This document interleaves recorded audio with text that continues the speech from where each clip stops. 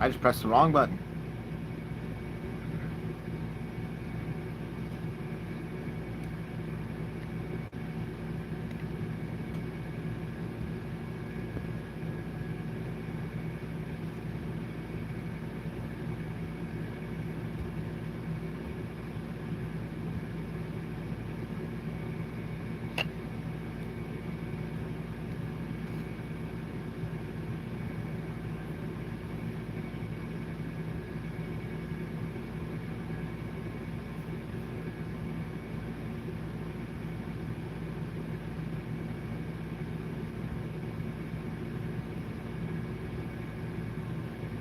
All right, time for some This honey insane trick ads. prevents memory loss, but if you already have dementia, Alzheimer's, or mental confusion,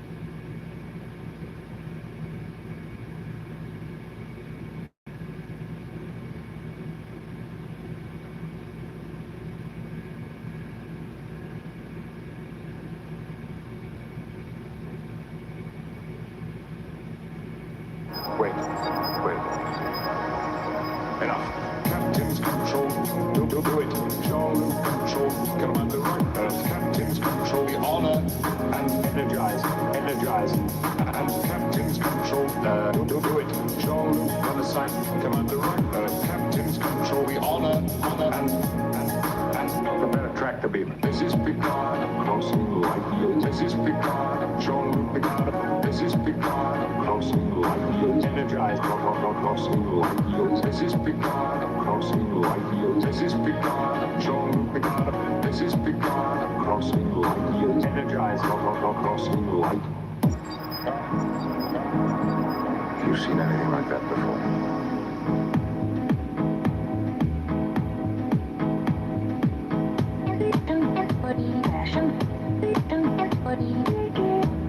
All right.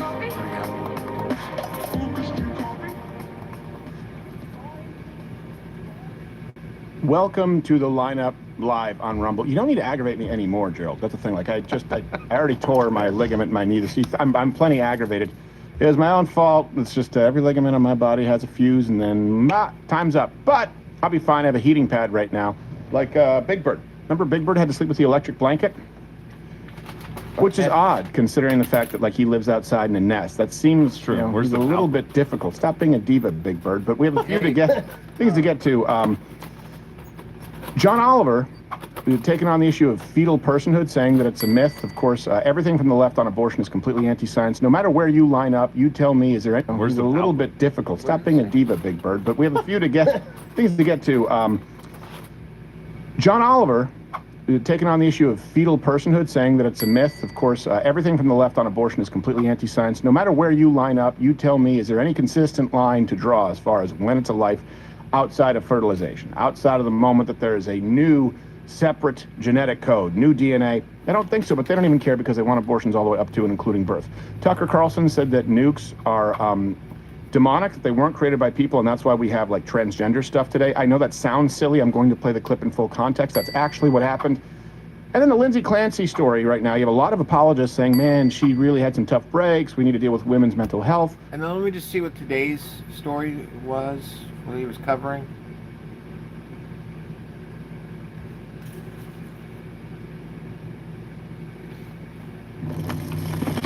Deal with the crazy Rumble ad that's probably made out of AI.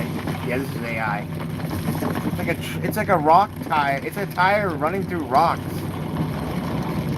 What is it advertising? Hello.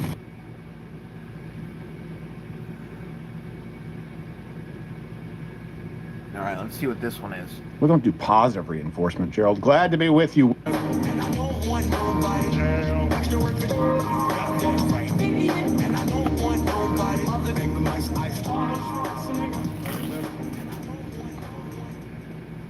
We don't do positive reinforcement, Gerald. Glad to be with you. Welcome to the Line Up Live. I have a heating pad on my leg after tearing my knee. Quick question for you. Before we get to anything else, I've seen this sort of making the rounds.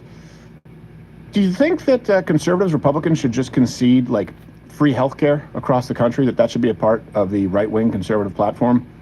Because a lot of people think if we just do that, then you could win more votes. We'll talk about that later. It's one thought. Not saying I agree with it. I don't. Also, we're looking at some primary results today that are pretty funny. X is not real life. The Democrat Party, there's a polling agency out there right now that is knowingly pushing fake polls. You don't trust the polls because polls for a long time, they were meant to reflect public sentiment. Polls are now meant to direct public sentiment, and we are seeing it definitively by admission from one of these polling agencies quoted or cited by Mrs. Bass, the California broad. Also, I don't know how to, there's a whole drag show out there right now about the assassination of Charlie Kirk, and it shows you exactly what the left wants, what they like seeing the right do to each other, and hopefully gives us a blueprint, just what I call the opposite day strategy. Whatever it is that they like and they want, do the opposite of that. We have to go check in with our office doctor. Let's check your hoo-ha. My lover, child. Mr. No, Mr. Pirate's my father's name. Please call me Captain. Oh, people around here kind of call me that.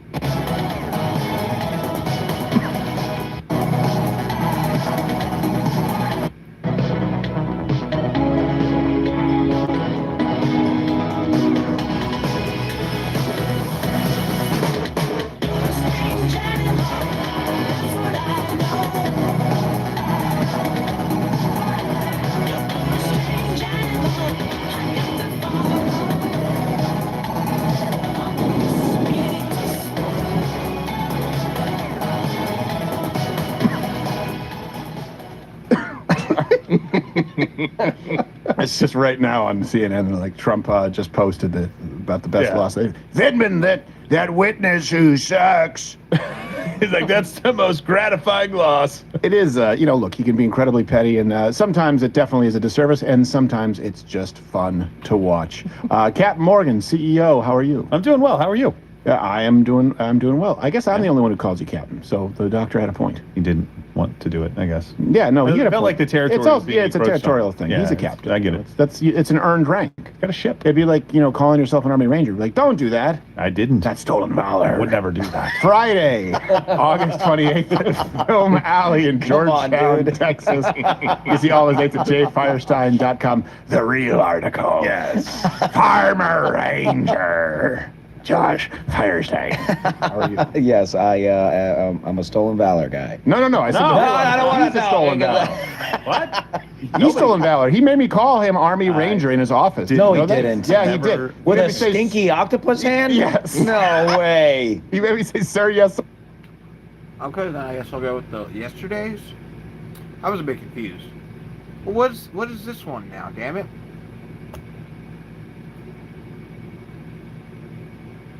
This one's got 10 pulls, so it's gonna be like I don't know how clear and focused it'll be.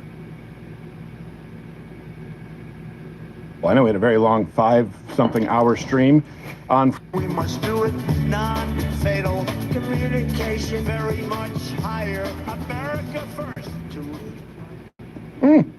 Welcome to the Lineup Live here on Rumble. I know we had a very long 5-something hour stream on Friday. Captain Morgan, CEO, is back. We'll probably be taking your chats, by the way, later regarding the debate with Andrew Wilson and Candace Owens. Of course, everyone then takes a victory lap afterwards saying they won. They just they print their own championship belts. And we also have, as a guest on the show today, Tim Pool. He was just on Jubilee, and right now people are talking about him rage quitting. It's not exactly what I saw, but, we'll ask him about it. Also, President Trump, South Korea, mistake there, and it's time for us to face the music on Iran. We have, I guess you would say, an old stroll down memory lane where we said this could go, our stances, versus where we are now. We're well beyond 3 months, and outside of that, Nancy Mace got some pretty badass tattoos. Huh? Who'd have thought that a 50-year-old feminist who's lost her job might get some tattoos? Question of the day, what tattoo should Nancy Mace get next? Don't say tramp stamp, on with the show. You wouldn't hire just anybody as your surgeon. The patient's ready, doctor. Oh, great. Damn it all. Damn it all. So basically none of this covers what I was looking for. Thanks. Thank you. Oh, hey, I know you. Now I know both shows are 2 hours, but I don't have the Rumble Premium, so I only get the first hour of the show. Which means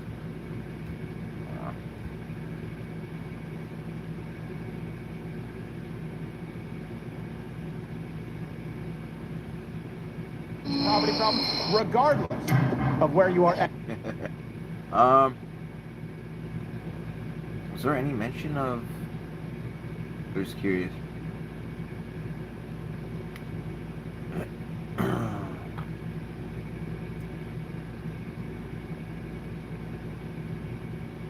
All right. I never did watch the live fact check. Let me just see the like what. I don't know. I think that might end up being boring. I've kind of been through it. I just want to see the reaction.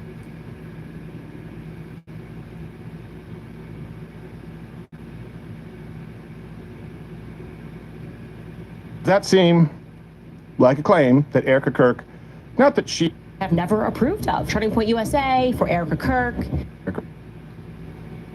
So are they covering it live and then they do it? Is that how they do it? what is hearsay and what would be admitted as evidence. By the way, every single thing that she has said, for example, my source, my phone call, would be hearsay and not admitted as evidence. Coroner's report would be admitted as evidence. Eyewitness testimony, if they're determined to be valid and have been there and could be corroborated with security cameras, would be admitted as evidence. Hearsay would not. It doesn't mean that the entire thing is hearsay. Yes, Noodles, were you about to say something? Oh, no.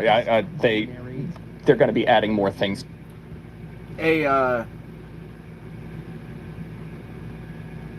review would have been more fun. Okay, well.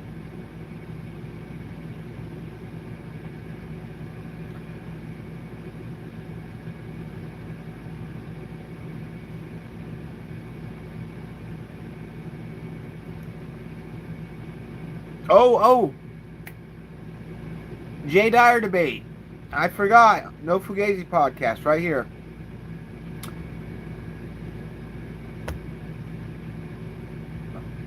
Man. Looks like find out you have random drugs that you want. Like, oh, I forgot I had this. Okay.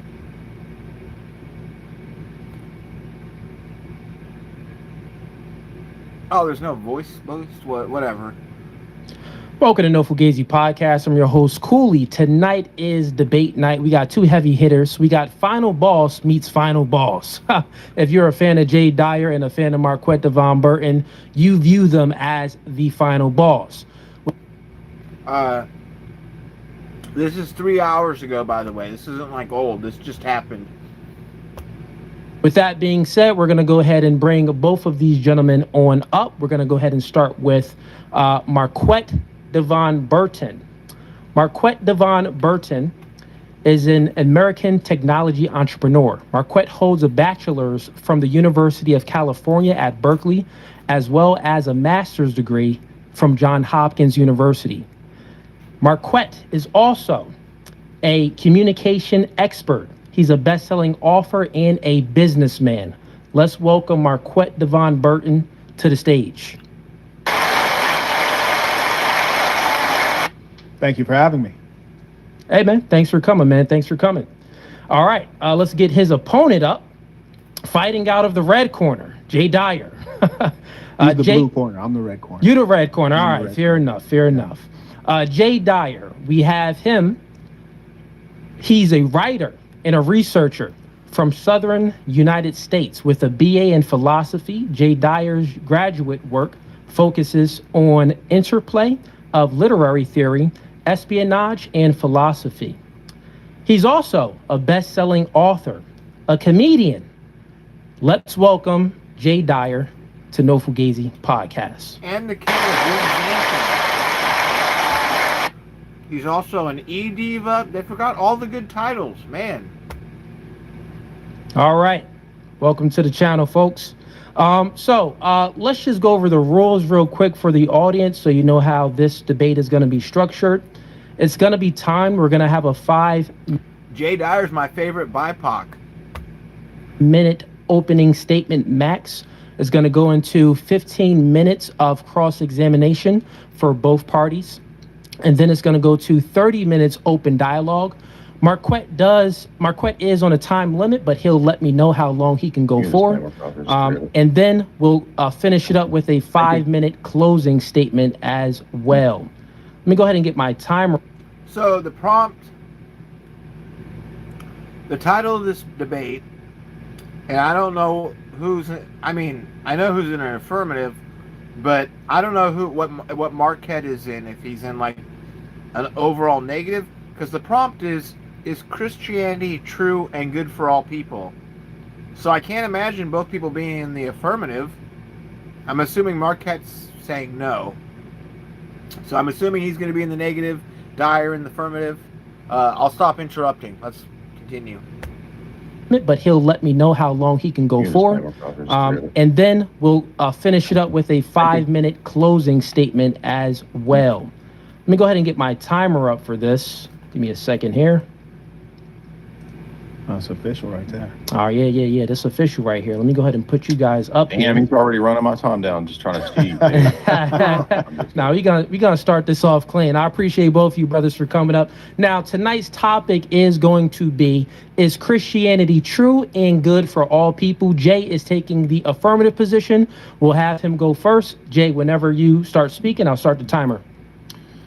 Yeah, thank you. Glad to be here. Appreciate my friend here for coming.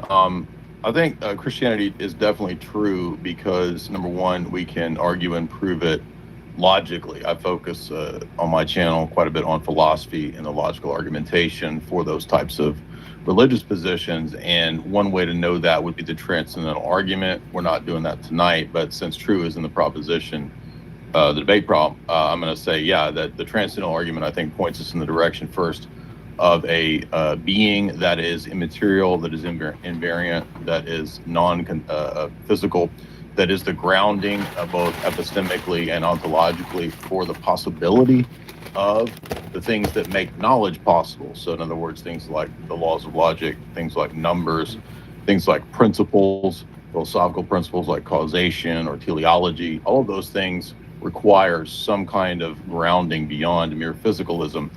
And then to go beyond that, I think the Christian paradigm, the Orthodox Christian worldview, including its ethics, its metaphysics, and its epistemology, is unique and provides a cohesive, coherent, extensive justification and grounding for our ethical, metaphysical, and epistemic beliefs. So when we talk about the trueness of it, that's the direction that I would go. Obviously, I'm limited in terms of fleshing out all of that argumentation, but also historically, we have a good grounding for the claims of Christianity in terms of the evidences for the validity and the accuracy of the New Testament. It's the most well attested to ancient documents. I'm not saying that Christianity is true because of that. I'm saying these are just evidences for Christianity within that framework of the transcendental argument, which I would begin with. But the historicity of Christ, the historicity of the documents themselves, far more well attested to than Plato or Aristotle, even any of the other great epics of history. They're all pale in comparison to what we have with the documents of the New Testament, with 5,000 plus existing copies and manuscripts and textual traditions within the first few centuries of the church. We also have a long history of Christianity's effect on the world, and this gets into the idea of, is it good for all people?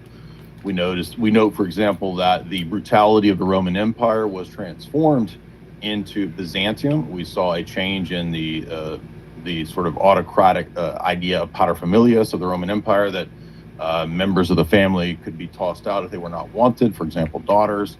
We saw infanticide, etc., being challenged, which were normative in the ancient pagan world. We see rights, for example, in the book of Deuteronomy, and of course Deuteronomy and the ethics of Mosaic law are also part of the Christian heritage.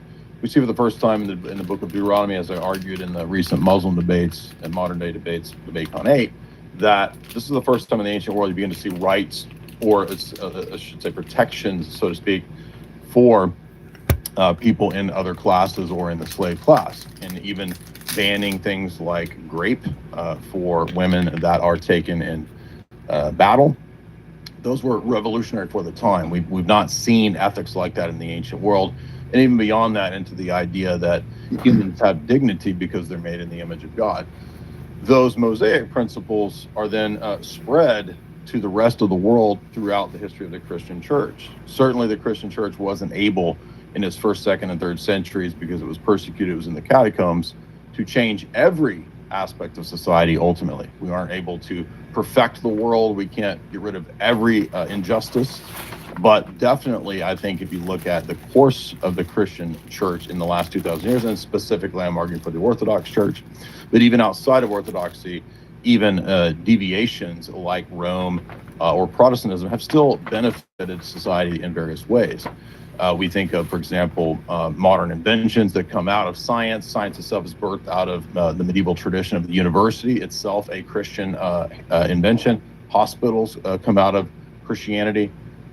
We think of the longest existing and most successful empire, not just in terms of length of time, but also in terms of monetary policy. The Byzantine Empire lasted for over 1,000 years, and it's the longest, most successful in that regard, even in a worldly sense, empire. Of course, it did fall, and all empires are bound to fail. But Christianity at least provides not just a positive aspect, a positive appraisal from its history, but also its ethic itself, which I think is, in terms of compared. Be right back. I just don't want to miss. He's got 8 seconds left on his intro, and I want to hear what this guy's got to say, because I don't really understand his position. I'm assuming he must be an atheist if he's taking the negative on this, because I don't know how you would argue it other than it's not real. But his name is the Saint and the Sinner, so it's kind of contradictory.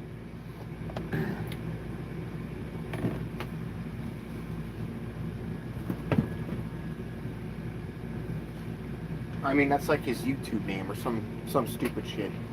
Or whatever.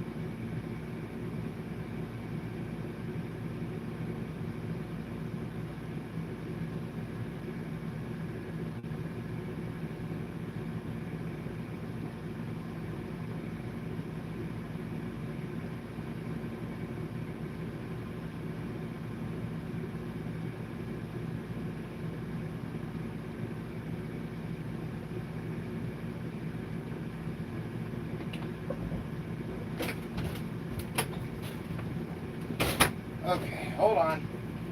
Let's see.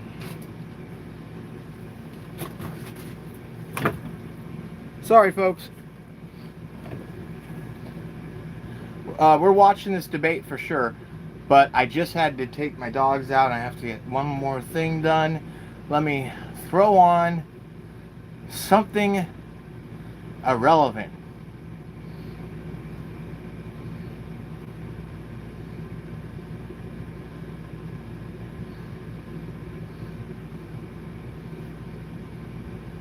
Wally is a serial killer. Yes. That's the theory.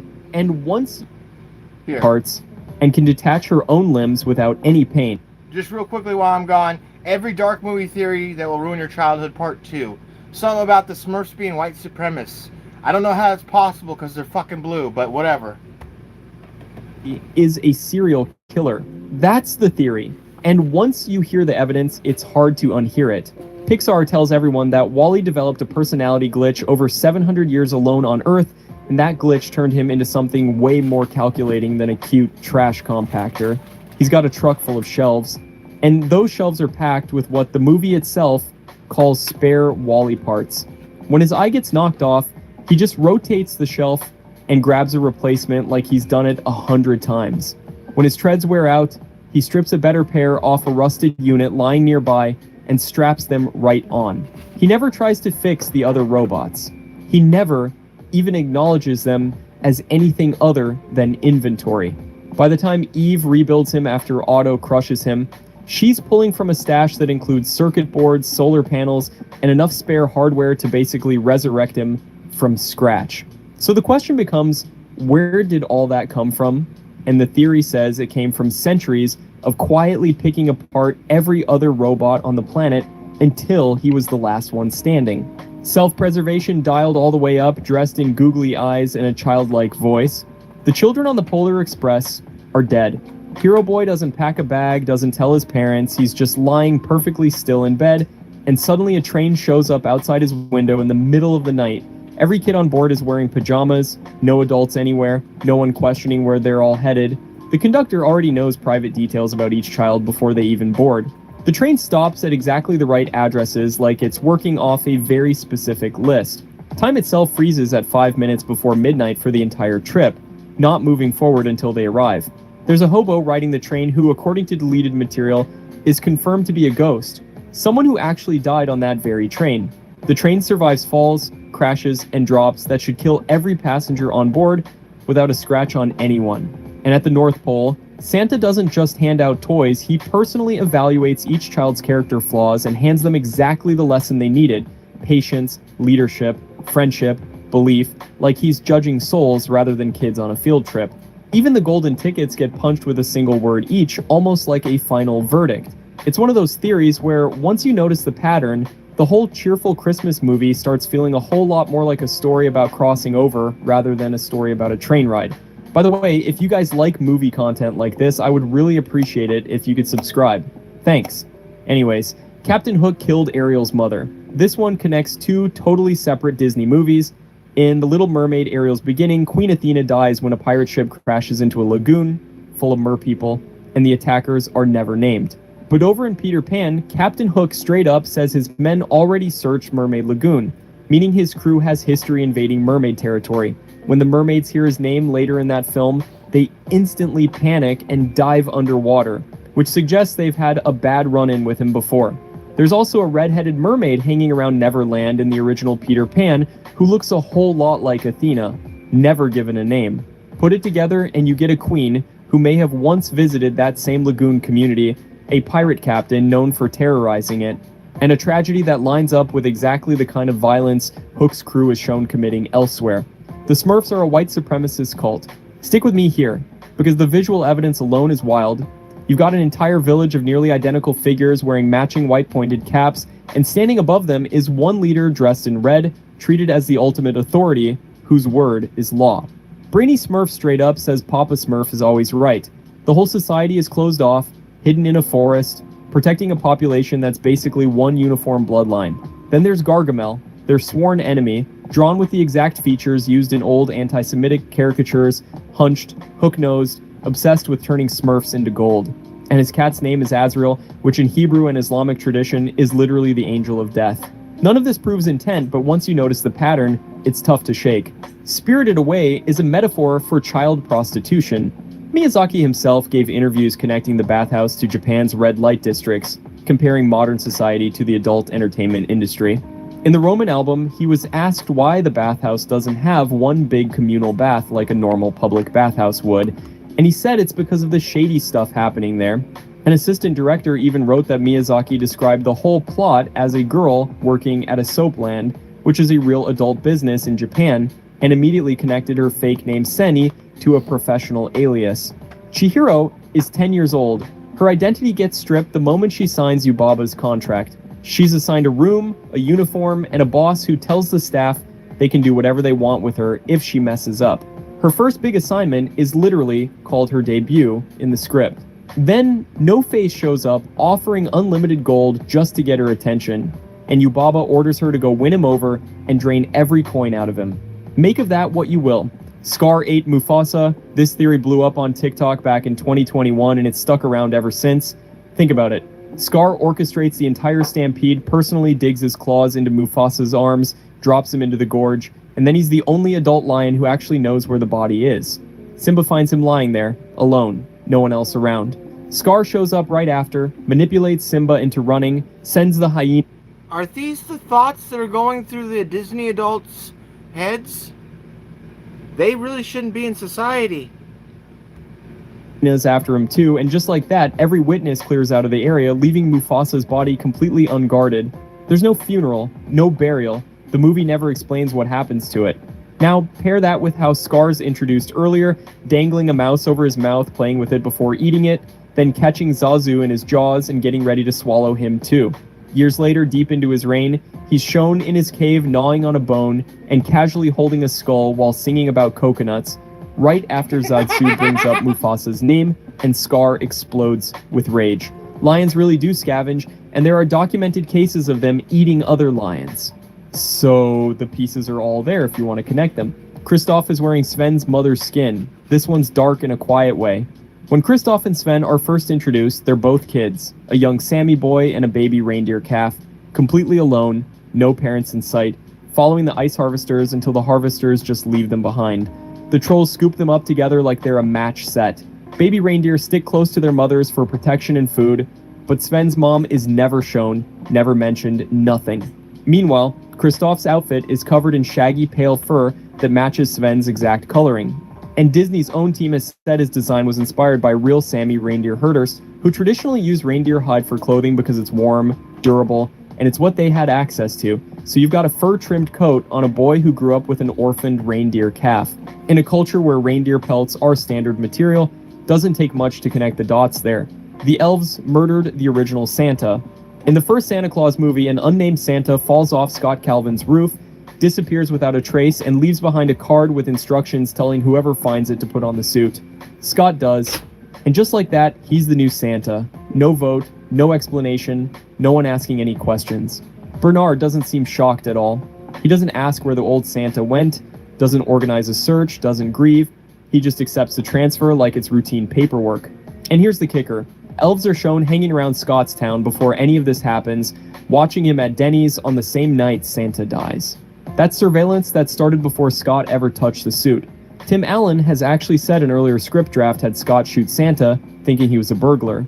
And Disney changed it to the rooftop fall because they didn't want their hero literally murdering Santa on page 1. Even with the rewrite, the core idea stuck. An old leader gets removed at exactly the right house, and a workforce that supposedly loved him for centuries doesn't blink.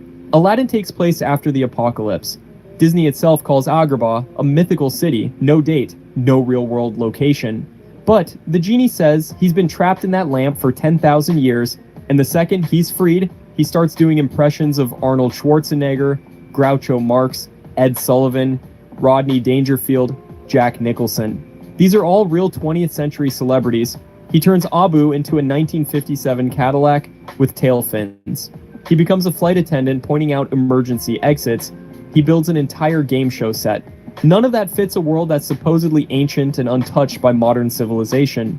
So the theory says the genie picked up all this cultural knowledge before he got sealed away, and if you do the math, that places Aladdin's world somewhere around 12,000 years in the future, long after our own civilization collapsed and got buried under sand, leaving behind nothing but scattered technology that the survivors now just call magic. Monsters, Inc. is set in a world where humans don't exist. This one flips the whole franchise upside down. The idea is that Monstropolis isn't some alternate dimension sitting next to our world. It's Earth, just thousands of years in the future, long after humanity wiped itself out or disappeared entirely.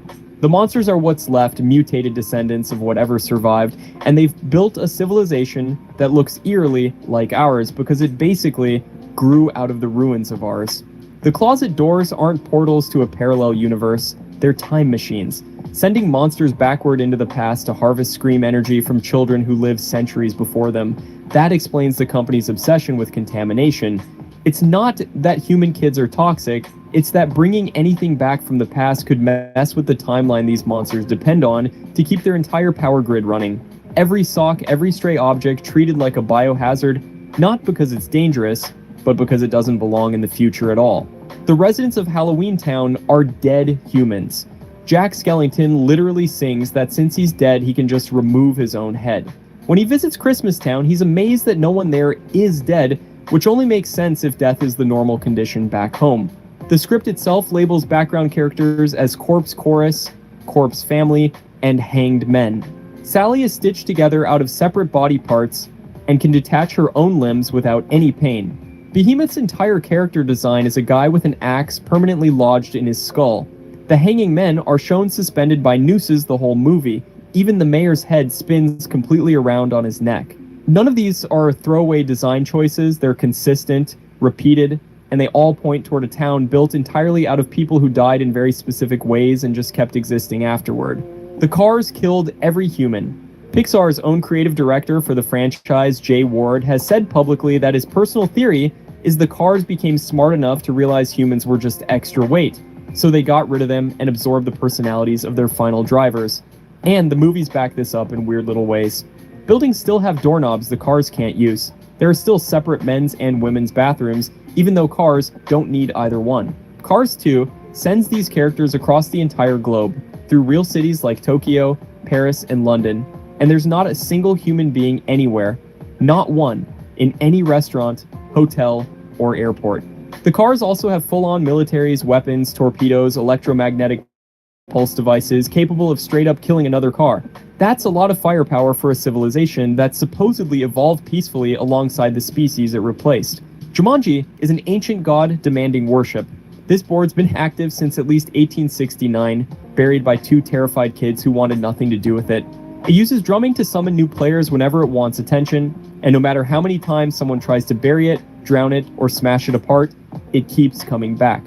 Every rule inside the game feels less like entertainment and more like religious law. Cheating gets punished immediately and physically. The only way out is reaching the center and shouting the game's own name out loud like some kind of ritual invocation. Later, movies have players restoring sacred jewels to giant animal statues just to lift a curse. It tracks lives, it resurrects players, it rewrites time itself at the end of the first movie.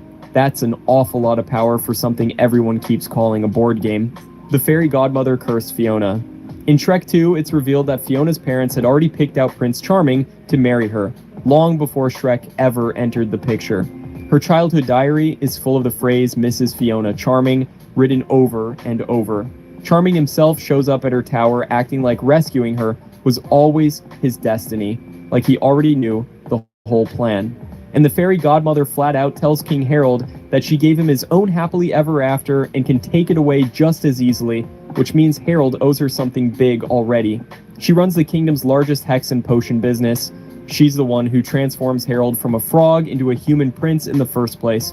When Fiona doesn't fall for Charming naturally, the fairy godmother tries to force a love potion into her tea and openly admits she manipulates love all the time. So the theory says that the original childhood curse was the very first move in a long game to marry her own son into the royal family. Nemo died with his mother and his siblings. Right at the start, a barracuda attacks, and Marlin wakes up completely alone next to just one cracked egg. No one else confirms that Egg is even alive. Marlin just decides it is, names it Nemo, and builds an entire imagined life around protecting it obsessively. Nemo spelled out is literally the Latin word for nobody, so the title Finding Nemo can be read as Finding Nobody. Every stage of Marlin's journey lines up almost perfectly with the 5 stages of grief. He's told he's in denial by the support group of sharks in the exact same scene where he starts talking about his missing son. He gets angry and even accidentally calls Dory Nemo at one point. He bargains with the whale, refusing to let go until he's forced to. He hits depression when he thinks Nemo's died in the fish tank and tells Dory he just wants the memories to go away. And it only ends when he finally says the words, "You can let go now," and actually does it. That structure doesn't feel accidental. Donkey from Shrek was once a human child. In the very first movie, Donkey gets sold at the same processing station as Geppetto and Pinocchio, right in that exact lineup. And remember, in the original Pinocchio story, disobedient boys get turned into donkeys and sold off to unsuspecting buyers, stripped of their names, their families, everything.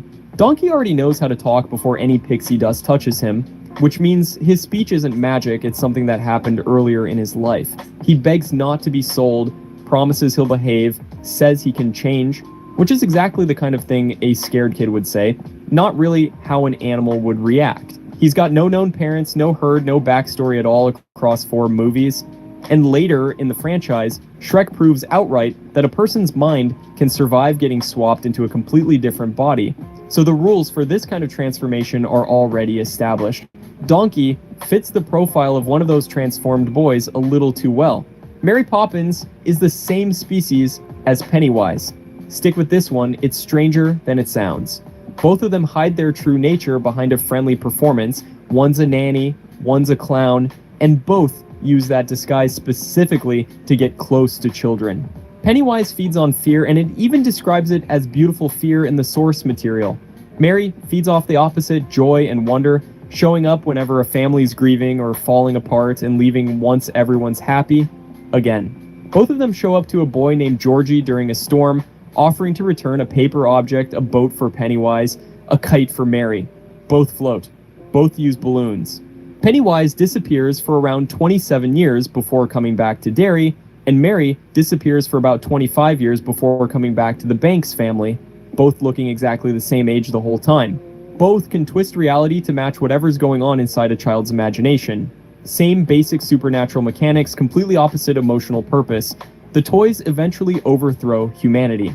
Across the Toy Story movies, toys prove they can operate machinery, infiltrate airports, hijack security systems, and organize entire secret governments without a single adult catching on. Sunnyside Daycare runs its own toy dictatorship under Lotso, complete with patrols, surveillance monkeys watching camera feeds, and a prison system for anyone who tries to leave.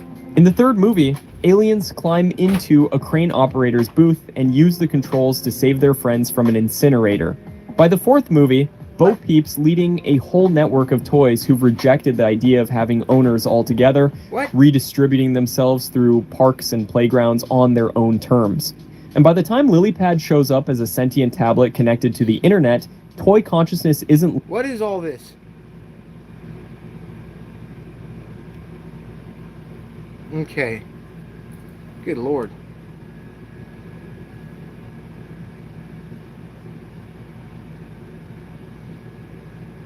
I'm fucking up your friends.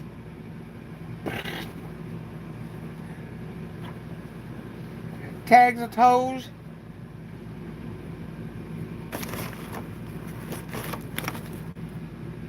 Let's see, what's this?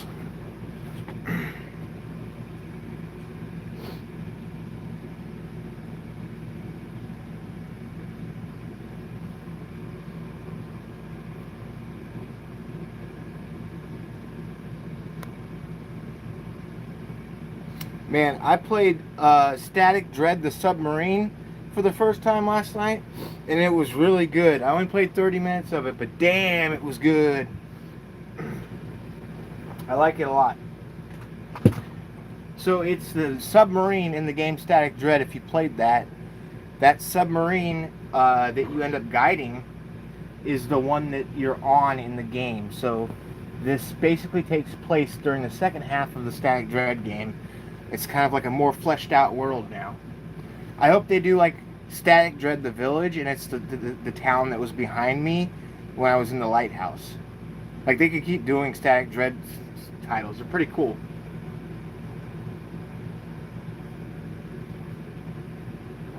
But this new one is definitely inspired by Mouthwashing's kind of first-person look. Definitely inspired by that. Except it's good, unlike Mouthwashing, which is just a bunch of pretentious nonsense.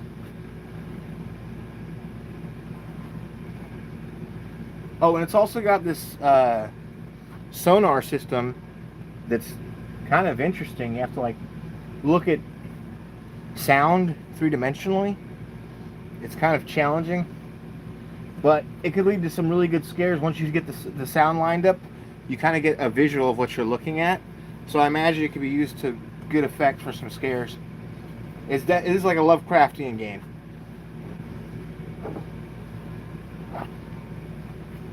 To, like, clarify. But yeah, I like Static Dread probably the most from last year, even though I did think No, I'm Not a Human was really good. It fell short in a lot of other issues with the story. Specifically that it was kind of like, there is a direct ending, official ending, and all that stuff for No, I'm Not a Human, but like it kind of feels like it doesn't matter, which is a problem for me.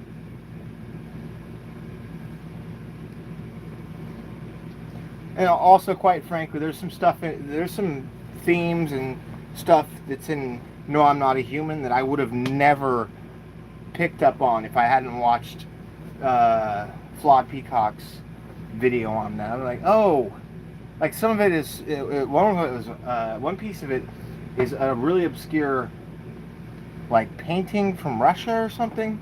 I don't remember, but basically it gives you an idea of what happened to the wife in the game. That she must have committed suicide, ran off a bridge, or ran off the side of a cliff, I guess. I don't really know.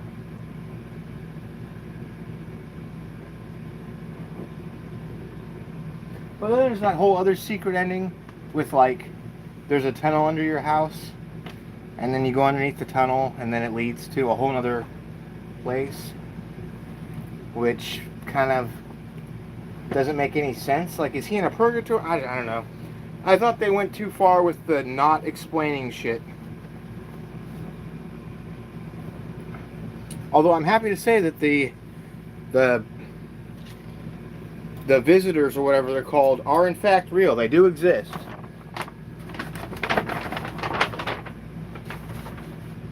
That's one thing that No, I'm Not a Human got right. The confusion for the first 3 months after the game was released, if you go to the Steam forums, there were people asking, are the monsters, like, in the game, like, do they actually exist? Or is it just, are we being lied to by the in-game government? The mystery for the game was pretty heavy.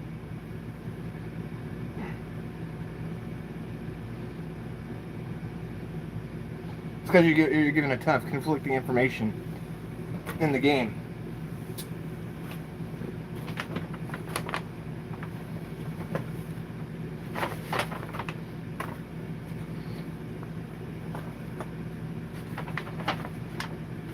Kind of wish I got more information about who that tall guy is. Ironically, Static Dread has some similar features to No, I'm Not a Human, specifically with characters asking to be let in. So I was like, this is interesting. You can just be around the lighthouse.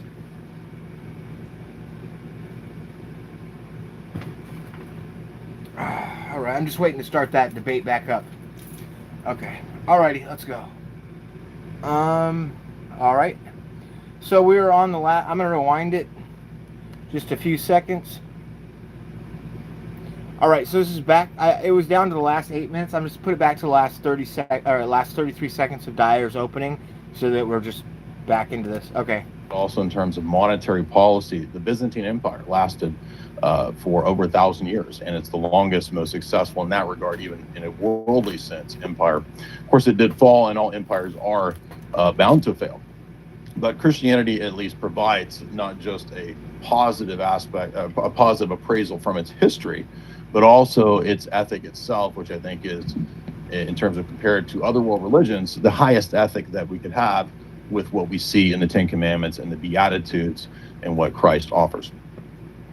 All right, thank you for that, Jay. We're going to move on over to Marquette. Once you start speaking, I'll start your time. Sure. Jay, I appreciate that, and thanks for being here. We haven't had a chance to meet, so it'll be good to get to know you during this conversation. I'm hearing the title is Christianity True and Good for All People? I'm hearing a tone of insincerity. Sorry, I couldn't help myself. This motherfucker. And what Christ offers.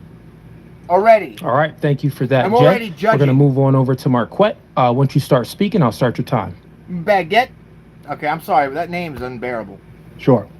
Jay, I appreciate that, and thanks for being here. We haven't had a chance to meet, so it'll be good to get to know you during this conversation. The title is Christianity True and Good for All People? I don't really want to get into the conversation of is Christianity true. I don't think it's very Are you interesting. fucking serious? There You are want to do the people who are prompt? far brighter than I am who have argued that back and forth for the centuries. I do want to speak on Christianity is not for black people, so that addresses the second part. I trust we'll touch on the first part during the conversation. Christianity is something that you just portrayed extraordinary. It was so positive. There was just no level of Okay, balance. so it's just Jay Dyer versus a victim dude. Okay, this will be funny. Jay's really good with race. It's going to get funny. It's there. I think we'll have a really engaging conversation, creating some balance and pursuing truth together. But I would say that with regards to the black peoples, Christianity has found ways to reconcile We was atheists. land and resource theft, enslavement, cultural erasure, genocide, apartheid, Christian merchant. I bet this guy loves How Europe Underdeveloped Africa. I bet he loves that propaganda book. Transported enslaved Africans, Christian theologians defended slavery and thought of racial hierarchies with blacks at the bottom. Christian missionaries attacked indigenous African belief systems, family structures, and lifeways. The Christian slave trade, as I like to call it, transported 12 million kidnapped Africans across the Atlantic, with millions more dying during capture, forced marches, confinement, and maritime transportation. These slaving empires were overwhelmingly Christian. Portugal, Spain, Britain, France, Netherlands, United States, you mentioned Byzantines. Catholic empires enslaved Africans, European Protestants and empires enslaved Africans, even the American Protestants enslaved Africans. The Orthodox Christians, you said you're an Orthodox, they enslaved. Anglican merchants participated, Reformed Protestants participated, Puritans participated. All of the denominations joined in. It was an ecumenical Christian movement. This has been the Christian way, justified with the Christian gospel. Africans could be branded with this burned into their skin, forcibly transported, inherited, mortgaged, sexually abused, castrated, separated from their children, whipped, worked to death, while the Christians administrating these systems would baptize white children, construct churches, print Bibles, and profess allegiance to Jesus Christ. Christianity did not exist in the background. Christian societies developed theological and juridical mechanisms for supporting the enslavement and subjugation of black children, black women, and black men. It's just so disappointing. I thought this guy was going to have like an argument against faith as a whole, not just because I'm black and I'm a victim. Fucking pathetic. Christianity is not for the black peoples. Good. I yield the floor. Don't believe in it. No one cares. Bye. All right, thank you for that, Marquette. So we're going to go ahead and move into cross-examination. Since Jay went first, Jay, it's up to you. Do you want to have him cross-examine Jay's your gonna tear position this first, motherfucker or you apart. want to do his first? Either way is fine. Marquette, floor is yours. What you want to do? I will cross-examine Jay first. Okay, let me go ahead and get the 15-minute timer for this. Give me 1 second here. Just a moment here, folks.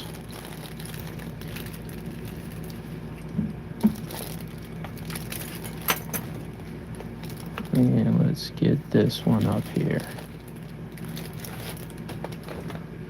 Okay.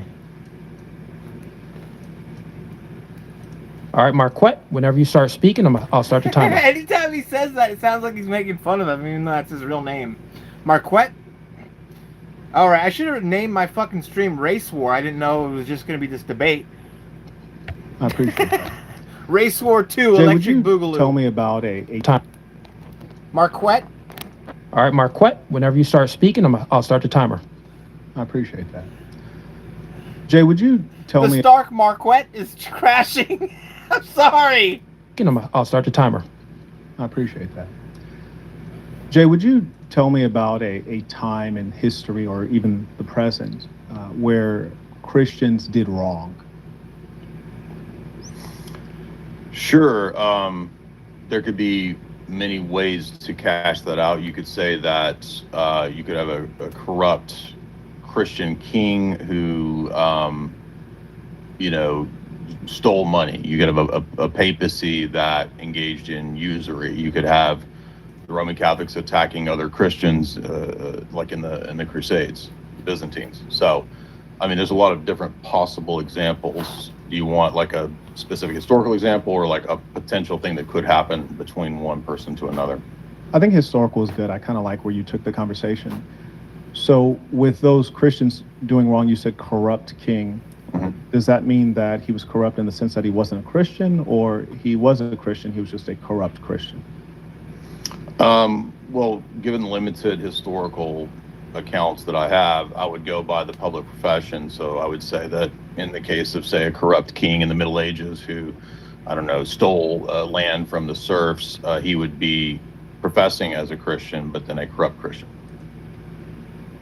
So by your standards, are you defining him as a Christian, or is he not a Christian because he was corrupt? Well, in Christianity, what defines a Christian isn't did you commit a sin or this or that ethical infraction. It's your baptism and your public faith profession. Very good. I think that's completely reasonable. So basically, if they've been baptized and they self-identify as a Christian, then they are in fact a Christian. Loosely speaking, I mean, at least that's how most people would perceive it. I would take issue in terms of technicalities that as Orthodox, we don't recognize like Jehovah's Witnesses or even Protestants as, quote, Christian. But nominally speaking, they self-identify, and so you could say they were, quote, nominally Christian. You identify them as heretics. Mm-hmm. Roger that. Okay, so with that being the case, that we're taking them as Christians because they say they're Christian because they've been baptized, and you're suggesting that Christianity is good for all peoples, and I'm speaking specifically in the case of the black peoples. We could speak broadly in another discussion. This is my current interest. Why would Christianity be good for black people when we observe that there was so much destruction? I'm so glad that he's doing his cross-examination first, because everything that he says is going to be more ammunition for Dyer. I mean, not that Dyer really needs it, but it's just going to make him hang him even harder. To the African peoples at the hands of Christianity, not only the violence that occurred to black bodies, but also the violence that occurred to the mind. Oh, he uses that term from, who fucking coined that? Black bodies. That term's like demonic. It sounds like soulless people. Ibram X. Kendi, that fucking racist. Destruction to the African peoples at the hands of Christianity, not only the violence that occurred to black bodies, but also the violence that occurred to the mind, and there was so much cultural erasure. In fact, Christianity was largely the foundational thinking that allowed black lifeways, African lifeways, to be defined as pretty much the opposite of good because they were not Christian European. And this is not to suggest that Christianity is European. This is to suggest that the Europeans who were exercising Christianity had their own spin on it. So, for example, the idea is that Europeans possess religion, Africans possess superstition, Europeans are civilized, Africans are primitive, Europeans have knowledge, Africans have custom. It's like almost everything that was African was defined as bad, and it was largely based on the Christian values. And because of that determination and that dichotomy that was created, when you say, okay, well, we need to follow Jesus, if they're following paganism or that which is not Christian, these are heathens. And because they're heathens, it's kind of okay if we do violence upon them and enslave them. And this is something that we saw consistently across various Christian groups, including ones that you identify with and others you consider heretics. I yield the floor.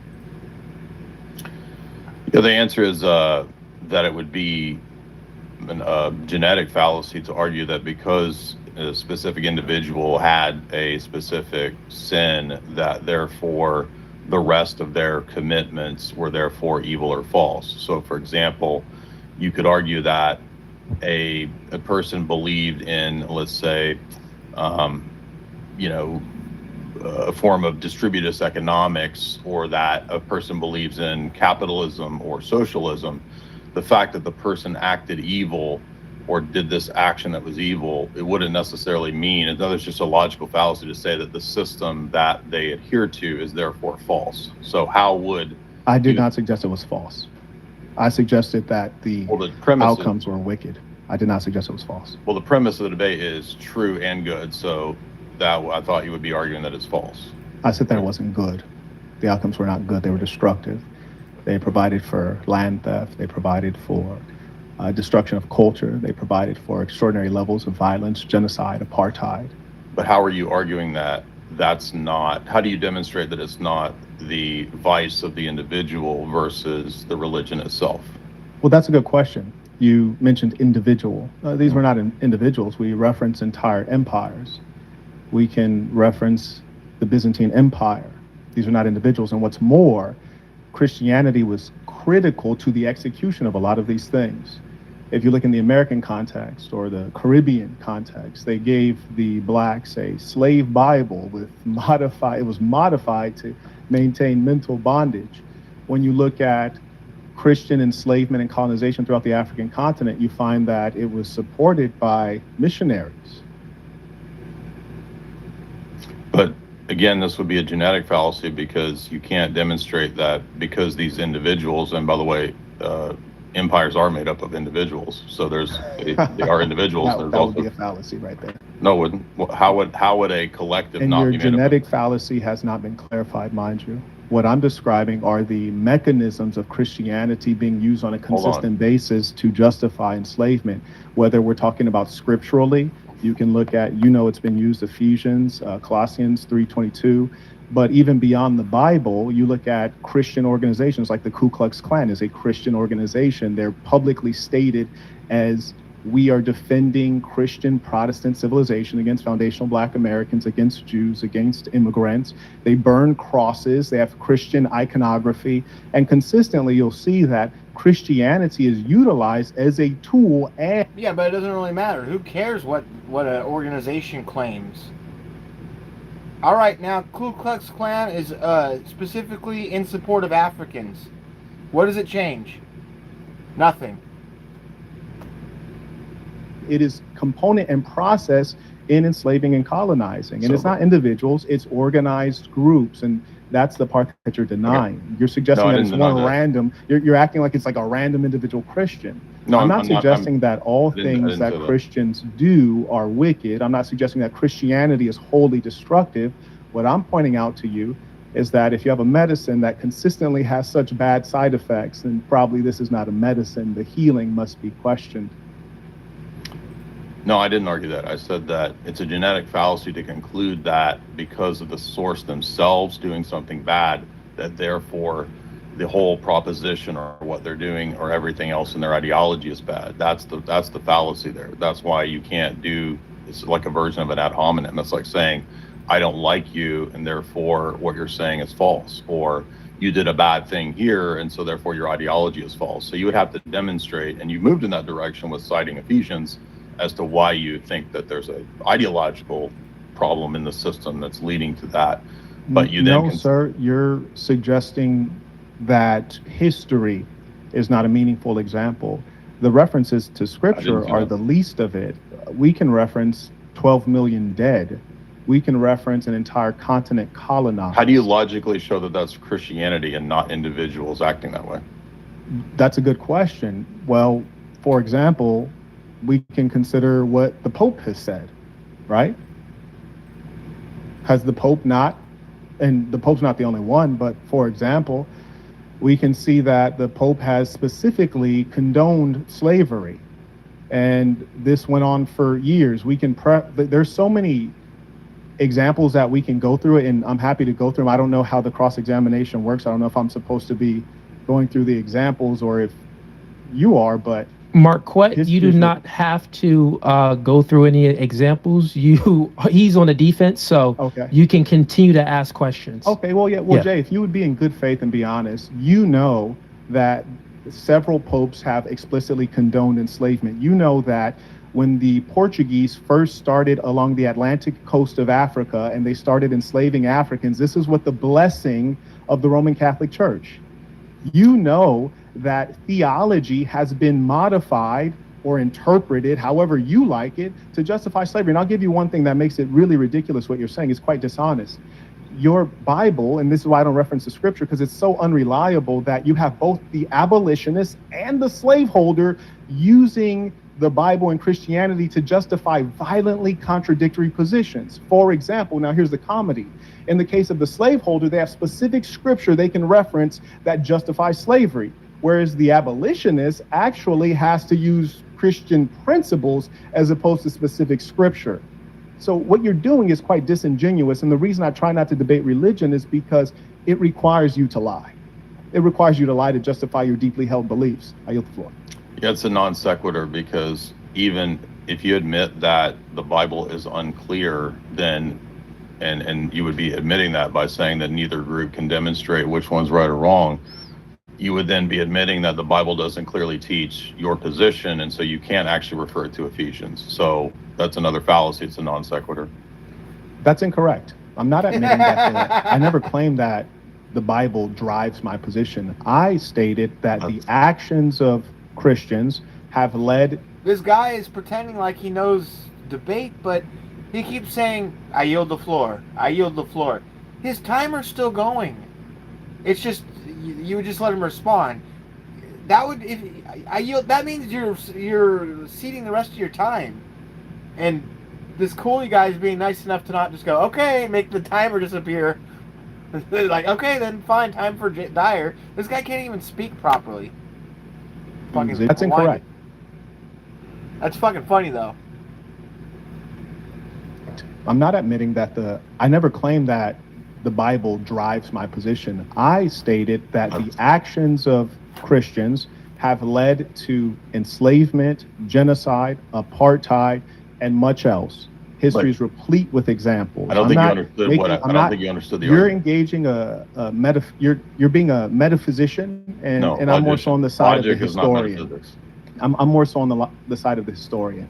And so what I'm challenging to you is to acknowledge that systems of oppression have been justified directly with Christianity. I'm not suggesting that they were correct in their interpretations. Frankly, I don't care. I'm saying that it is so consistent that we see Christians behaving in this way that we have to ask, if it's a system for good, why is it not consistently producing enough good to contend with genocide, apartheid, colonization, land theft? Again, I keep highlighting specific lines of argumentation that I'm disagreeing with, that you're presenting a fallacious line of argumentation. And the reason that I have to call that out is that if I'm going to answer it, you can't trap me with a fallacious line of argument that's attempting to then make me look like I'm affirming something absurd. So that's why we have to do logic, and logic isn't metaphysics, by the way. They're two different things. So when I say that that's a fallacy, which was a genetic fallacy earlier, and I'm saying now, you're saying that the Bible was unclear, but then you cited the Bible for why you were arguing for that it promotes slavery. So No, is I it was not unclear or arguing does it that the promote Bible slavery? promoted slavery. I was pointing out the You were citing historical Ephesians. fact that both sides utilize the Before that, you Bible, said- before and that that. is clarification that it is a tool that can be utilized both for good So, and evil. would you say it's Your unclear? suggestion So you're that saying it- Christianity is a tool of good, I'm Okay. saying If it's unclear, if you would be honest, if you be honest about history, even if you look at apartheid in South Africa and you look at the Dutch, they specifically used theology of their church to justify the control of black Africans and the subjugation. yeah, I get where you're going, but you're not understanding the line of argument that's my response, which is if you're admitting that the Bible is unclear, then how can you say that the foundational documents and teaching of the religion promote slavery? Maybe it does. Again, you keep saying that. That's a straw man. I never No. made that argument. What I'm talking to you You said it about was is unclear. not, one second, is not the thinking or the claims or even the scripture. What I'm talking to you about are the outcomes the behaviors and what has been demonstrated by Christians and their church. But you argued that the scriptures are unclear on this. Focus on what I just said. Don't run. How am I running? You're running because I told you my argument is about the actions of Christians. Okay, but it's a fallacy because it's relying on something that was ambiguous and doesn't That's lead not to a that fallacy, conclusion. sir. It is. If it's unclear, if the texts are unclear, the foundational texts are unclear, how are you concluding You're talking that? about the Bible. I'm talking about the actions of Christians.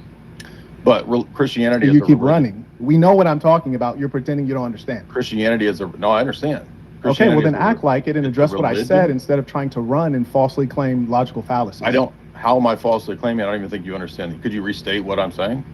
You know what I'm asking you. I'm asking So you you can't to say- no. This is this guy's last minute and 13 seconds for his internal critique of Jay Dyer, and this is what he's wasting his time on. Which means that Jay Dyer's 15 or 20 minutes of critique that he's going to get is going to be this guy interrupting him nonstop, where Jay was quiet. You can already tell. Oh, no, don't play games. See, I'm not what you're playing a game. No, I don't no, think no, you don't play understand the games. argument. What I'm asking you to do is to address the fact that on a consistent basis we can see organized efforts of Christians doing great evil in the world.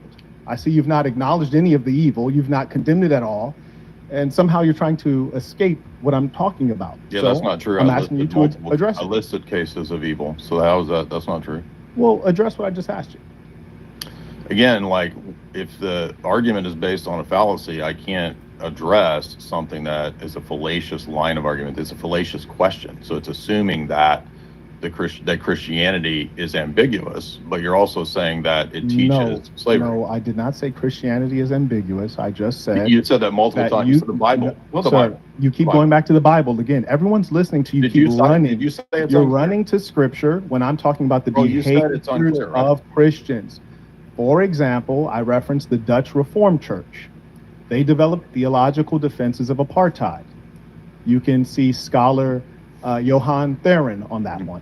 So what I'm asking you is if Christians and their church. Are you guys saying that?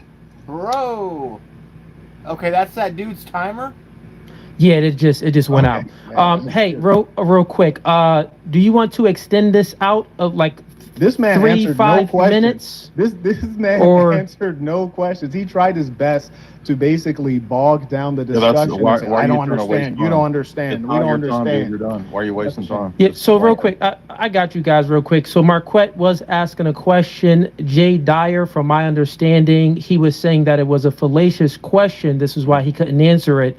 But it is, real quick, Jay Dyer, it is Marquette's time for the cross-examination.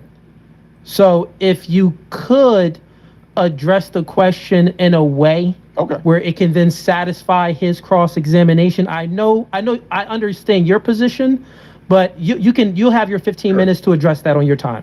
Yeah. So I'll just let this play out for 2 more minutes here. Sure. Go ahead. Ask it again. What I just said, the last thing I said before the time ran out. That's what we're on. Remind me what it was. A guy as smart as you, you're a really deep thinker. I would. I mean, why are you running insults? I've been No, nothing but- no. I've been nothing I but just said a terrible guy to as you. smart as you. You're a really deep thinker. What I'm saying is that you're highly intelligent. You know what I said. You understand perfectly well. You can't restate it. People do this in debates all the time. Yeah. Can you can't restate the question? For the 5th time, huh? Yeah, fine. For the Does for he the 10th not time, remember doesn't the matter. question? Restate it, He's please. trying to find it? He doesn't You want me remember to the say question. that Christians have done wrong actions? I already admitted that in the opening statement. Yes, they have. He couldn't remember the question. His face is going like this, and he's scrolling right now on a computer screen. You ready Done for a wrong. question? Are you going to ask it, or I'm waiting? If the church consistently, the history's replete with examples, creates, interprets, modifies theology to justify wrongdoing, please explain how the church and Christianity is a source of good when we can see that it consistently is doing this. Again, Christianity condemns wrong actions anywhere that it occurs. and you've just assumed that in all of these instances, everything is a blanket wrong action. And I'm not going to admit that, because these are specific cases. And also, I'm not bound by the Dutch church. So why would I care what the Dutch church is? Well, we can switch in various examples. I just want to make sure that, are you engaging the no true Scotsman fallacy, basically saying that, those are not real Christians? No, you're arguing against the idea that all Christianity is Christianity. That's why I specified that I'm Orthodox. So yes, but we started off in the beginning, and you stated that you view certain groups as heretics, and I said, okay, but we then settled on the idea that if they've been baptized and they self-identify as Christians, then we'll take them as Christians for the purpose of this debate. We specifically did that, and now I'm addressing this group of Christians particularly. And now you're running away and saying, oh, well, they don't count, which again is the no true Scotsman fallacy. That's a no true Scotsman fallacy. You're saying that, well, these aren't Christians. And I look at it kind of like this. Like, for example, as a black person, there's some black people 30 I kind of seconds wish here, folks. weren't black, like Talmud Tatum. He's just not a black person I'm proud of, but I can't say he's not black. Just like you're saying that these aren't Christians. Well, these are just not Christians you're proud of, kind of like the Ku Klux Klan. So let's take the Ku Klux Klan as an example, which is a Christian organization. Can you explain I their don't actions? affirm that heterodox organizations are Christians. I said that nominally people optically perceive them to be so, but I did not affirm that they all are in fact so for the sake of debate. No. You did agree that if they were baptized and self-identified as Christians, that we would treat them as Christians for the purpose of this debate. So basically, you're telling me that you're the ultimate authority on who is and who is not Christian. And so in doing that, what you're able to do is to reduce the number of persons whom we can address and assess their behavior as Christians. Because you're saying, well, they're not. Yeah, but I have Christians, every right to do that because I'm here to defend Orthodox Christianity. So okay, let's stop it there, folks. That's not what it says in the title. It doesn't say Orthodox Christianity. Marquette, let's go ahead and fellas, let's go ahead and stop it there. I just want to see if you guys could hash that out. But we still got 15 minutes for Jay Dyer and his cross-examination, and then we got the open dialogue format. And I'm not sure how much time Marquette has, but hopefully he has some time to stay a little bit longer, because this is a great conversation, and we have over 2,000 people in here watching. So get the likes up, folks. Jay, when you start speaking, you can go ahead and ask Marquette questions. Yeah, the first line of argumentation that was fallacious was that you said that you're attributing collective guilt to all of the people for what I argued was specific actions of individual people. So I'm trying to figure out what is the basis epistemically or ethically for collective guilt. Would you restate that real quick? I just want to make sure I understand what you're saying. Yeah, so several points within your opening and then in your cross-examination, you attributed collective guilt. And I said that there was a lot of individuals who have done when you say collective guilt, are you saying collective guilt to all Christians or to all people within? You are arguing for a form of collective guilt, that Christianity is a collective that has promoted these oppressive structures and these crimes. Okay. And so I'm trying to figure out how you get from individual actions. Maybe you can, but what's the logical move that the collective is guilty? I never said that the collective is guilty. I said that Christianity supports. Is that not a collective? You're arguing all Christians? Is that not a collective? Let me know when you want me to answer. You understand how a cross-examination works, so I can interrupt? Sure. Yeah, no, that's what I'm saying. I said, let me know when you want me to answer. I'll stop talking. So Christianity isn't a collective group? Oh, wow. Yes, Christianity is a religion that has adherents that have different sects. And are you arguing it's a collective group? If Christians do something and it's organized through their church, it's justified with their missionaries, then yes, we can assign that to Christianity. For example. So why is a group collectively guilty for the actions of individuals? Maybe they are. I never suggested that all Christians are guilty. What I'm pointing out to you one second, sir. What I'm pointing out to you is that Christianity is not this force for good that you're describing it as. And you even mentioned Orthodox Christianity. There are examples of Orthodox Christianity. You look at the Romanian principalities of Wallachia and Moldavia. Did you just Google that?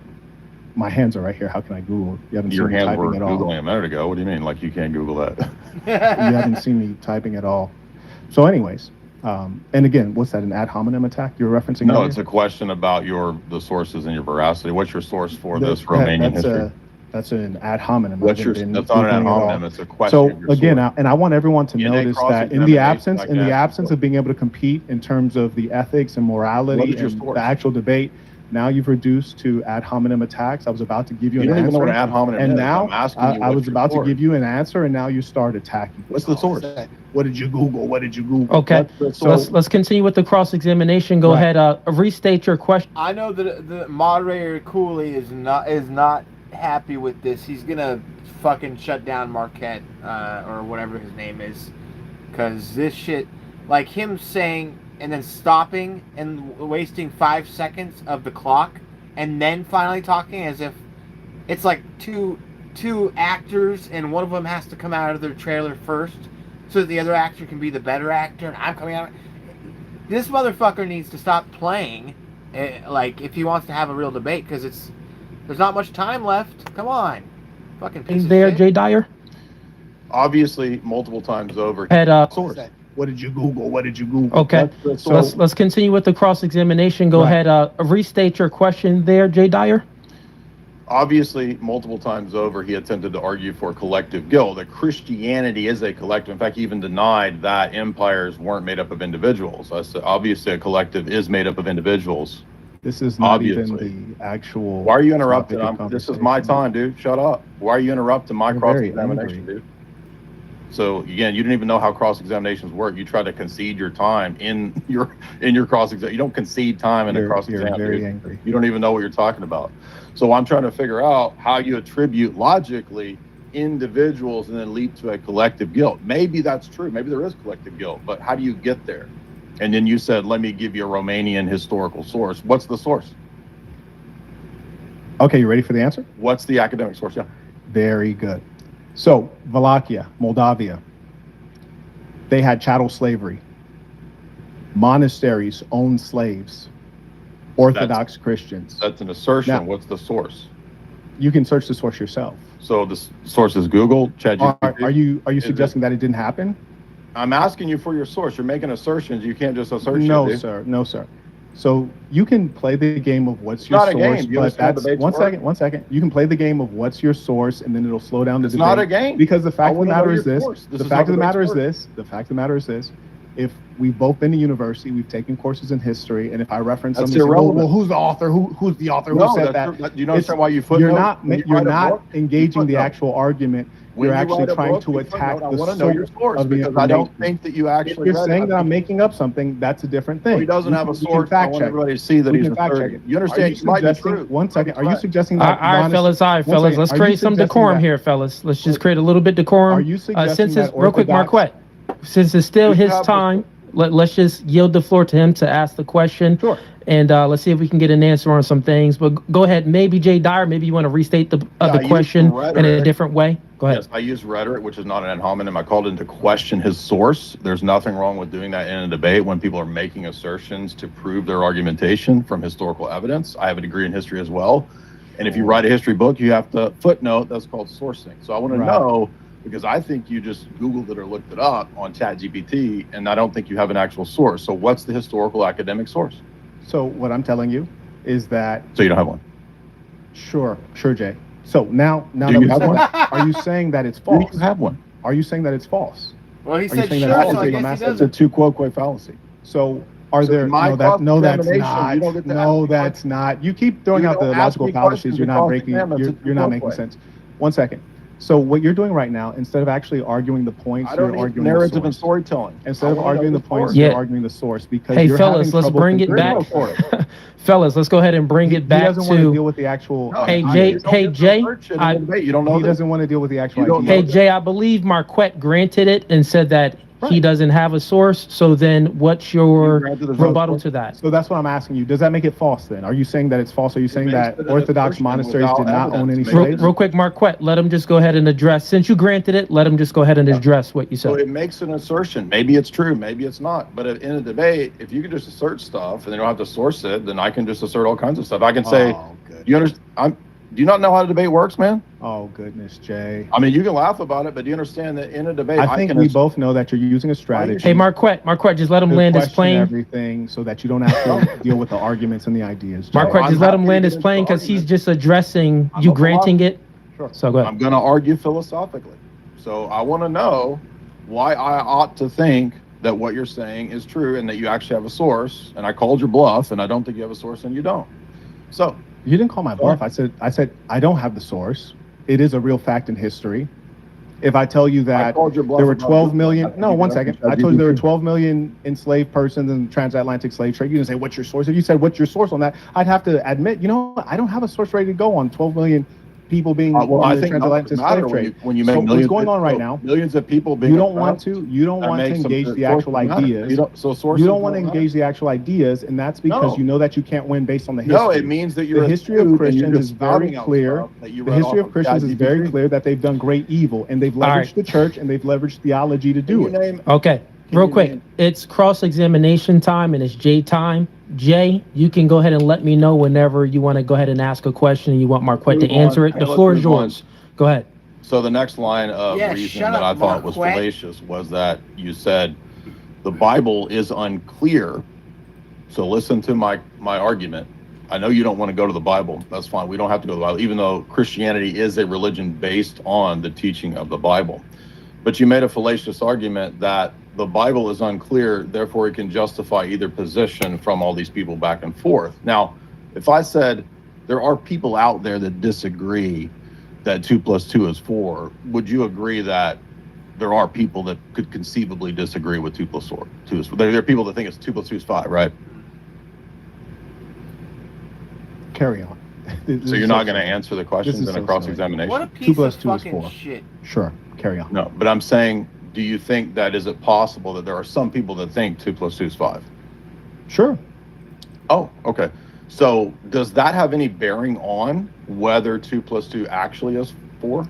No, the truth is incontrovertible. Thank the you. Bible is not a book of unadulterated truth. It's a book of contradiction, metaphor, allegory, It's a fallacious line of argument. and both slaveholder and abolitionists use the same book to justify opposing positions. So that's clarifying for you. Okay, Marquette, just let him land his plane because it's his cross-examination. Yeah. That's why you admitted my point that it's a fallacious line of reasoning. The fact that people disagree about it has nothing to do with objectively whether or not it teaches or condones or does not teach or condone slavery. That's why it's a fallacy.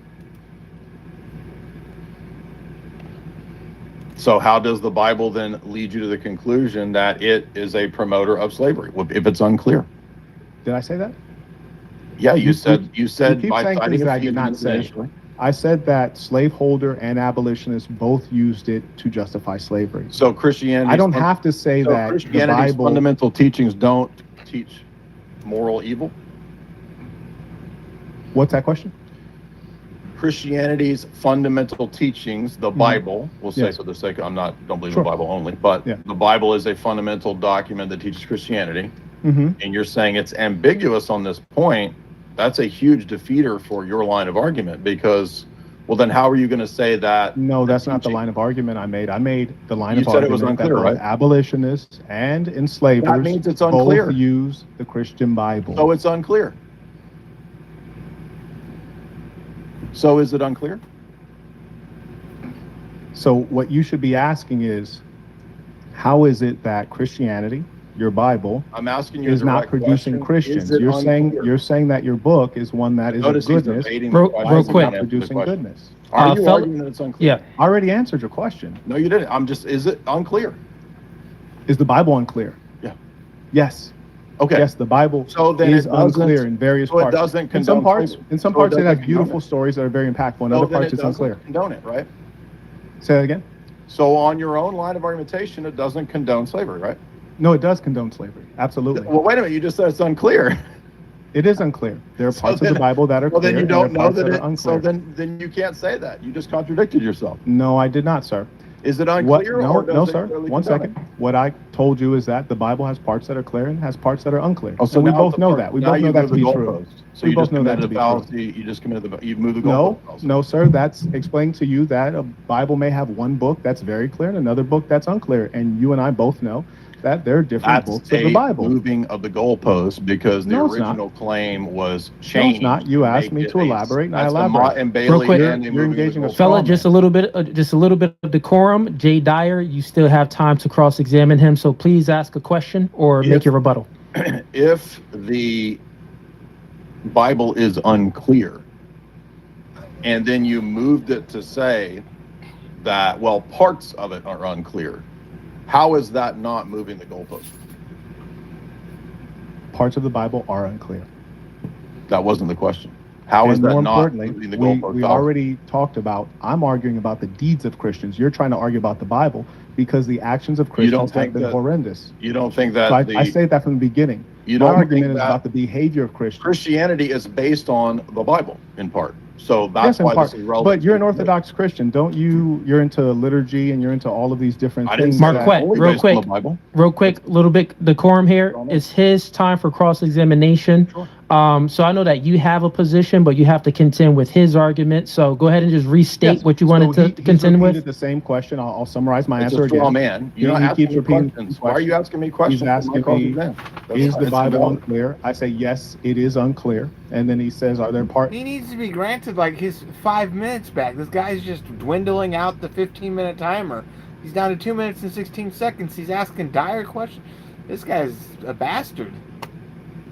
Of the Bible that No, I condone asked slavery? you, And how I say is it yes, not? there are parts of the Bible that condone How is slavery. it It's very not? well known. Okay, real quick, So- Marquette, let him go ahead and Question restate is- the position because he's stating that you're doing a straw man. Go Yeah, ahead, so the Jay question Dyer. is that he's moving the goalpost, and I'm saying, how are you not committing moving the goalpost fallacy?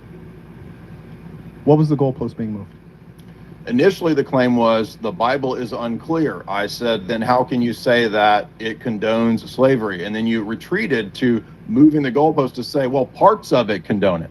Well, if That it's was unclear, not the then initial that's moving claim. the goalpost. The initial statement was that the Bible is used both to justify slavery So it's and unclear. both for abolitionists. That's number So it's one. So that unclear. was the claim. Right, That was so the you claim. admitted unclear. And then you asked me if the Bible is unclear. Right. I say, You said yes, it is unclear. Then you You can't also move the asked goalpost. me if the Bible justifies slavery. I say, yes, it does also justify slavery. If it's And to unclear, give you, then it doesn't. and to help you justify with or the condone. dynamic understanding of this book, which is complex, the Let's go Bible back. has So- parts Okay, where it real is quick, clear, Marquette, I and think has that parts where Jay it is Dyer unclear. he got time, so I think that he's asking another question for clarity. Go ahead, Jay Dyer. 2 plus 2 equals 4, and you admitted that there's some people that think 2 plus 2 equals 5. The fact that people disagree, you admitted, has nothing to do with whether 2 plus 2 equals 4. It's irrelevant. So the fact that multiple people disagree and your admission that it's unclear doesn't grant you the ability to say, but it condones slavery, because you would have to cancel out the claim that it's unclear. You have to argue That's it's a clear. non sequitur. No, it's not. That's a It's non you. sequitur. You're fallacious. You're arguing. You did multiple fallacies. You argued that it's unclear, and then said, "Well, but it teaches slavery." How does it teach slavery if it's unclear? You Then keep said parts. you That's should moving the ask a new goalpost. question. You've asked me that many times. I answered. You can accept the answer. What Yeah, else you so got? next question is: you said Yeah. that a collective. And real quick, Jay, I'll give you an extended 2 minutes as well, just Okay. because Marquette had the God. extended time. Actually, it was about 3 minutes, actually, to be honest, because I Okay. was timing it. Makes So go sense. So ahead. you All right, said you got that it. you said that an empire is not made up of individuals, and that a collective isn't made up of individuals. You don't think that's ridiculous? I did not say that. You Yes, you did. keep lying about You that. I did not say absolutely that. said that.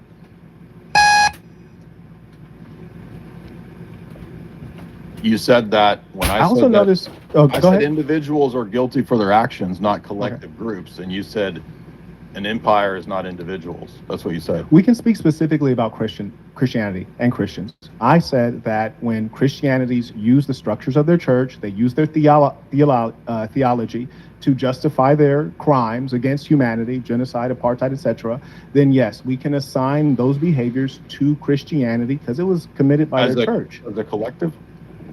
Yes, to their religion. So yes. now you do believe in collective guilt.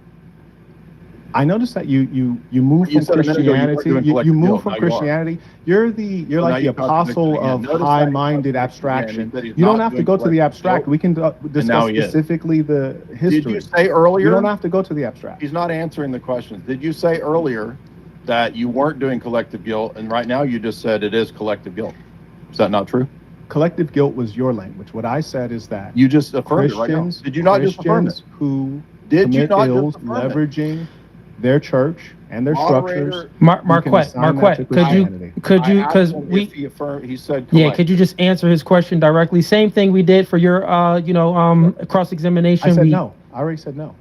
I didn't engage in that. You didn't engage in what? Because you just affirmed that it was collective. You said yes.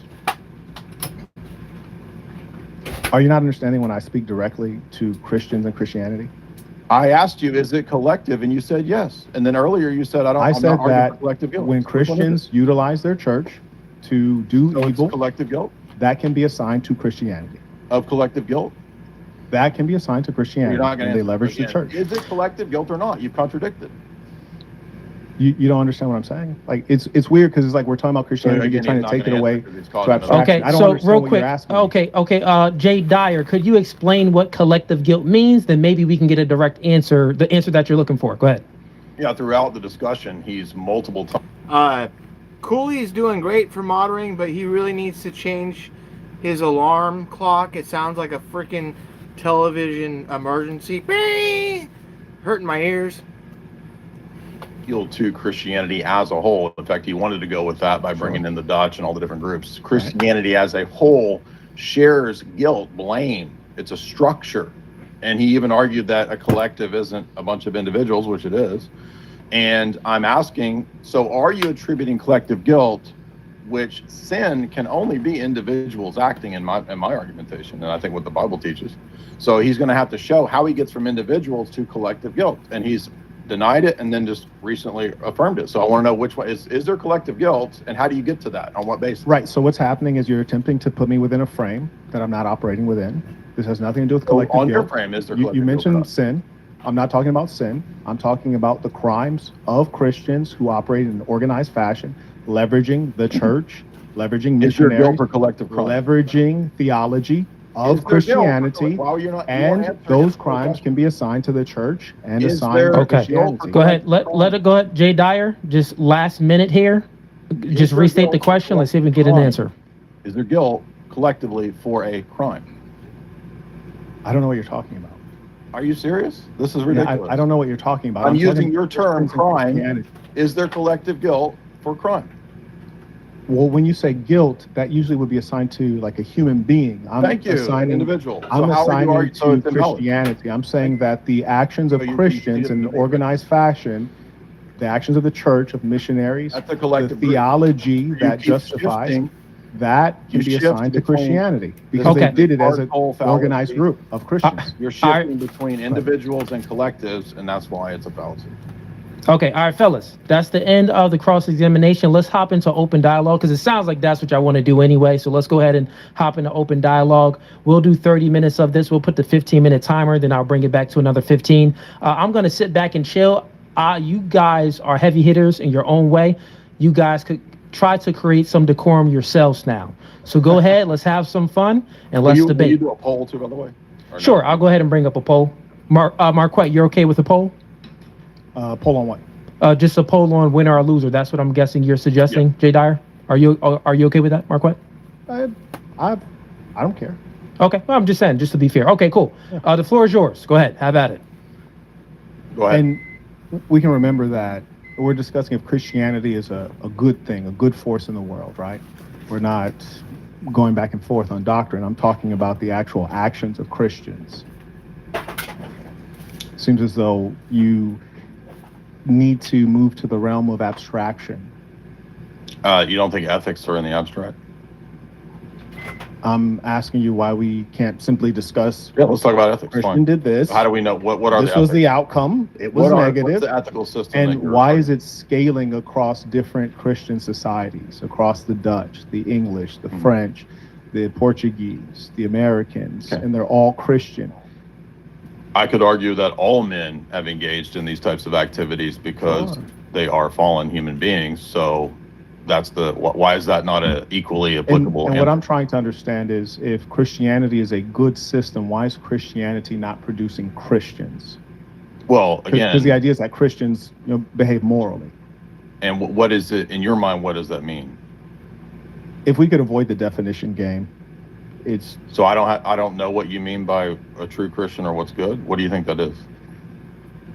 we defined Christian earlier.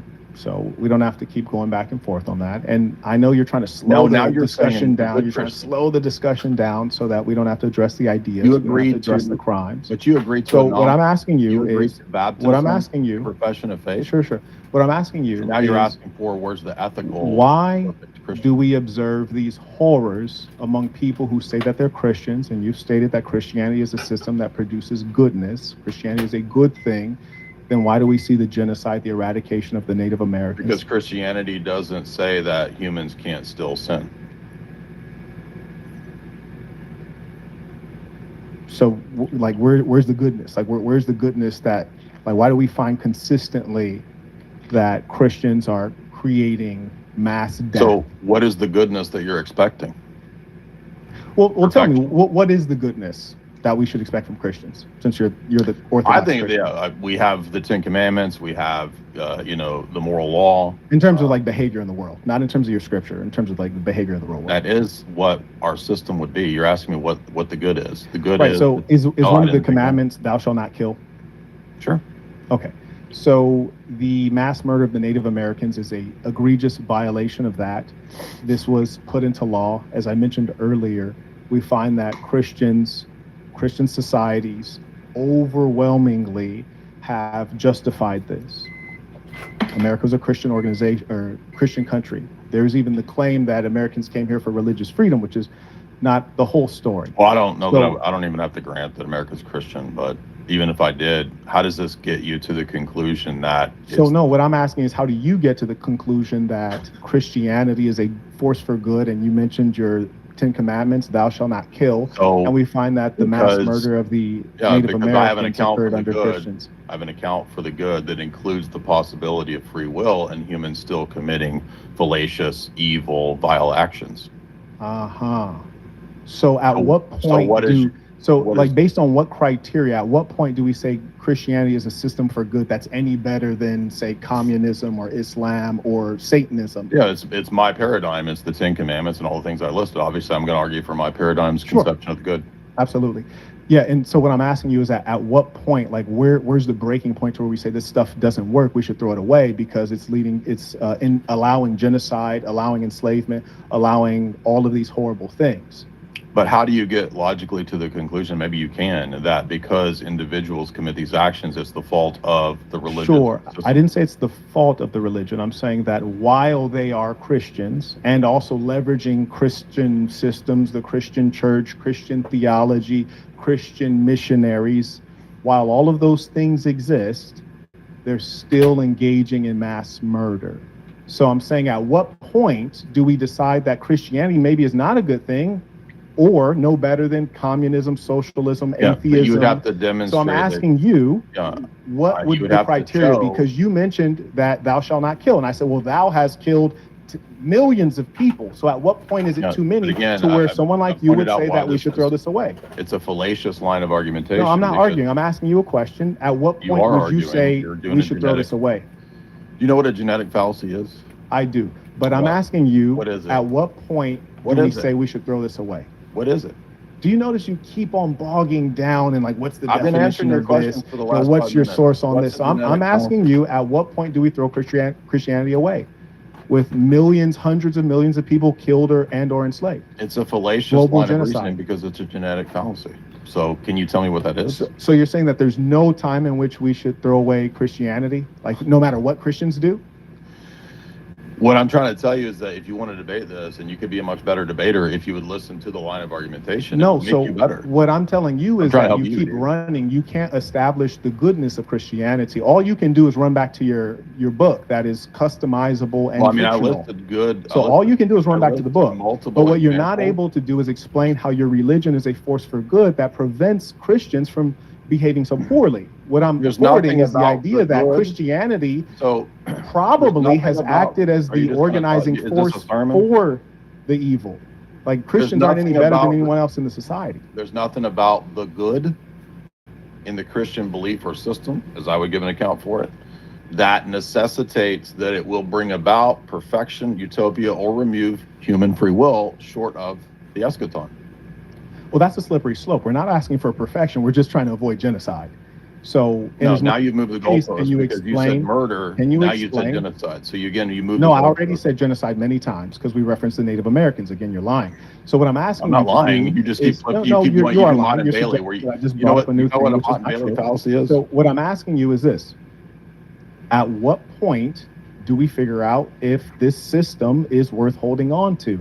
It does not appear to be outperforming other systems. Okay, Like, based on what metric? The performance is going to be based on some I'm metric. literally But asking you that. I'm I've literally been answering your asking you questions, that. and I gave you a list of goods that Christianity gave in my opening So statement. what you disagree with what you them. did when I said, well, at what point you said, well, it's not supposed to create a utopia. Well, yeah, no one said that. No one suggested that. That's quite extreme.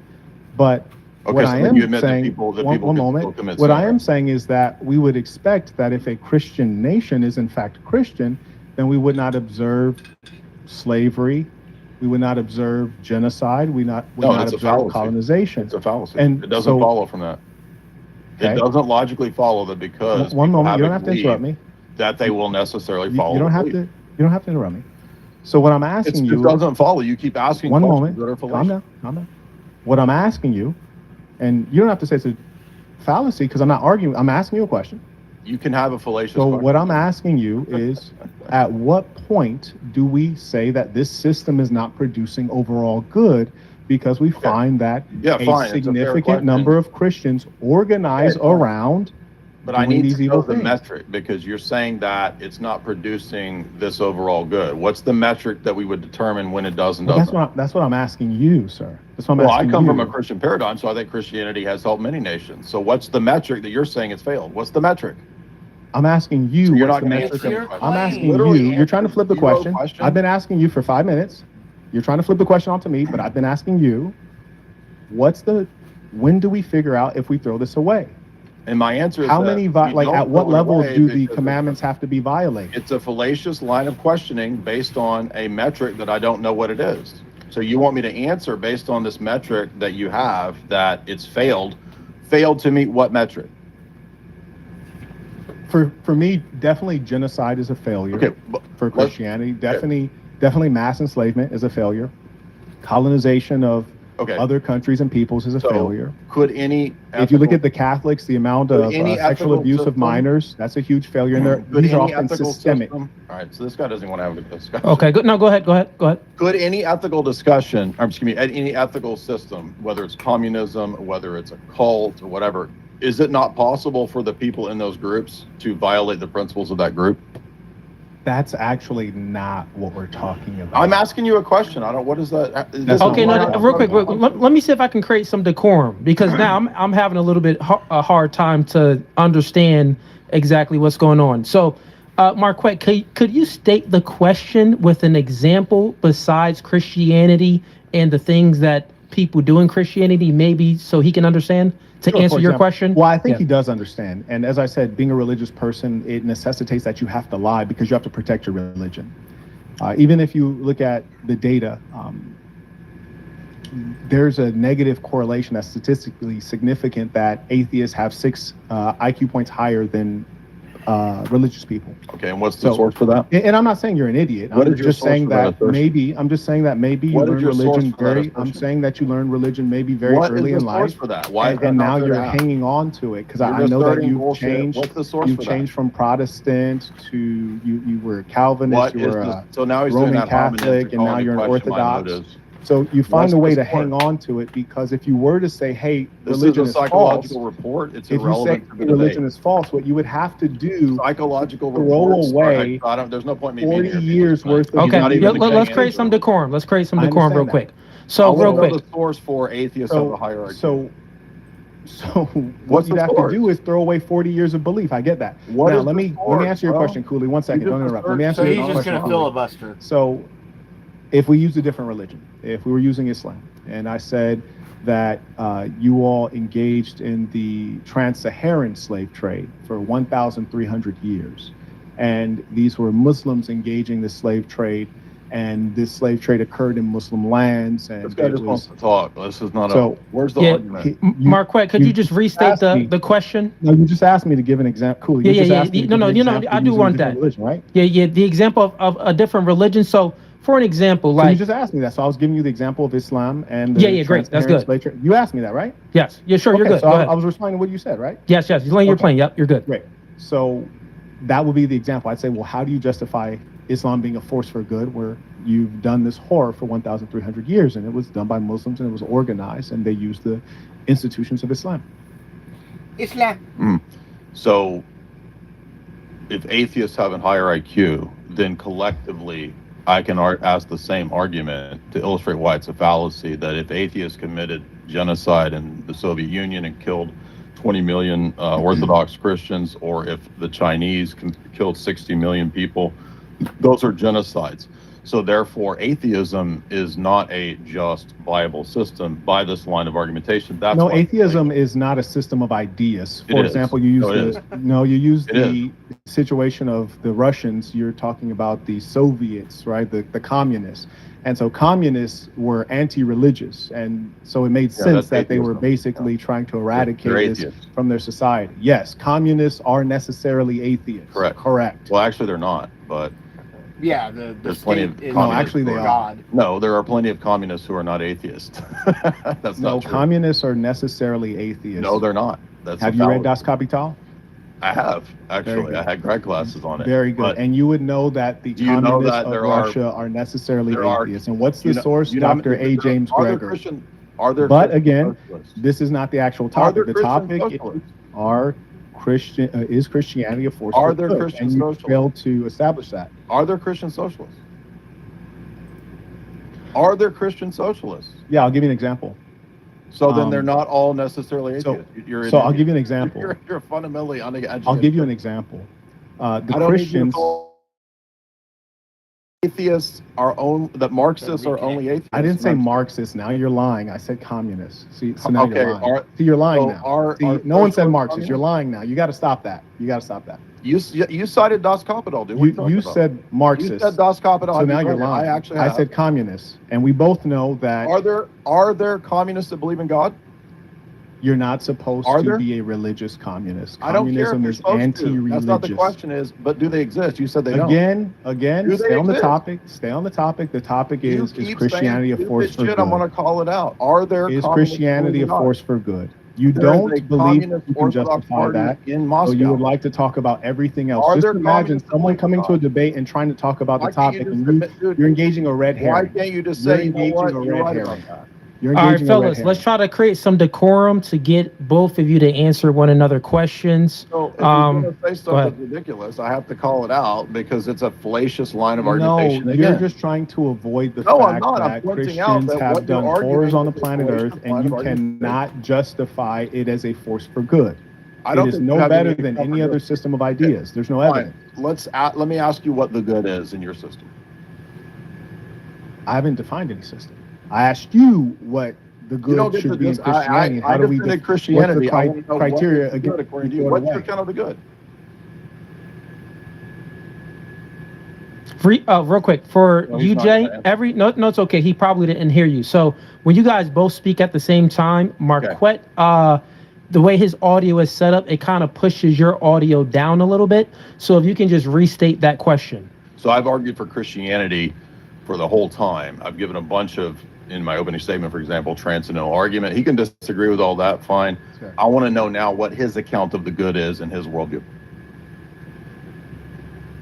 So you're a very metaphysical guy. That's fantastic.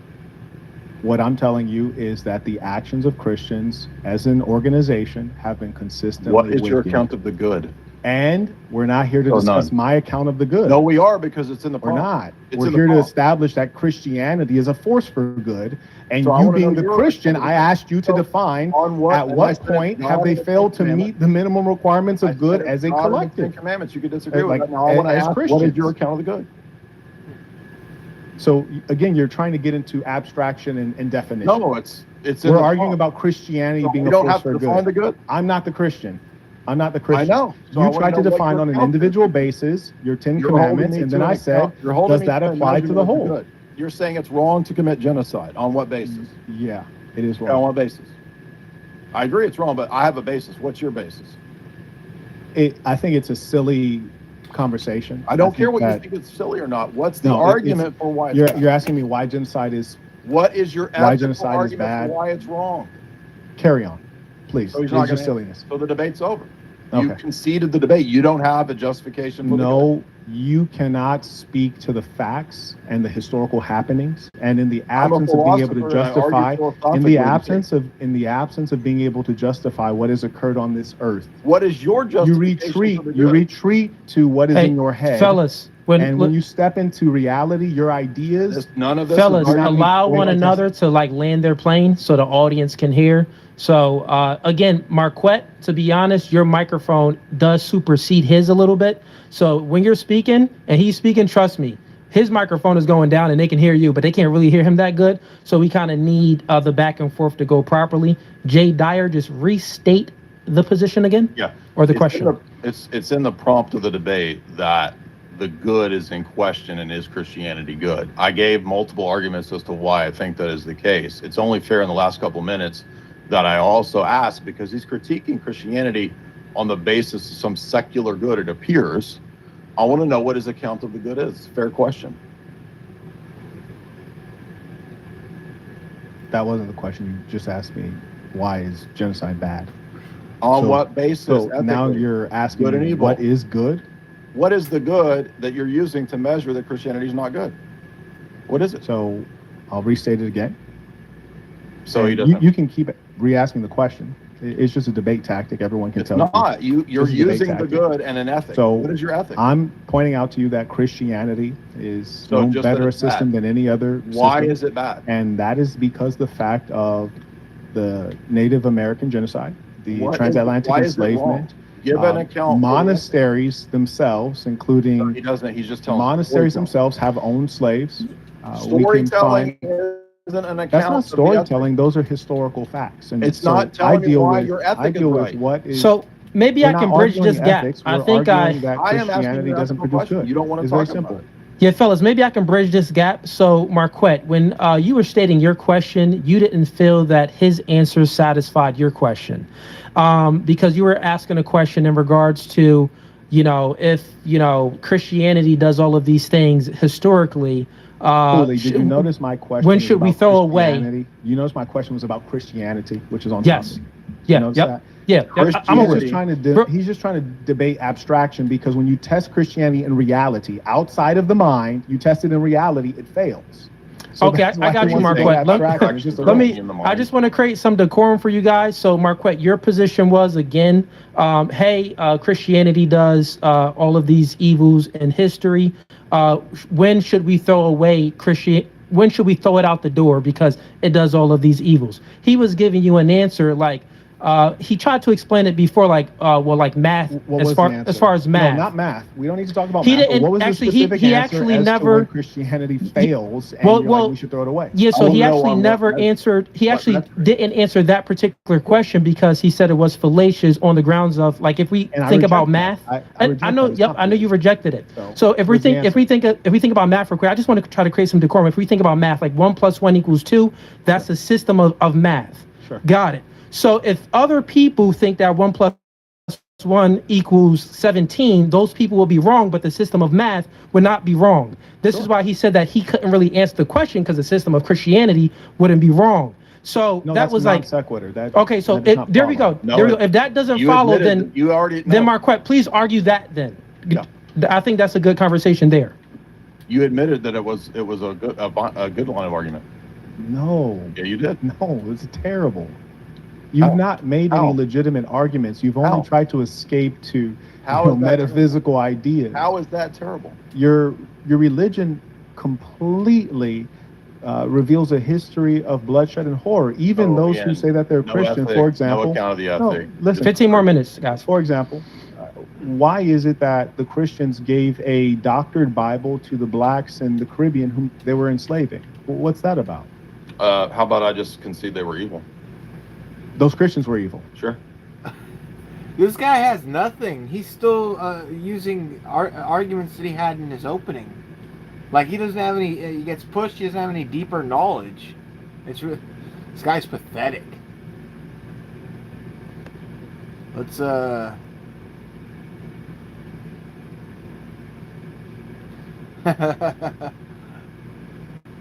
yeah. Oh, okay. Very good. How does that disprove Christianity? I never tried to disprove Christianity. Oh That's the prompt of the debate. Is it true? So you're not going to debate the prompt? So you heard Is my that the prompt? opening statement. You heard my What's the opening prompt? statement. And in my opening statement, I said that. What is the prompt? Calm down. Calm down. In my So opening you said statement. you're not going to argue whether it's Calm true. down. Calm down. I'm not calming down when Calm you just down. got caught. You said you're So not going to argue whether it's calm true. down. You can rewind to my opening statement. I said, Again, is what the Christianity prompt? true? I'm Is gonna appeal not to very the moderator. interesting. Julie, the prompt What I is stated true. specifically is that I want to talk about I don't the care what you want to talk specifics about. of You agree to Christian. the prompt. I said it in the opening statement, Is and you it heard true? it Is it the then. prompt? All right, You heard it all right, then. fellas, let's just create a little bit decorum because The prompt. This guy is very He says, I don't care frustrated if because it's he true. can't deal in reality. He just wants to discuss abstraction. I got He just you. wants to discuss his So- True fictional and book. good are metaphysics and epistemology. the prompt, to be fair to both of you guys and also the audience, the prompt is Christianity true? And is it good for all people? Jay Dyer is asking you a question about, is it true? And you said, No. I don't care if it's true. That's No, it's against not the true. prompt. I don't find it to be a very interesting conversation. To have So a why did you conversation with a agree to debate religious on it? person, to have Why a did you conversation with a agree to religious debate it, you person, say, goober? hey, your religion is fake and false. You're I a mean, that doesn't goober get us because you anywhere. agreed to a prompt. You don't What even know instead, what it is. that's fine. You don't have to talk while I'm talking. So what I'm here to do, Is as it the I prompt? stated, is I am interested in the last part, which is Christianity a force for good? So you don't want And then to I debate gave you prompt. all the So you can- examples are you that conceding the history. debate? Calm down. I gave you all the examples that your history is one Are of you conceding the bloodshed prompt? and abuse of children, women, and men. I'm not. So If it he's is not not going to good. debate the prompt, then Okay. It is not good. So how- inherently, if we argue that Christianity is not a force of good, then clearly the subtext is that it is to, not I mean, true. with the to be It is not fair, true. That's a to be subtext. fair to both of you, how about we just do this? Because Jay Dyer did have a question, Marquette. There was a lot of sophistry. Marquette's answer did not satisfy Jay Dyer. So let's just go ahead and throw it aside. Is Christianity Well, true? my And questions real were quick, never I know- answered on his part. Yeah, I know, it was. I know you wasn't satisfied either. I agree. Declined to answer 3 questions. I agree. Why I agree. should I answer when you don't want to debate the prompt? So real quick. Real quick. I think we got a place of we can agree. Jay Dyer, you asked the question, what is the good that Marquette is judging Christianity? Marquette does want to debate that second part, so let's just keep it there. He wants to debate, is Christianity good for all people? Cooley, did you hear the part? You said, what is the good that I'm judging Christianity on? And I'm saying mass murder is not good. Okay, I'm saying why? genocide is not good. So assertions. Why? Correct. And the difference is that Can you make assertions? Can I make assertions? I hear you, Jay. You're not hearing it. Your You're not your hearing goal it. on here, your goal on here is to win a debate. Yeah, Fantastic. it's a debate, and you're saying I don't want to debate. Fantastic. No, that's really good. That's really good. And my goal on here is to counter the proselytizing that Christians do. But So that's I not know what that this people is. with common sense. I know So people you're with not here common to sense. debate? Calm down. So You don't he's have to conceding calm that down. he's You're not here to Christian. debate. Don't you guys have some decorum? Just stop. Hey, talking while I'm talking. I don't know what I'm real supposed to do quick. in How this about meeting. we Just stick calm down on for a one second. particular point? If we're speaking about is Christianity good for all people, Right. I think that Marquette, And and you true. said that that's what you want to focus on. So I'm trying to create some and I balance was here. talking, but he keeps interrupting. It's kind of strange. Why Okay, got it, is real quick. genocide bad? He Got keeps it. So, interrupting. fellas, real quick. And Let just me like he said give that me I 1 asked minute, fellas. illegitimate Fellas, let me questions. just get 1 minute for both of you, and also the audience. Marquette, you said that you want to debate the second part. Oh, I'm the moderator. I'm going to let you do that. Sure. Jay Dyer actually has a question on the second part of the prompt, which is Christianity good? His question was, what is your account for the good? So maybe we can start there so we can get some understanding, is Christianity actually good or not? Since you guys want to debate that second part, so.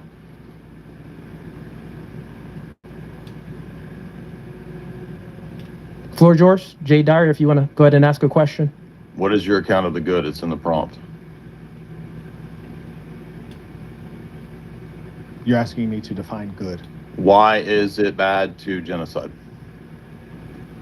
On your ethic. I think this is a stupid question. Like, are What you So in going the your debate worldview- itself is stupid. Why did What you take in it? your worldview prevents you from killing someone? It's a basic. It's what the fuck does he not understand? No, the debate could be meaningful if you were not in bad faith. If you're here saying, well, why is murder bad? Why is On your genocide system, why is it bad? I agree it's bad. I'm That's not here to fine. argue my system. That's the beauty, is I don't have to defend anything. You're defending Christianity. So what you really should be asking is, But you well, haven't accounted the why good. are This guy is Christians so engaging bad in faith. things that are knowingly Lord. bad, unless you're Give an suggesting account, that genocide is not We bad. have free will. Are and you humans suggesting can that genocide is not bad? we have a free will and humans can still sin. Yes, So I want to that's know, it's a fair phenomenal. question to you. I would why? not debate free will with anyone. I don't care what you want to debate about. I'm saying that's my answer. You can like it or not. Very good. That's Very good. not in. And I'll tell you my answer. My answer is to why is genocide bad? I don't have an answer because I don't have a system to defend. So now, So then how can you say that it's universally wrong to engage in these activities? right, very good. So you're saying that the genocide that occurred under Christians may not be wrong. Is that your suggestion? No, I'm saying why, if I adopt your system, is it wrong? You're not adopting my system. I never I am said in that I this have a argument. system. I It's an never internal proposed a critique. system. So again, you're An lying. internal critique of your creating argument. a Why on straw it? man. You're lying. I never said I had a system. I've not established. Everybody has a any- system. I've never What do you mean? established any criteria. It's We're talking about impossible to not have Christianity. a system. And what we're observing is that You your appeal to inability to ethics. defend the actual Hold on. behaviors, You do have a now system. you're trying to You're go on the lying. attack. You cannot You're lying defend, because so now you're saying trying to you don't attack. have a It's very system when simple. you Fellas, one absolutely mic at a do. time. Let one another speak. Go ahead. Go ahead, He's Jay. saying he doesn't have a system when Correct. he's appealing to ethics and saying that it's bad. On what basis? On no basis. And now I'm asking Thank you. So no basis. Now I'm asking he has you as no a Chri- argument against Christianity. It's Now I'm asking conceded. you as a Christian, do you find that the genocides that have been committed by Christians are okay? Like they're morally? No, it's wrong, and I said why, because humans have the ability to still commit sins and crimes. Mhm. There's nothing inconsistent with Christianity about that. Sure.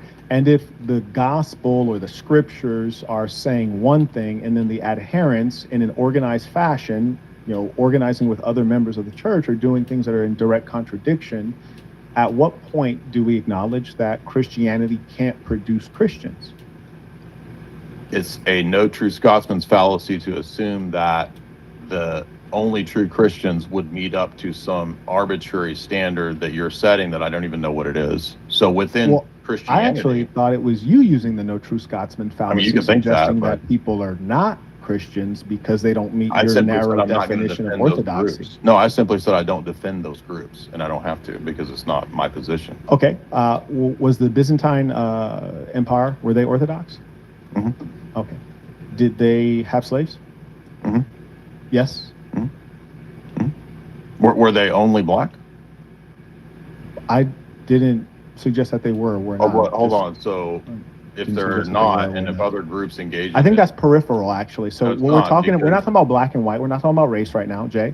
We're talking Well, about. you came to good- the. You, one no, second. you argued No, that one it's not. second. It's not good for Jay, black. you're getting off topic again. You You're argued. getting off Why topic. are you so dishonest, man? You You said your just opening said they're not statement is black. So now you're engaging a red herring. No, I'm not. I'm were- illustrating. Hold on one that- second. You're moving the I'm goalposts now. You're illustrating- moving the goalposts. Jay, I got No, you. you can't even Calm talk. down one second. You're moving the goalposts. I'm not. I'm You saying said, that hey, these other people are other not groups- Christians. I said, cool. Are you an Orthodox Christian? You said yes. I said, we're the Byzantines, Orthodox Christians. You said yes. I said, fantastic. Did they own slaves? Then you said yes. Well, we And don't then have a afterwards, report. We they already weren't heard. black. I didn't suggest that they were black. That is actually not I'm germane to the making an current argument about argument. this. I'm saying That's that not germane to the current argument. So what I'm asking Okay. you it now, is if you let me flesh this out. Because Okay, I'm flesh it arguing- out. Okay, Flesh just it one out. mic Go at a time, fellas. Go flesh ahead. it out. Can I flesh this out? Yeah, flesh it The out. reason Jay. I'm saying that is that not only did they have multiple types of a slave class, including there is such a thing as white slavery, which is, Sure. yeah, and also there is the African slave trade. So by this line of argumentation, the African indigenous religions that enslaved other trades would also be necessarily false, but you were trying to argue that the African indigenous religions were violated by Christianity. So all of this is based on arbitrary assertions, and it's all ad hoc. Are you finished fleshing? I just want to make sure. Yep. Okay. So now talking about the Byzantine Orthodox Christians who owned slaves. So you do defend these Christians because they're part of your church, right?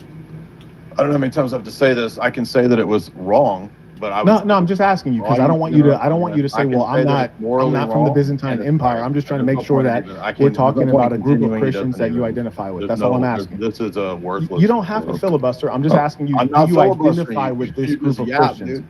It's just a simple question. Dude, Do you identify realize with that them? like you already lost like 85%. Calm down. Just calm down. I'm asking you, do you 85% identify? you Okay, lost. very good. I'm asking you, do you identify with this group of Christians?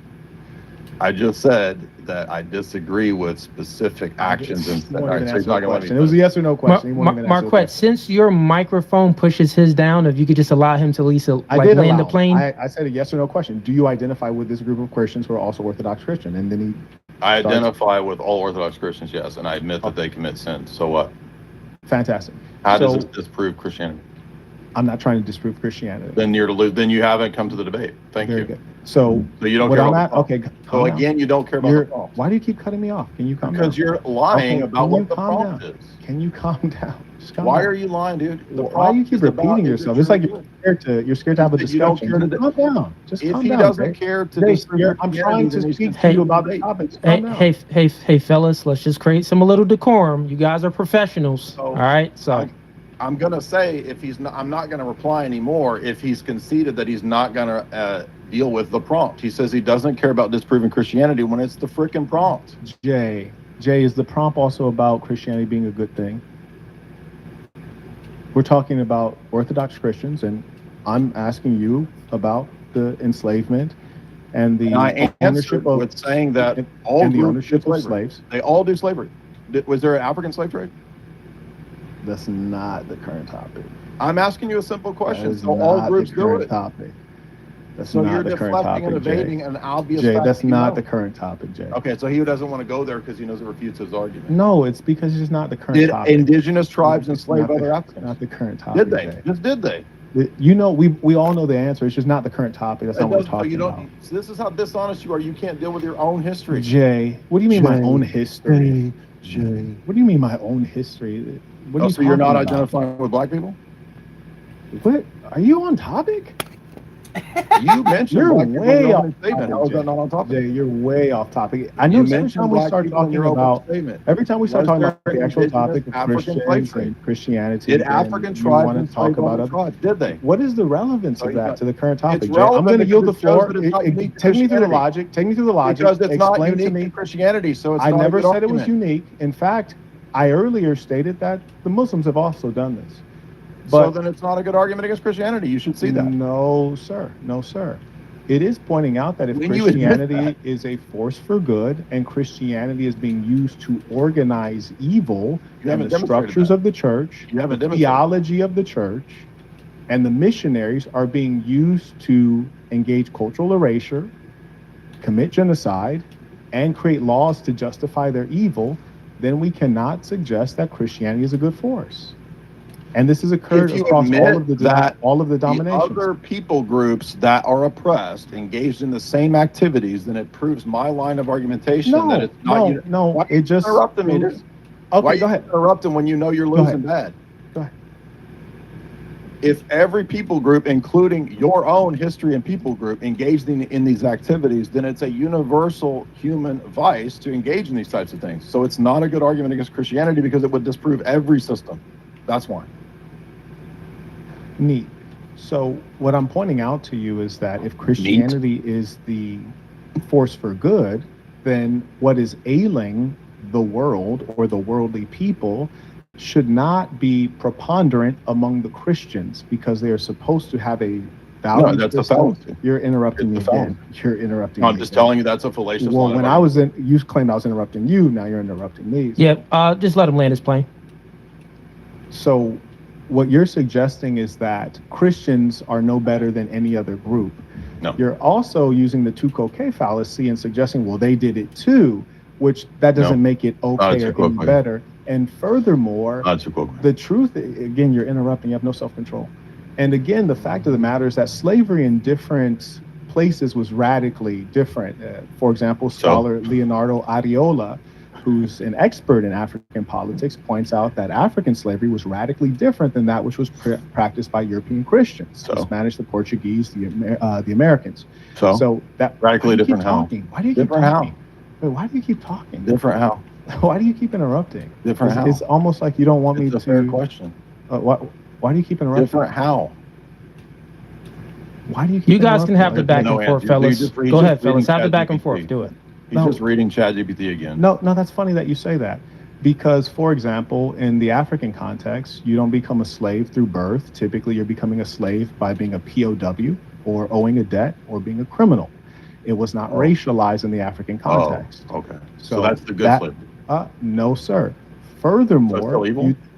why do you keep interrupting? It's like weird. You ask All right, me fellas. an answer. That's the time for the open dialogue. Do you Real guys quick, want to though, extend Kobe, this real out quick, for I a just little wanna bit? know that. No, I don't want to extend it. But you asked me for a question. You asked me a question, then I started answering. You interrupt, ask another question. I start answering it No, again, you're just reading and then off you papers. interrupt. You're And just you reading interrupt off yes papers. again. It's really strange. What Okay, you're reading fellas. doesn't You're a even very answer the maladjusted person, and I find it very All right. strange that Can the we go to Christians closing statement? Yeah, don't fellas, we're show gonna up in do a closing positive way. statements. Yeah. Whine complaint. You're very Fellas, we're going to do maladjusted. closing statements. Both of you are going to have 5 minutes. Marquette, since Jay went. I'll finish it last. Go ahead, Jay. Well, actually, how it works is since Jay took the affirmative position and he went first, he gets to decide if he wants to go last or first with the closing statement. He can go. I'll go last. Sure. Okay, Marquette, the floor is yours. The argument was about, is Christianity a force for good? When we take Christianity and hold it up against other systems, we see that it doesn't perform any better than Islam, than communism, than any other major system that has affected the masses of the earth. We find that the Christians have engaged in the eradication largely of the Native American. They've engaged in the enslavement of the African. They've engaged into colonization around the whole planet Earth. They've even leveraged their theology, their missionaries, to destroy culture, to use the church itself to enact their evil. They don't even believe in their own Bible. I'm waiting for him to ask, like, now if you could send $2 to help a child in need. Because if you believe the Bible is truly shit. divine and of God, why would you try to recraft that which God created? They created a fake edited Bible and gave it to the blacks who were enslaved so that they could enslave the mind in addition to the body. The actions of Christians across the world as a collective organized, and this is true of all of the denominations, have been utterly vicious. And what often happens among Christians is that they use the no true Scotsman's fallacy. Oh, he's not a real Christian. Oh, these are heretics. Well, we'd have to be talking about entire countries and entire societies and talking about hundreds of years of history. No, this is quintessentially Christianity as organized by the leaders. The clergy justified this. You can find the Pope justifying this. You can find everywhere that there's Christianity, you'll find bloodshed. Christianity is not for black people. Christianity is no superior force for good. I yield the floor. All right, thank you for that closing, Marquette. Jay, the time is yours when you start speaking. Silly name. All right, so debates are essentially in the domain of philosophy, logically and necessarily. That's what they are. They are guided by the rules of logic, the laws of logic, and critical thinking. So that means that when the other person violates those things, they have to be called out. And this debate was about two philosophical conceptions. Is Christianity true, and is it good for all people? Those are essentially both epistemic and ethical and metaphysical topics, the good and the true. So it's absolutely appropriate to bring in all types of questions about how we give an account for the true and the good. Multiple times throughout this debate, we've heard the opponent state that he's not here to debate the truth of Christianity. He's not here to disprove Christianity. We heard him say that he does not attribute collective guilt. Yet in his closing statement, he specifically highlighted collective guilt. He said that Christianity is responsible for the eradication of Native American peoples. Actually, Christianity provided, in multiple cases, the alphabet for some of the Native Americans. You can go down to Georgia and you can visit the places where various tribes had settlements where they were taught all kinds of civilizational things that they didn't possess. So even if you argued that there were instances of eradication or warfare, the idea that they were eradicated is patently false. There are still Native Americans that were not eradicated. So it's a bizarre way to go about it. He made multiple fundamental mistakes and blunders, such as saying that a person could not be a Marxist or a communist and a believer in God. That's absolutely not true. It's not consistent, but there are plenty of groups of people who are communists who affirm or believe in some form of God. So a lot of basic blunders and mistakes, a lot of weird lines of argumentation. You'll notice that it wasn't a true quoque to point out that all civilizations and groups were involved in the slave trade or were involved in these types of crimes against humanity or whatever you want to characterize it. But the main point I want to highlight is that he came to a debate to try to give an account for why Christianity is false based on essentially ethical violations. And ethics is in the domain, again, of value judgments. It's in the domain of philosophy. That's why it's absolutely proper to ask, well, what is your account of why this is wrong? Why ought we have your ethic? Not only did he not convince anybody of why we ought to have this ethic and why Christianity is false, in fact, all he did was assert bold assertions with absolutely no epistemic justification. If you can come to a debate and just assert things, as he did pretty much throughout the entire debate, then the opponent can also just assert stuff. That's why you can't be ad hoc and you can't be arbitrary. And that's essentially why I think he lost this debate hands down, and why the audience thinks he lost the debate, was that he didn't want to talk about the lines of argumentation. He only wanted to talk about specifically the history. Now, it's fine to talk about the history, but I don't think he paid attention to the prompt. The prompt isn't, is there violations of Christian ethics within history? Did Christianity violate its own ethic within history? Did it fail to live up to the gospel expectations? All of those things could be prompts, but those are not the ones that we agreed to. The question was, is Christianity true? And is it good for all people? In my opening statement, I gave a list of ways that I think Christianity was, one, true, and then secondly, helped society and provided all kinds of positives. He then attempted to then attribute sort of quasi-racial guilt by highlighting European peoples, the Spanish, the Portuguese, the Byzantines, all of which do have an ethnic component. And then when I talked about the history of the African slave trade, he tried to call me out for, why you go into that, dude? I didn't bring up black people. You did bring up black people in your opening statement. You talked about how Christianity and European peoples violated African tribes, peoples' indigenous practices. But when we talk about those African indigenous practices, you did not want to go there because you know they engaged in all the same types of activities that would then undercut your whole line of argumentation against Christianity. So again, it's all 100% arbitrary, all ad hoc. It was all over the place, all kinds of fundamental mistakes. And again, I want to highlight that the original line of argumentation was that the Bible's unclear, and he can think that. That's fine.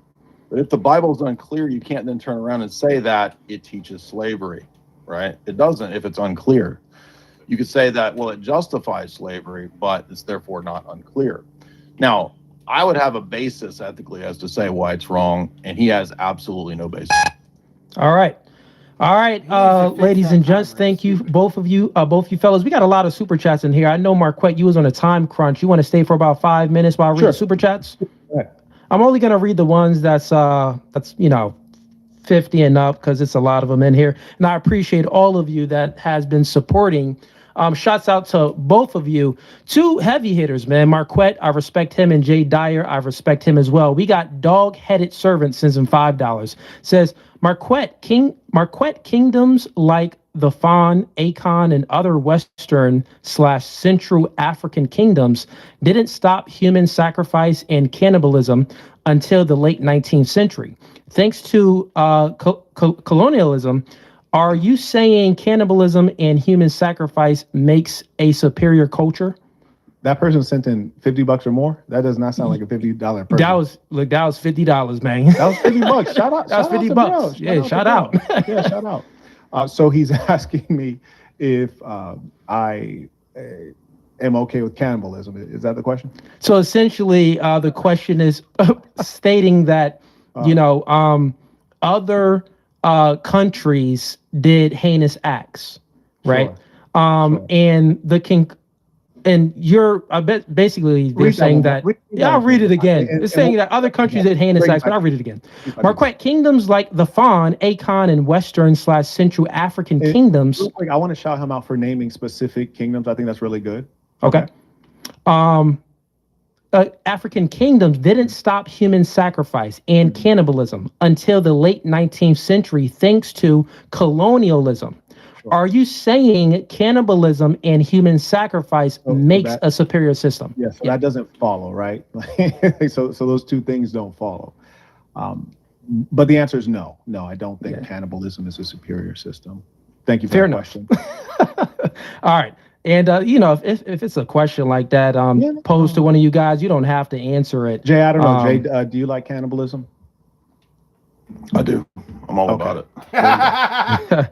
And also, when a question is posed to one of you guys and say, like Marquette answers it or Jay Dyer answers it, one of the other party can respond. We got so many in here. Let me go ahead and get to another one that's 50 here. It says, Marquette actually prompts genocide and slavery to his viewers.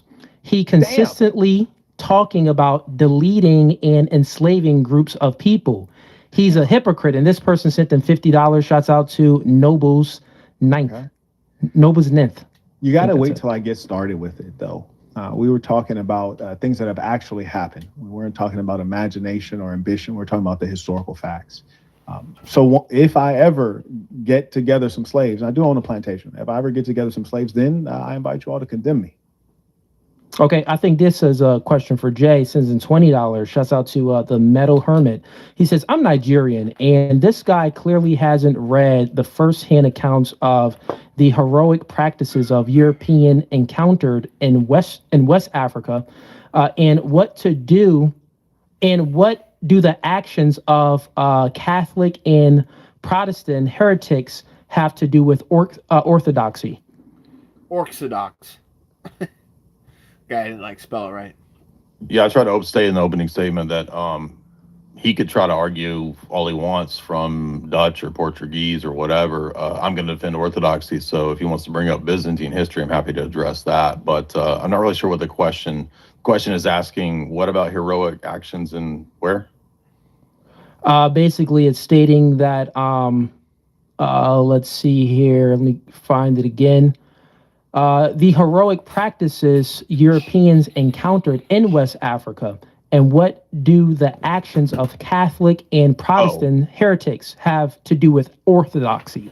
Yeah, I think if you look at the way that St. Innocent treated the Inuits in Alaska, the Orthodox tendency, or what we strive for, is to enculturate and not to erase. So as long as it's not something that's explicitly idolatrous or demonic, we don't have the view that it has to be eradicated. Okay, thanks. We got Dream 901 sends in $70. He says Numbers 31 in Samuel verses 15:3 is pure proof that the Bible condones evil, and the talking about those verses is admittance. The verse in these verses, God and Moses condemned killing of children and babies. Ethics of Mosaic law, hilarious. Okay. Well, there's ethics of warfare, but there's also ethical limitations on who you can and can't kill. And like I said in my opening statement, it was the first, as I'm aware of, to limit, what you could do sexually. You can't grape. That we covered that in my opening statement with the recent Muslim debate that we had, because they try to use that to prove it. So I actually think it's the flip side, is that this is the first instance in history that we have, pretty strong limitations on what you can and can't do in an ancient, brutal time period. Okay. We got another one here from Rachel Wilson. Let me get to it. Where is that at? Why can't I see it? It just popped out. Give me 1 second here. But while I'm doing that, he sends in $100. Shouts out to Roderick. That's a baller right there. He says, Jay is clearly outmatched. Marquette is his superior. Peace to the Saints. Shout Okay, out. give me 1 second here. Let me go ahead and try to find these other super chats. It's over 50. I don't know why they moved away from my screen. And thank you to the folks supporting the debate. Shout out to the folks super chatting, and definitely hit the like button, share the video. We appreciate you. Yeah, shouts out to all of you guys in here supporting. We got the same guy. He sends in $50. So Roderick. He says, Marquette mopped Jay. Jay keep running and deflecting. Peace to the Saints. Who else we got in here? We got Stop Playing Trey. Says in $50. He says, Jay's only tactics is to run from questions. This is sad. And again, I'm only reading like 20 on up, so I'm just getting to these ones first. I see all of the other super chats in here. You went to 20? No, I was going to 50. Yeah, That was all your 50. viewers are So I'm reading like 50s and 20s and stuff like that. Now you didn't win Jay on me. You done changed up. Let me see here. I'm trying to get to the questions. Just a lot Jay, of where you just from? regular comments. You don't need to know where I'm at. No, I'm not asking where you're at. Or are you still in the place that you're from? Okay. I got another super chat Man's from angry. RJ. I'm not angry. I'm just not going to tell you where I'm at. No, I'm not trying to. I'm not going to dox blow up your myself. spot. Do you think I'm stupid? I know you think all white people are stupid, but I'm not going to dox No, but white people. Uh-huh. What? Ain't No, I nobody was just trusts being you, Marquette. conversational. Oh, Like, yeah. you know, like where are you from? Like, I'm from Los Angeles. I was just being conversational, Jay. Can't have Yeah, I conversations. would- So mad from Jay. I'm not mad. I'm making jokes. I'm not mad if I'm making jokes. Yeah, I would say Jay. I know Jay. He's definitely joking. And Marquette, he's actually being good faith here. He's just asking a genuine question. But let me read this super chat. It says, he says in $20. He says, not gonna lie, Marquette, this was bad for you. Constant assertions with no justifications, backtracking and ad hominems, and then admits mid debate to not care about the prompt. Completely bad faith. Learn formal logic. That's what he said to you, Marquette. I appreciate that. Literally at the outset in my opening statement, I noted what I was addressing. But I appreciate that. And thank you. Thank you for the support. Okay, fair enough. Let me see what else we got here. A lot of these, I'm not sure what's going on with YouTube. It's not showing me all of the super chats all of a sudden. But we got one. The Snuggles sent in $110. He said, he texted his whole group chat, send me donos. Quick, I'll pay you back. Jay dismantled this man. Okay. All right. Let's see what else. I know I'm missing like another 50 or something here, but I just want to make sure we got the 50s and the 20s out the way. Thank you for all of you guys that's been supporting, but I'm not. Right. Time considerations. Okay, here we go. Here's another one from Nobles sending in $50. He says, Marquette speaks up against Christianity because he wants people to join his cult instead. He admits this he admits this all the time. He's a deeply disturbed, immoral man who lies. Come on, what happened there? Who lies about who he is. He's a walking contradiction and okay, got it. Any thoughts on that, Marquette? Send another 50 and tell us who I really am. Like, yeah, I appreciate the money. Who I really am. Send Appreciate the money. 50. Yeah. Tell us who I really am. That's what we want to know. I want to know too. You keep sending them 50s. Yeah, Marquette may ask for a piece of the pie. I may have to split it with him. But we got Rachel Wilson in here. She sends in $50. She says, again, we have a serious problem with low IQ people who do not understand what debate, logic, epistemology, or metaphysics is. Engaging in debate and then thinking that people who do understand those things are the stupid ones. Marquette is an example.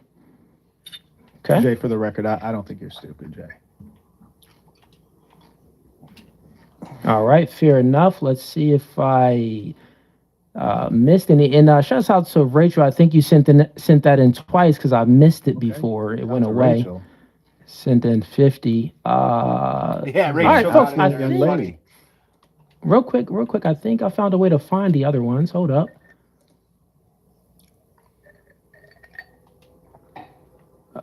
Okay. So no, it was Rachel Wilson again. She sent in. That was her prior 50. It was pretty much the same question. Flat out, this was a bad debate. you can't make the opponents be good. Dyer was fine, but this guy is fucking atrocious.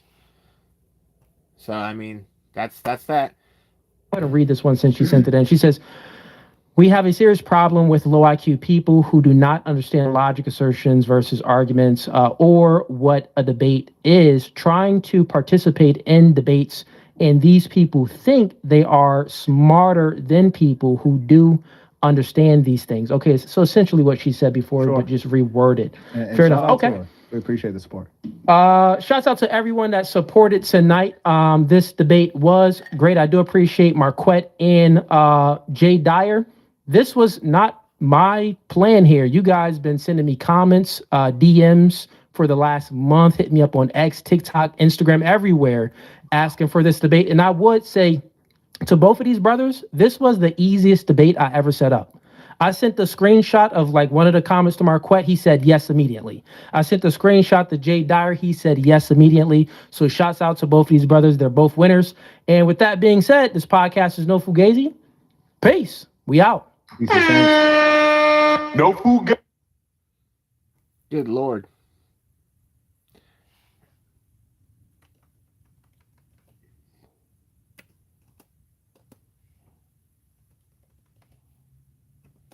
Last month was the rapture. Sorry if you're just hearing about this now. Or at least that's what the internet told us. You see, in June of this year, a man known online as Brother Joshua came forward on a podcast in South Africa, told the world that God would be coming back to Earth on September the 23rd and 24th of this year, which thoughtful of God to account for different time zones. And while he certainly wasn't the first to predict the date of the rapture, I mean, there's been figures like John Wesley, Harold Camping, even Christopher Columbus, who have made their assumption of when the end times would be. Brother Joshua was certainly one of the most successful in the modern age. While exact numbers of legitimate actors are hard to find, it's safe to assume that tens of thousands of people fell in line with this belief, as noted by the thousands of tweets, YouTube videos, and especially TikToks in relation to it. Some going as far as to sell their car, quit their job, and even give up their kids. Many believing that they need to give up their belongings and families for some reason in the name of Christ's return. Well, I don't know if you have a calendar nearby, but the rapture didn't happen. However, despite what you may think, the fact the prophecy didn't come true hasn't killed its belief to some. There's still many that follow after Brother Joshua and believe his prophecy to be true. But how could that be? How could Joshua be proven false, but so many people still believe him to be true? And where did he get his idea of September 23rd being the date of the rapture in the first place? As a matter of fact, where does anyone get their ideas of the rapture in the first place? And is this movement we've seen online the last we'll hear of it?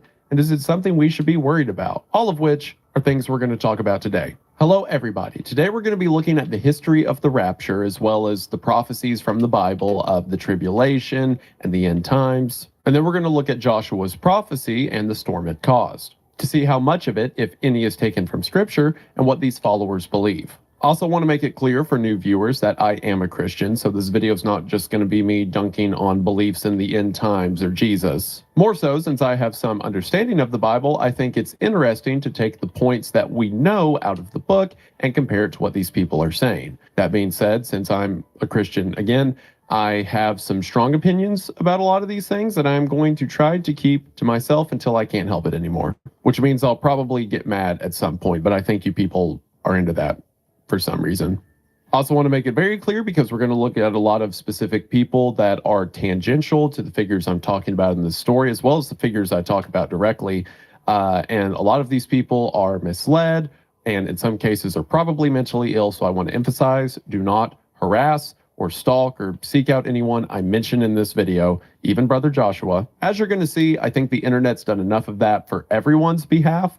But regardless, harassment gets us nowhere, so please just look and take notes. So if this sounds interesting to you, then stick around after the ad as we talk about the biblical rapture and whatever rapture talk thinks it is. While talking about something that a lot of people got wrong, it's important to remember something else people get wrong: saving money. When you're working on projects and have life expenses, it can be hard to keep track of all your cash. And especially frustrating to realize you were paying money for a subscription you completely forgot about. Thankfully, today's sponsor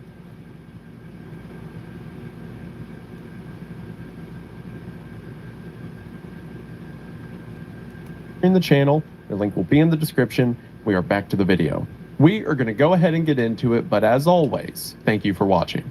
I believe the easiest way to see why something is incorrect is to see the correct version first. The easiest way to tell counterfeit money is it feels different than the real thing, right? So before we get into podcast appearances and live streams and people selling their cars, let's look at where this belief in the rapture comes from in the first place. And also, there are a ton of different beliefs across Christianity about when certain events in the end times happen and if the rapture is even real in the first place. But I'm going to try to keep it to objective information as much as possible. So let's start by talking about this Jesus guy, a dude that seems to have caused a whole lot of fuss. So Christians believe Jesus to be God the Son, come to earth to die for humanity's sins. He was crucified, 3 days later arose from the grave and ascended into heaven. However, during a lot of his ministry, he talked about coming back to earth after the resurrection. In John 14, he says, "If I go to prepare a place for you, I will come again and receive you unto myself." He refers to people waiting for his return. And in the book of Acts, right after Jesus ascends to heaven,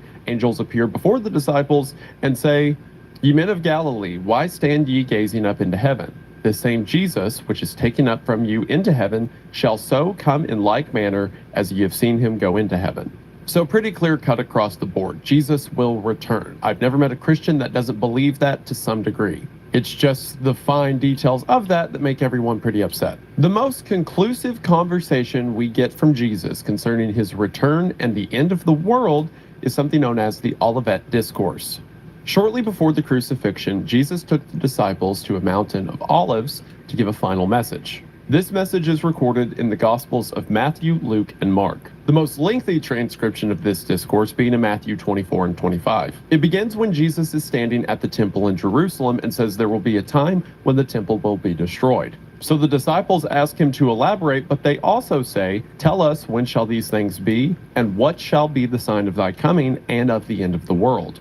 So they're asking about when the temple will be destroyed and also the end of the world. Perhaps the disciples think the only reason the temple would be destroyed is if the world came to an end. So Jesus begins to prepare them for what's to come. A lot of this is advice, like many will come forward saying that they are Christ or they know Christ, so don't be deceived by them. You will hear of wars and rumors of wars. There will be many false prophets, there will be betrayals, people will hate you. But again, some argue that Jesus is talking about the end of the world, and others talk about he's just prophesying the coming destruction of the temple in 70 AD. However, while I think some of the things he's saying is about the destruction of the temple, there are some other things he says that I think are definitely prophesying the end of the world, or at least his second coming. Like, for example, in Matthew 24:14, he says, "And this gospel of the kingdom shall be preached in all the world for a witness unto all nations, and then shall the end come." So he's saying this ending will only come when the whole world has heard the gospel, something that certainly wasn't the case in 70 AD. Then in verse 15, he says, "When ye therefore shall see the abomination of desolation spoken by Daniel the prophet stand in the holy place, whoso readeth, let him understand. Then let them which be in Judea flee into the mountains." Okay, this whole abomination of desolation and Daniel is something we'll get to in a minute. But Jesus is tying the things he's talking about now all the way back to Daniel in the Old Testament. And spoilers, Daniel wasn't just talking about the temple's destruction. He was talking about the end of the world. He goes on to describe a turmoil. He says, "Woe unto them that have children in these times." He says in verse 21, "For then shall be great tribulation, such as was not since the beginning of the world to this time, no, nor ever shall be." He even says that for the sake of the elect, or those that follow Christ, the days will be short, and that there will be a rising of false Christ and false prophets that will even lead the elect astray. He then talks specifically about his second coming and says it will be as fast as a lightning strike. He says there will be carcasses that the eagles will eat the flesh of. And then following this, and after a period of time where the sun's been darkened for days, in verse 30 it says, "And then shall appear the sign of the Son of Man in heaven, and then shall all the tribes of the earth mourn, and they shall see the Son of Man coming in the clouds of heaven with power and great glory. And he shall send his angels with a great sound of a trumpet, and they shall gather together his elect from the four winds, from one end of heaven to the other." So after this period of darkness, there is a trumpet, and then God returns. He then says, "But of that day and hour knoweth no man, no, not the angels of heaven, but my Father only." And in Mark's account of the Olivet Discourse, Jesus says that even he, the Son, doesn't know, only the Father. And then he goes on to describe how sudden his coming will be. He says it will be like the days of Noah, where people went about their life as normal and then the flood came. He says, 2 will be in the field, and 1 shall be taken and the other left. 2 women shall be grinding at the mill, the one shall be taken and the other left. He then, as a metaphor, tells the parables of the 10 virgins and the candles, and the parable of the servant with the 10 talents. Both stories to say, although we don't know the hour, be ready for when the hour comes. This is certainly Jesus' most lengthy discussion regarding the second coming and the end of the world, but it's not the only time that it's mentioned in the New Testament. See, a lot of the early church Christians had questions about Jesus' return as well, so Paul talks about that in several of his letters. When Paul is writing to the church at Thessalonica, it seems that the Christians there are concerned with his return. So in 1 Thessalonians chapter 4, Paul says, "For this we say unto you by the word of the Lord, that we which are alive and remain unto the coming of the Lord shall not prevent them which are asleep. For the Lord himself shall descend from heaven with a shout, with the voice of the archangel, and with the trump of God, and the dead in Christ shall rise first." So for one, he's saying that there will be people alive when God returns, but when God returns, he's taking everyone that died under faith. He goes on to say, "Then we which are alive and remain shall be caught up together with them in the clouds to meet the Lord in the air, and so shall we ever be with the Lord. Wherefore comfort one another with these words." So it seems that in this return of Christ, those Christians that have died are now raised up to be with God, and the living join into the heavenly ranks, skipping the whole dying thing. Thessalonica wasn't the only place Paul talked about this. In his letter to the church at Corinth, in 1 Corinthians chapter 15, he says, "Now this I say, brethren, that flesh and blood cannot inherit the kingdom of God, neither doth corruption inherit incorruption." So in other words, our imperfect bodies that grow old and die cannot be a part of the heavenly choir. We have to have a new body. "Behold, I show you a mystery. We shall not all sleep, but we shall all be changed. In a moment, in the twinkling of an eye, at the last trump, for the trumpet shall sound, and the dead shall be raised incorruptible, and we shall be changed." So again, this sounds like a clarification of what he was describing to the people at Thessalonica. We don't all have to sleep or die, but we do all have to be changed. He goes on to say, "For this corruptible must put on incorruption, and this mortal must put on immortality." Again, talking about us that are still living, becoming like those that are dead, in other words, spiritual bodies. And then says, "So when this corruptible shall have put on incorruption, and this mortal shall have put on immortality, then shall be brought to pass the saying that is written, Death is swallowed up in victory." Sounds nice, right? The people that are still around when Jesus returns don't have to die. Instead, their bodies are just made like those that have died and are in heaven or with Christ. But we see a few more of those same details come to mind, that it will be in the twinkling of an eye, or in other words, really fast. And again, we have the mention of a trumpet being a signifier for this time of Jesus' return. Now, what's interesting, it seems that even after Paul sent these letters, there were more questions based on what he said. Keep in mind, the epistles of the New Testament are one half of a conversation. We don't know what Thessalonica was saying to Paul, but we see what Paul said in response. Because after 1 Thessalonians comes the book of 2 Thessalonians. He opens chapter 2 of 2 Thessalonians by saying, "Now we beseech you, brethren, by the coming of our Lord Jesus Christ, and by our gathering together unto him, that ye be not soon shaken in mind, or be troubled, neither by spirit, nor by word, nor by letter as from us, as that the day of Christ is at hand." So it seems after Paul's first letter, the church at Thessalonica was worried. They expected Jesus to return at any second and wanted to know what they needed to do to prepare. Paul goes on to say that that day won't come until the son of perdition is revealed, who according to Paul, quote, "opposeth and exalteth himself above all that is called God, or that is worship, so that he, as God, sitteth in the temple of God, showing himself that he is God." He then says, "Remember ye not that when I was yet with you, I told you these things." So whatever this son of perdition is, Paul has talked to the church at Thessalonica about this, and is assuring them that Christ will not return until the son of perdition makes himself known. Paul says that he will establish himself as one to be worshipped above God, above all of creation. And he goes on to say that the Lord himself will destroy the son of perdition. After this, Paul encourages the Christians and says they will be kept safe through this, and tells them to comfort each other with these words. So what is Paul talking about this son of perdition, about this one who will declare himself to be worshipped over everyone else? Well, to understand what Paul's talking about, we need to go back to Daniel. Remember how in Jesus' Olivet Discourse, he says that the abomination of desolation is in regard to something Daniel said? Well, if we go to the Old Testament, we can see what he was talking about. The book of Daniel is interesting. It falls in the Old Testament. It's one of the last of the major prophets, and it is a very varied book.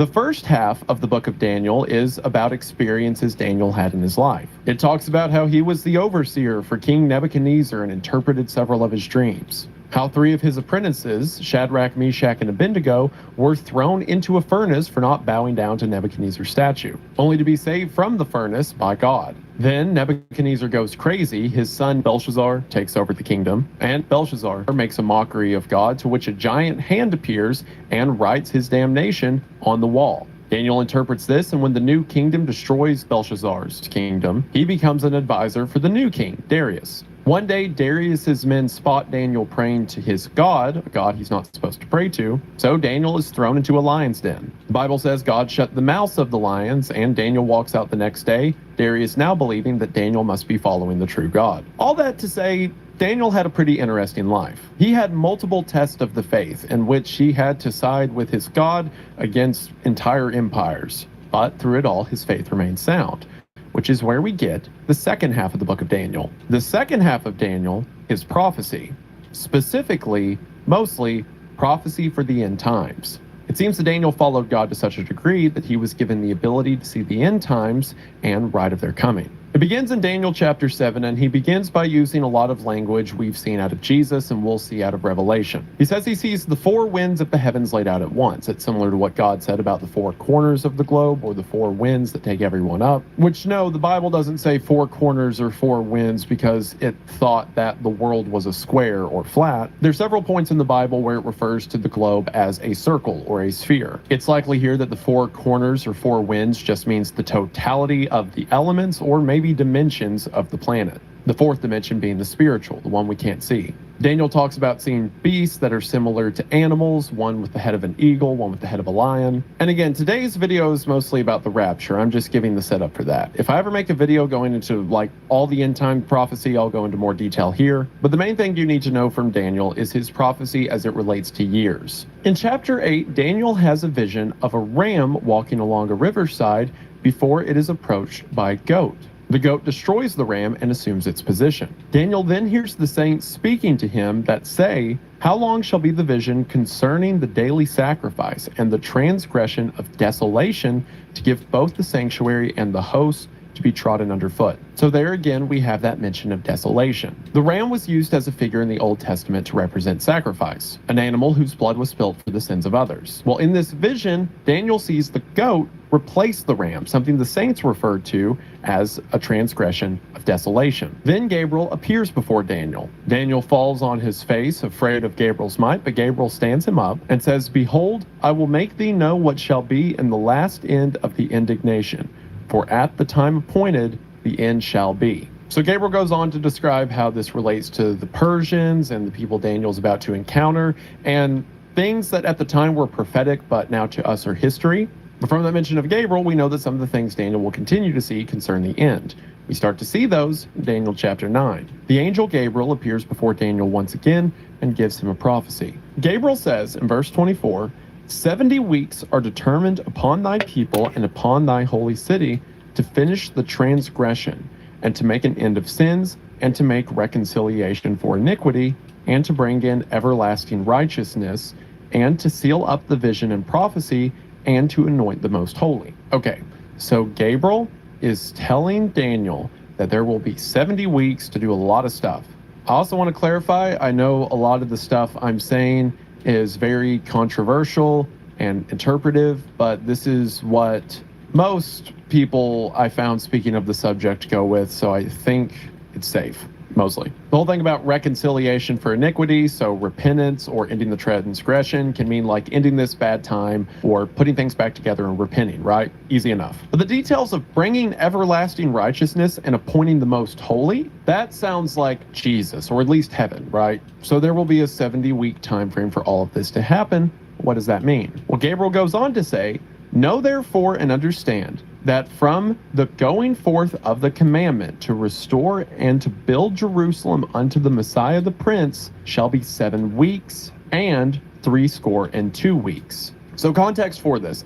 At the time Daniel was receiving this vision, Jerusalem was destroyed. Jerusalem had a lot of significance because it was the land in which God's people were established. At least in the Old Testament, back when it was just the children of Abraham that followed after God. Since Jesus, we're all God's children, but at the time, the children of Israel were the chosen people. And Jerusalem was a big deal because that's where all the kings were, and most importantly, that's where the temple was. A temple that was originally built by King Solomon, the son of David, but was destroyed when Israel was overrun. So at the time Daniel's receiving this prophecy, the temple and Jerusalem are desolate. So Gabriel here is saying, from the time the order comes to rebuild Jerusalem to the Messiah being cut off will be 62 weeks and 7 weeks. So a score is 20, 60, 2 is 62, and 62 and 7 is 69. I'm not making the joke here. And the Messiah, if you're a Christian, is of course Jesus Christ. So Gabriel is saying between the time Jerusalem is ordered to be rebuilt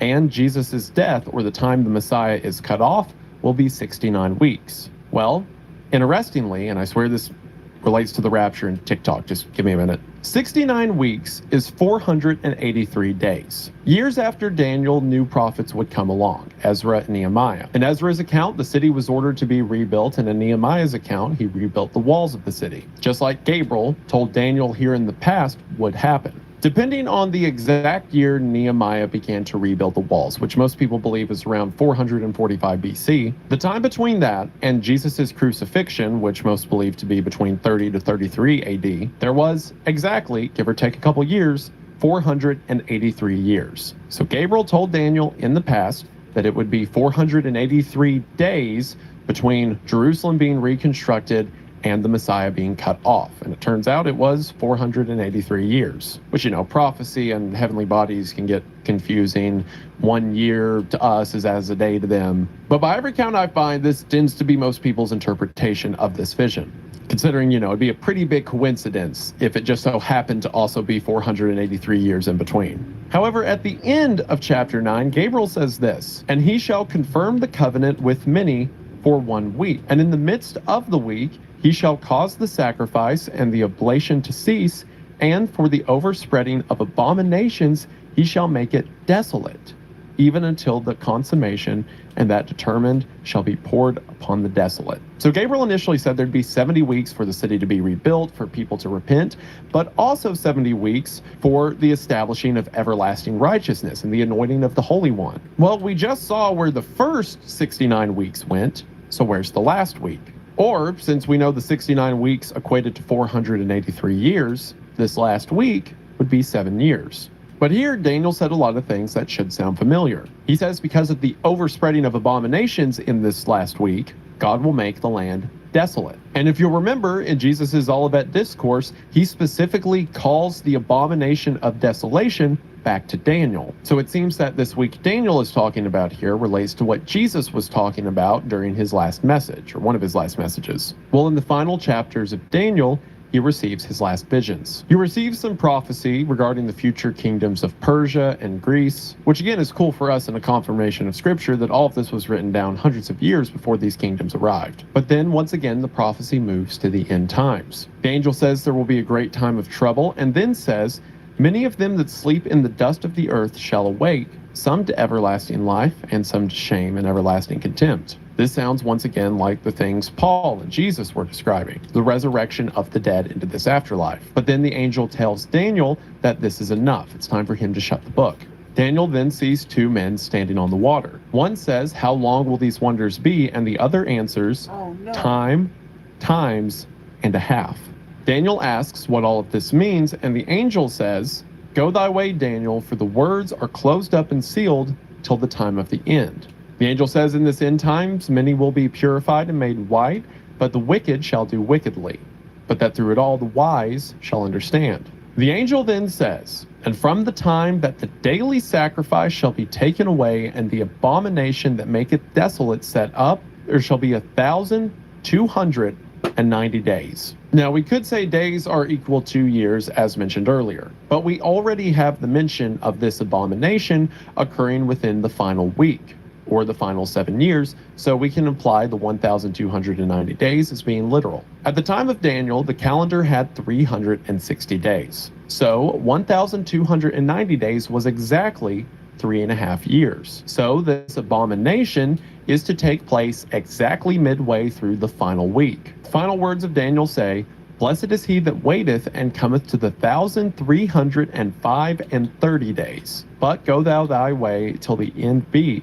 for thou shalt rest and stand in thy lot at the end of days." So, according to Daniel, there will be a final 7 days or 7 years at the end in which Christ's coming will be established. Or Christ's second coming, since the first one was the one that, we killed him over. In the 7 years that regards this second coming, midway through it, the abomination will take place. And then he says, "Blessed are they that go the 1,335 days, which is 3.5 years plus 45 days. Now, Jesus already said earlier the abomination of desolation was related to Daniel. So if we assume they're all talking about the end times, then perhaps what the angel is saying here is that the 1,290 days will be before the abomination is set up, and then the other 3.5 years plus 45 days is what comes afterwards. And blessed are they that make it to that. The angel also reiterates through these prophecies that the dead will be resurrected. As a matter of fact, in that last verse, he's talking to Daniel directly. He says, "For thou shalt rest and stand in thy lot at the end of days." When the Bible is talking about believers that are dead, it rarely refers to them as dead, instead referring to them as sleeping. Because eventually, at the end of everything, they're resurrected. They're awoken in their new spiritual form, in an incorruptible body. Daniel was from the BC era. Obviously, he didn't live long enough to see Christ coming, let alone his second coming. But the angel here is telling him that he will sleep or rest for a while and then be there at these times prophesied.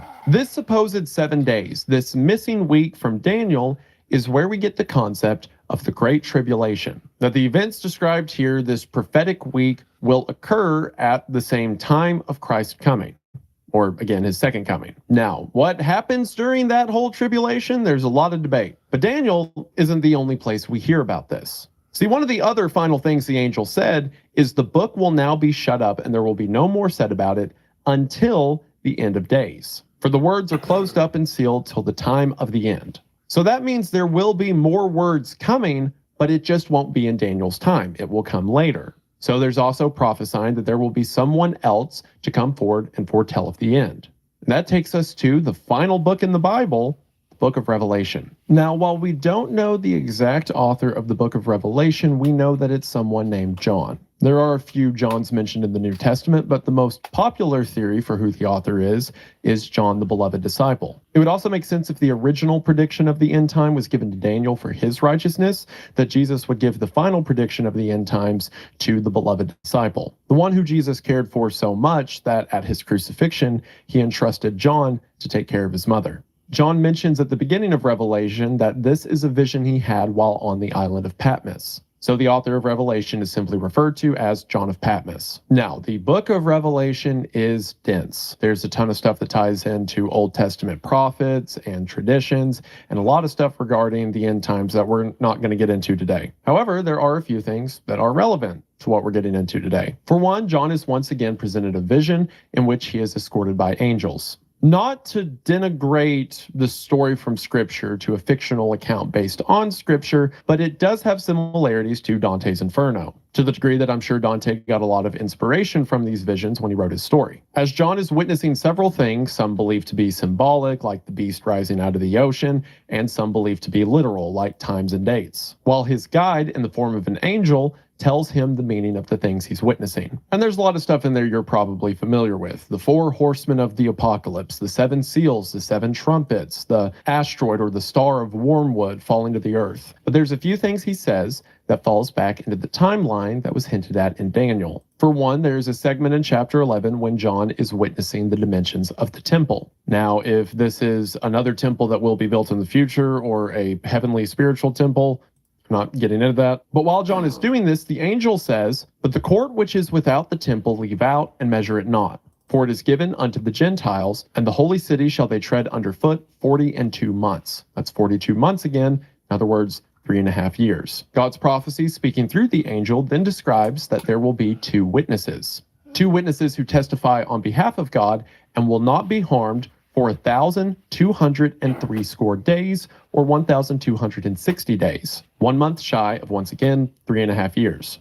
However, after 1,260 days, they will be killed by the beast. The beast acting on behalf of Satan that rises out of the earth. If you take that beast as literal or symbol for some evil figure, up to you. It says the beast will kill the two witnesses and they will lie dead in the streets of the city in which Jesus was killed, or it says also our Lord was crucified, which is Jerusalem, where Jesus was crucified. But it says after 3.5 days they will be resurrected and ascend to heaven. And this will lead to a large earthquake that destroys a part of the city. Later on, John has a vision of a beast rising out of the ocean. The beast is described as having 7 heads and 10 horns, and on each of the horns are crowns.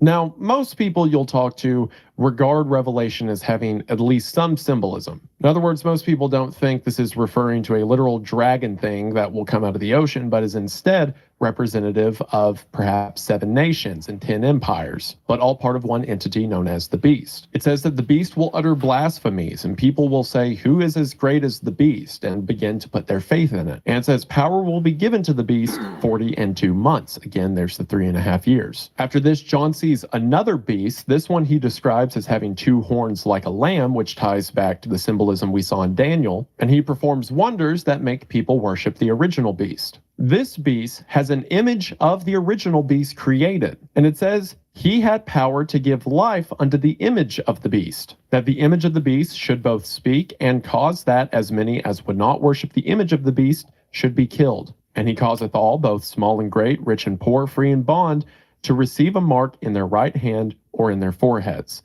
and that no man might buy or sell, save he that had the mark or the name of the beast, or the number of his name. Here is wisdom, let him that hath understanding count the number of the beast, for it is the number of a man, and his number is 666. This is where we get the idea of the mark of the beast, something put in the forehead and the hand, and the number of it is 666. This is also where 666 gets its satanic connotation. Tying all of our strings together, this seems to be the abomination of desolation. An image or an abomination that is put inside of the temple or the tabernacle that causes people to worship it.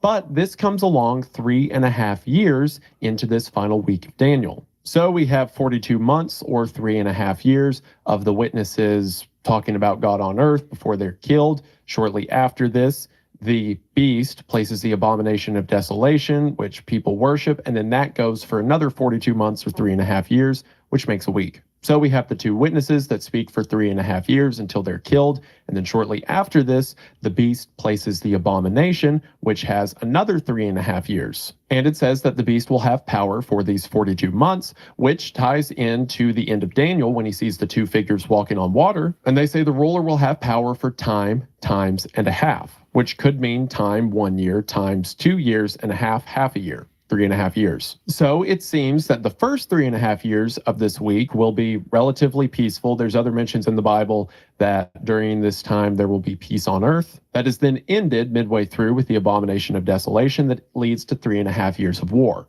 This is backed up at the same time by the visions John is having of what the different trumpets mean, what the different seals mean. And after the 3.5 year point, things get really bad. People start dying a lot. This also ties into what Jesus told the disciples when he said things will get really bad, talking about, the natural disasters and people being taken away. After you see the abomination of desolation spoken by Daniel the prophet stand in the holy place. John's vision continues from here. There's a great war known as Armageddon, and then there is 1,000-year or millennial reign where Christ rules on earth before everyone is judged, their souls sent to their final resting place, and God creates a new heaven and a new earth. So near the end of John's vision in chapter 22, after John has seen all these things, he's a little overwhelmed, and he's standing next to the angel that's shown him this, and he falls down on his face and begins to worship the angel. And the angel says to John, "See thou do it not, for I am thy fellow servant, and of thy brethren the prophets, and of them which keep the sayings of the book. Worship God. And he saith unto me, Seal not the sayings of the prophecy of this book, for the time is at hand." For one, that's a very cool notion, that angels, these great beings beyond ourselves, see us as brethren, people serving God just in different places.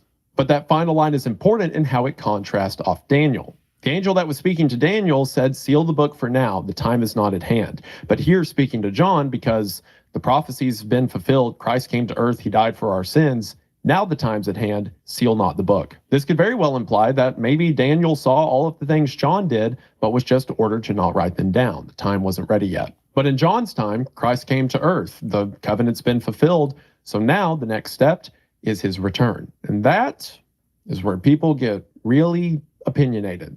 So everything I said, for the most part, was looking at it from a more literalist interpretation of saying, yeah, this is what John said, so it's this far in the future. Daniel said a week. This is what the week could look like. Because for the sake of what we're talking about today, that's what people take away from it. The week-long tribulation period, or the 7 years, and the 3.5 years of good, and the 3.5 years of bad, and the beast, which is also referred to commonly as the Antichrist. Which, side note, the beast is never called the Antichrist in Revelation. Antichrist is a word that John, maybe the same John, but John the Beloved uses in his letters in 1 John to describe people that oppose Christ. So there's a bunch of Antichrist, but the Antichrist, a lot of people refer to, is the beast of Revelation. This is where things like the Great Tribulation come from, which Jesus called it when he said has never been so great a tribulation. And in Revelation, it describes this time period as a Great Tribulation. So I said earlier that pretty much every Christian believes God's coming back at some point. Jesus said he would, and there's a bunch of stuff in the New Testament reaffirming that he's coming again. And that is the only part of it that we can agree on.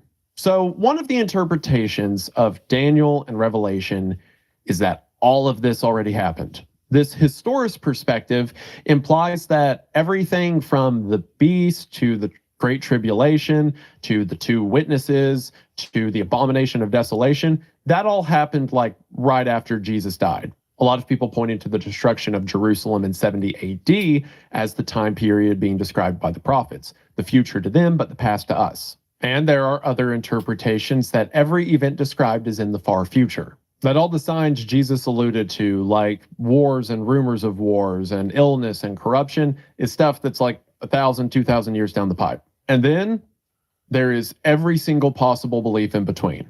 I have grown up in church and been around Christians my entire life, and I don't think I've ever met two people who have the exact same opinion on what all this means. There are common ideas, sure, but there are so many variations within them. There are mentions in the Bible that this would occur after God's people were reunited. And again, his chosen people from the Old Testament was the Jews. So a lot of people will point to Israel being reformed in 1948 as a sign of the coming return of Christ. Some people will look at the mention of the two witnesses that are dead for 3.5 days when it mentions that the world will take joy in the fact that they're dead. And previous generations just consider that metaphorical, right? How would someone on the other end of the planet know if someone died in Jerusalem? But now with advancements in technology, it's easy to see how we could know if someone died on the other side of the planet. People look at the description of the abomination, that it is an image that is given life and causes people to worship it, and it gives wisdom. In times past, people have considered that to be a spirit. Maybe something possesses it, but now with technology, it's easy to imagine someone could create an image that was wise and could speak. But as you've probably figured out, this is all just a theory. A game theory, every time I say the word. There are people who view everything in Revelation as metaphorical, that the mentions of the temple or the two witnesses are just figurative for like two religious movements or like a body of governments that make up a temple of sorts. And the abomination or the image is like a flag or a country. I have met few people that think everything in Revelation is literal, like the description of the beast with the 10 horns, or there's one point where it's describing scorpions coming out of the pit that have like the faces of people and like lion's manes and scorpion tails they stab people with. I don't think I've met someone who thinks that's literal.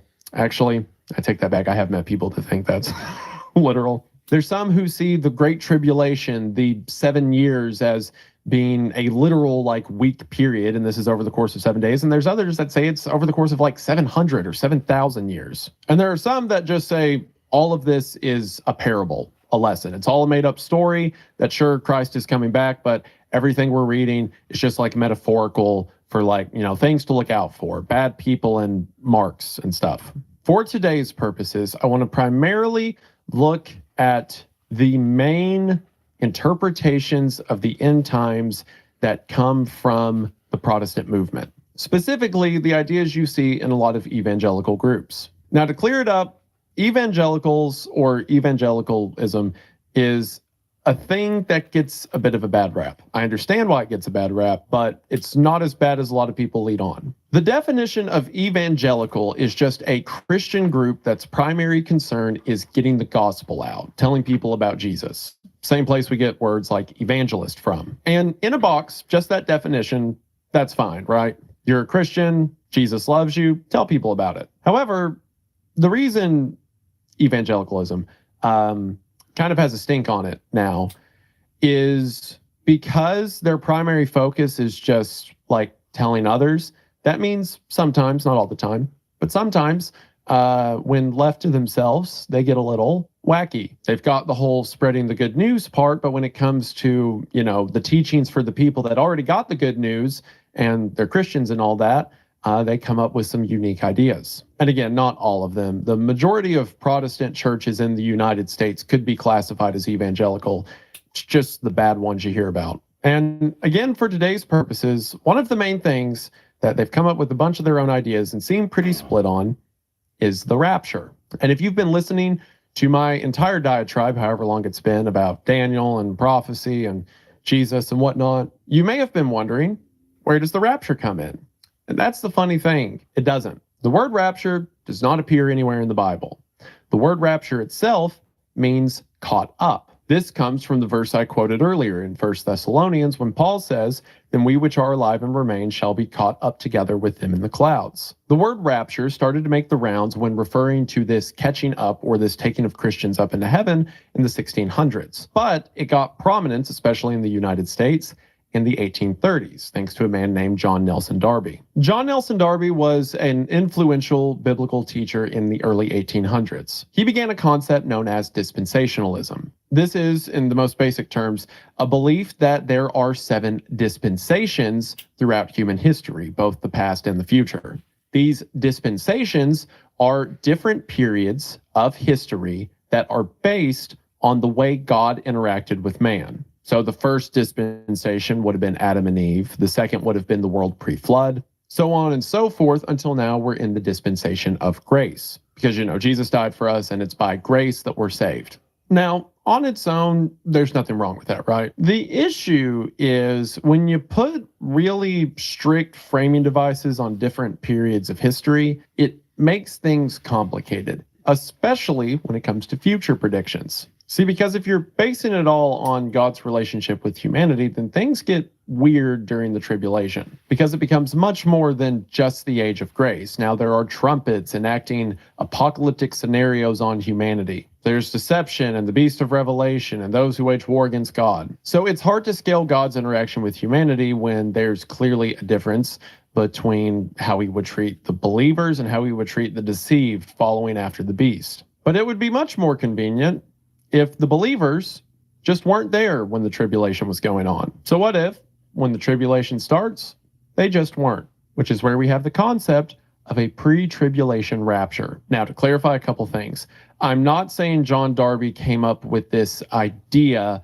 just because it fit his chart better. I think he already believed this, and that's where the framing of his chart came from. And also, yes, because people get real fired up about this, I'm not saying that Darby was the first person to ever say the rapture would happen before the tribulation. There's some evidence of old church leaders suggesting that maybe the church won't be there for the end times of the events of Revelation. There's kind of some vague circumstantial evidence of it in the New Testament, since Paul is speaking to people who, it seems, think Jesus is going to come back for them at any moment, and there won't be like signs or tribulation beforehand. They'll just be taken back with him. And there's a couple of writings pre-Darby that allude to the idea of this rapture taking place before the tribulation. But what I am saying is Darby is certainly the one who popularized it, because this was not taught in any mainstream churches until this guy came along. The pre-tribulation idea is that before this final week, this 7 years, 3.5 good, 3.5 bad,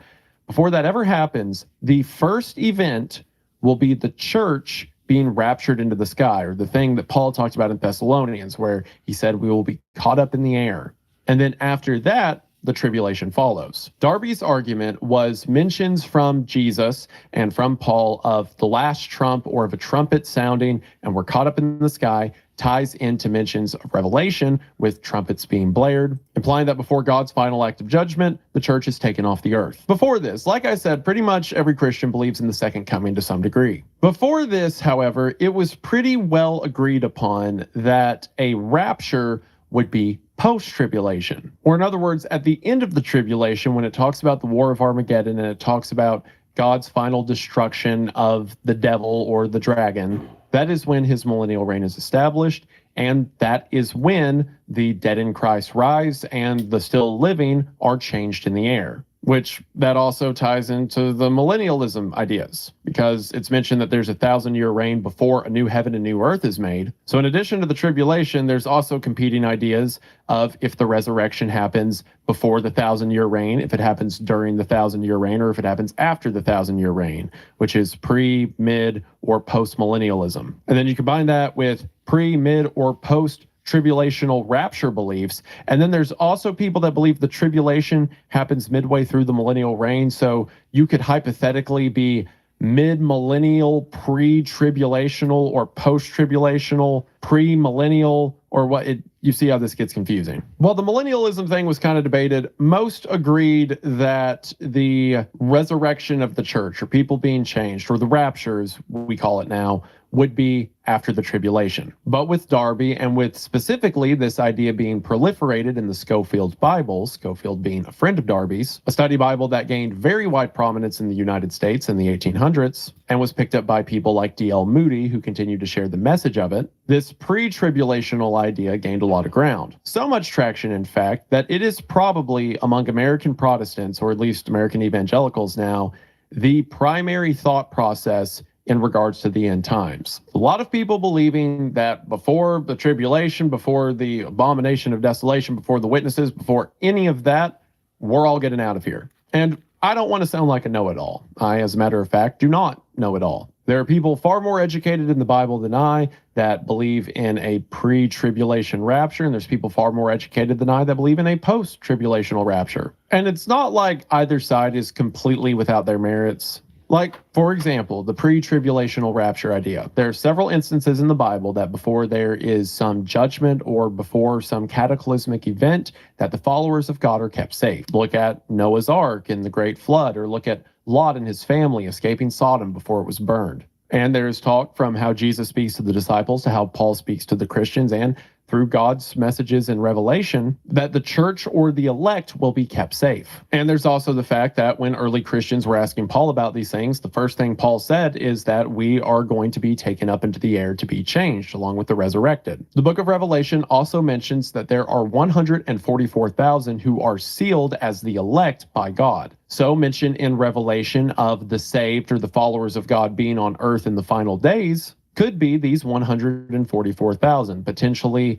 the last evangelists who are leading people to God before the world ends. And there's a couple of mentions in the New Testament of us going up to heaven with a trumpet shout. And one of the first things that John witnesses in his vision is Gabriel blowing a trumpet. So perhaps that is the call of all the Christians to heaven before the world comes to its last days. There's some wording that is problematic for a pre-tribulational rapture mindset. For one, as mentioned, it talks about in the final days there being Christians or the elect on earth. Sure, it says they'll be safe and preserved, but that doesn't necessarily mean they go to heaven early. As a matter of fact, if anything, Daniel says, blessed are they that endure to the end of the days. After he says 1,335 days, so 3.5 years plus 45 days. Perhaps the 45 days at the end are the days of God establishing the millennial kingdom or something. So if you're blessed for sticking around that long, then that certainly means you were here during it. Plus, it also talks about how the Christians won't be deceived by the beast and his treachery on the earth. Again, that could be the 144,000 left behind,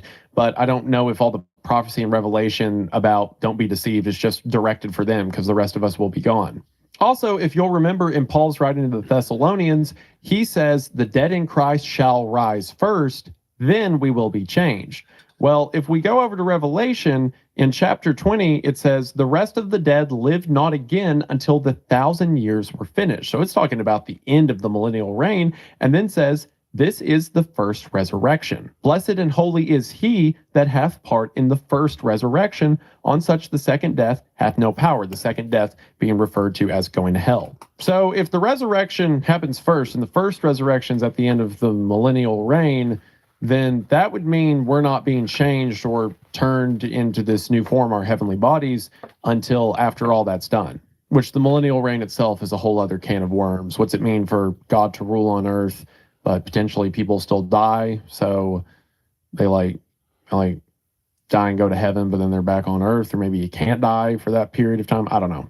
And also, just trying to be logical here, if there's a lot of directive given for Revelation, like there will be people who are led astray by, the beast or the Antichrist or whatever, and there's a lot of talk about, don't be deceived by it, stick to God during the tribulation and whatnot, which again, if it's only the 144,000 left here, you would think they would know that. But regardless, if the first thing that happens in all of this is every Christian goes to heaven and all of the dead Christians are resurrected, and some mentions the graves burst open. If that's the first move, do you think there are going to be that many people who don't believe in God? Like, yeah, it says the beast will cause deceptions and they'll perform miracles and that will make people turn towards them. But there's someone watching this video who isn't a Christian, thinks all of this is malarkey, right? Okay. However much, I'm talking to you now, however much you think God isn't real, if tomorrow every Christian you ever met either died or vanished and every Christian grave in the world busted open, do you think you would start to ask some questions? I feel like a lot of the instructions given in Daniel and Revelation are mute if everyone's just gone. But obviously, the pre-tribulation rapture mindset is appealing. I mean, a lot of bad stuff happens in the tribulation. There's a lot of wars and earthquakes and water turned to blood. I don't want to stick around for that, so it's nice to think I just get to go to heaven and avoid that, and you dirty peasants have to deal with it. So the idea began to catch on and it began to evolve a bit. Clearly in the Bible, there's a separation from the soul from the physical body, right? Our physical bodies deteriorate, they die, they decay, but there is a soul that is given a heavenly body in the hereafter. Well, for most of church history, when Paul says that we'll be transformed, most people took that to mean that, our souls will leave our bodies and we won't have to die, we'll just skip to the heavenly body. Well, then an idea kind of started to form that maybe we, don't lose our bodies. Maybe our whole body goes up into the sky and then that just gets turned into a heavenly one. See, previously, when everyone thought we'd endured the tribulation and just await Christ's return, when Christ comes back, we're simply transformed then. We meet him in the air, we're changed, and now we're on earth. Or the new heaven and new earth, depending where you set on the whole millennial thing. But with the pre-tribulational rapture mindset, it's either, okay, we all drop dead at once and our souls go to heaven, or in the air with Jesus and we're in waiting room heaven, whatever, for the tribulation to be over. Because also keep in mind, at the end of all this, at the end of the millennial reign is the final judgment seat where souls are deemed to spend eternity in heaven and hell based on their belief in Christ. So if you were to be raptured, that would mean you go up then and then you come back down and you go through the judgment room, like the courtroom, but it's already decided that you're going to heaven because you've already been to heaven. So you just go back up. So either we all drop dead, or we all float up into the sky, or we all just teleport. Which once again, I feel like if that were to happen, you wouldn't need two witnesses to tell the world that God is real. I think everyone else would figure that out. And also, I said I wouldn't be opinionated, but I'm getting a little opinionated. If a pre-tribulational rapture happens, that means Jesus returns to earth 3 times, right? Because he came to earth the first time when he died on the cross. And if we meet him in the air, if he returns to earth for us to be raptured, as Paul said, that means he comes back to earth, gets everyone, he goes back to heaven, 7 years later comes back to earth again for the millennial reign, and then after 1,000 years takes all of us out of heaven and then puts us through the judgment seat, and then he makes a new heaven and new earth. Versus the resurrection and all that happening at the same time at the end of everything, which would mean Jesus returns to earth and then we're all set before the judgment seat, and that's it.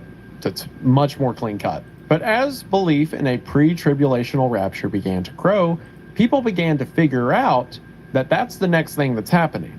I mean, last word we got was Jesus, and then he's coming back. And the first thing that will happen is we're all suddenly in heaven. So that's the thing to be looking out for, and people started to look out a lot. I already mentioned a couple things, like Israel being reformed as a nation. They got a lot of people's attention. But nearly every major political event will somehow get tied into a pre-tribulational mindset. Russia makes some deal with the UN. Oh, there's wars and rumors of wars. South America has a shortage in crops. Oh, there's the famines. People will say stuff like, oh, well, the Lord's closer to his return now than he ever was, which, yeah, duh, that's how time works. But all of this, too, is assuming that we are right about all of the things of prophecy in the Bible that are literal and figurative. This is assuming we're right about all the literal steps of like the temple being built and God's people being reunited, but we're also right about all the figurative stuff about the 483 years and the 77 weeks. And if you are looking for a very literal interpretation of scripture that tells you when the second coming will be, then there's still a bunch of stuff we're missing. Like, for one, Jesus said that as soon as the whole world knows, that's when he would return. And even by the most generous estimates, we are a far ways away from that happening, even if you have 2 witnesses that testify everywhere for 3.5 years. And also, you've got things like the abomination of desolation. Well, you have to have a figure like the Antichrist or the beast come forward first, who also, according to his depiction, all the world powers give their power into. Can you even imagine a scenario where every world government would give their power to one person right now? And that guy has to have an image of himself that he places in the temple, a temple which, by the way, does not exist. If you're going off a literal interpretation of the tabernacle or the holy being defiled by the abomination, then that would mean the third temple has to exist. And the third temple, you've got things like the abomination. What I'm trying to say, regardless of how you look at it, it's complicated. Everyone has their own reasons for believing what they believe. But regardless of what anyone tells you, no one knows for sure. They can just make a good guess. There's got to be a cow, and the cow has to be really red, and it can't not be red. And to be honest with you, this might be the most controversial thing I say in the video. None of this matters. I know I've spent all this time talking about it and going into detail about it, but none of this matters. Throughout the Bible, when God wants us to know something, he tells us. When God doesn't want us to know something, he doesn't tell us. When God wants us to know that he has a plan, and we don't need to know exactly what that plan is yet, he does just that. God is not a trickster. He made Adam and Eve to walk and talk with him in the garden. And according to Christian doctrine, he loves us so much that he gave us the life of his son. Everything we need to know, we know. And I think one thing we definitely don't need to know is when all of this ends. Think about how people act when they know there won't be consequences for not returning the shopping cart at Walmart. And imagine how they'd be if they knew the exact date the world was going to be over. I mean, we're bad enough with being stewards of the earth as is. Imagine if we knew the end date. Don't get me wrong. I think all of the stuff I've talked about today is wildly fascinating. I think it's cool to learn about the Bible. I think it's cool to break down the years and the tribulation and the possible meanings of prophecy. That's all great, but regardless if the rapture happens tomorrow or 10,000 years from now, our directive is the same. God said, I love you. I want you to come home to me. Tell others. In 2 Peter, when speaking of the end times, Peter says, the Lord is not slack concerning his promise, as some men count slackness, but is long-suffering to usward, not willing that any should perish, but that all should come to repentance. God hasn't forgotten about us. There is a plan and we're a part of it. And if the rapture, the tribulation, or the end times doesn't come tomorrow, that's good, because that's more of an opportunity to help others. As Peter said, the Lord is willing that none should perish, that everyone should return to him. One of my biggest issues with the pre-tribulation mindset is the kind of language I hear mentioned in it, because ultimately it just promotes a lazy Christianity. oh, I'm going to be gone in the next week? Well, looks like I don't have to try anymore. There's also always an air of bitterness. It's almost like, haha, I'll show you who didn't think I was right about everything I said. You'll see when I'm floating up into the sky and you're on earth on fire, which is kind of the opposite of the Christian mindset. I mean, as Peter's saying here, if we hear the rapture isn't coming, we should think to ourselves, good, that means I can take more with me. I mean, one of the first things Jesus said in the Olivet Discourse was, as soon as the world knows, then I will return. I mean, maybe that's what Jesus said when he said, no man knows the day or the hour. And in Mark's account, he says, not even the Son, referring to himself, knows the hour. Maybe it's because it's up to us. Maybe Jesus' set time to return will be when we, with our free will, decide to tell the whole earth. And then once that's happened, once we've done our part, then he'll return. So maybe if you really did want Jesus to come back soon, you could learn a new language or be friendly to your neighbor and tell more people the good news instead of what you've been doing, which is making hateful videos on TikTok. Which means we can now finally get to the thing this video was supposed to be about. Rapture talk. Now, as soon as the idea of a pre-tribulation rapture began to catch on, people began to do something called date setting. Or in other words, using verses taken out of context, or political turns or signs of the times to set a date for when Jesus would return. Because remember, to them, the first thing that will happen is the rapture of the church. And this whole date setting trend isn't new. In 1844, a Baptist preacher named William Miller said definitively that God would return on October 22nd, 1844. He came to this conclusion using several weird calculations involving the days mentioned in Daniel we talked about earlier, and ultimately, spoilers, that didn't happen. His followers, known as Millerites, had sold their possessions, abandoned their farms, and wore white robes to stand on a mountaintop with him. This event was fittingly known as the Great Disappointment. These Millerites would go on to begin the Seventh-day Adventist Church. Similarly, the founder of what became the Jehovah's Witnesses, Charles Taze Russell, had his own rapture predictions. He predicted the end of the world in 1874, then that didn't happen, 1914, then that didn't happen, 1918, and then finally 1925. A former NASA engineer published a famous book called 88 Reasons Why the Rapture Will Be in 1988, in which he used a bunch of calculations to say the rapture would be in 1988. Around the same time, an author named Hal Lindsey wrote a book called The Late Great Planet Earth,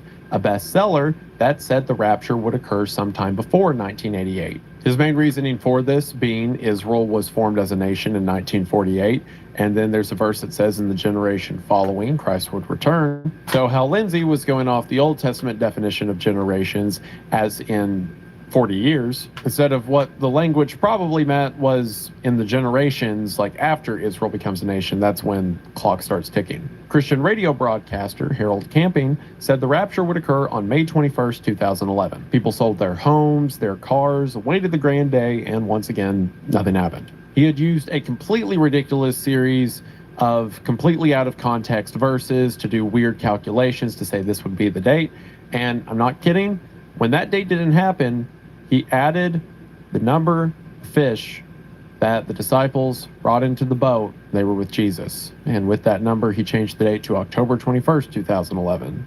And you'll never guess what happened.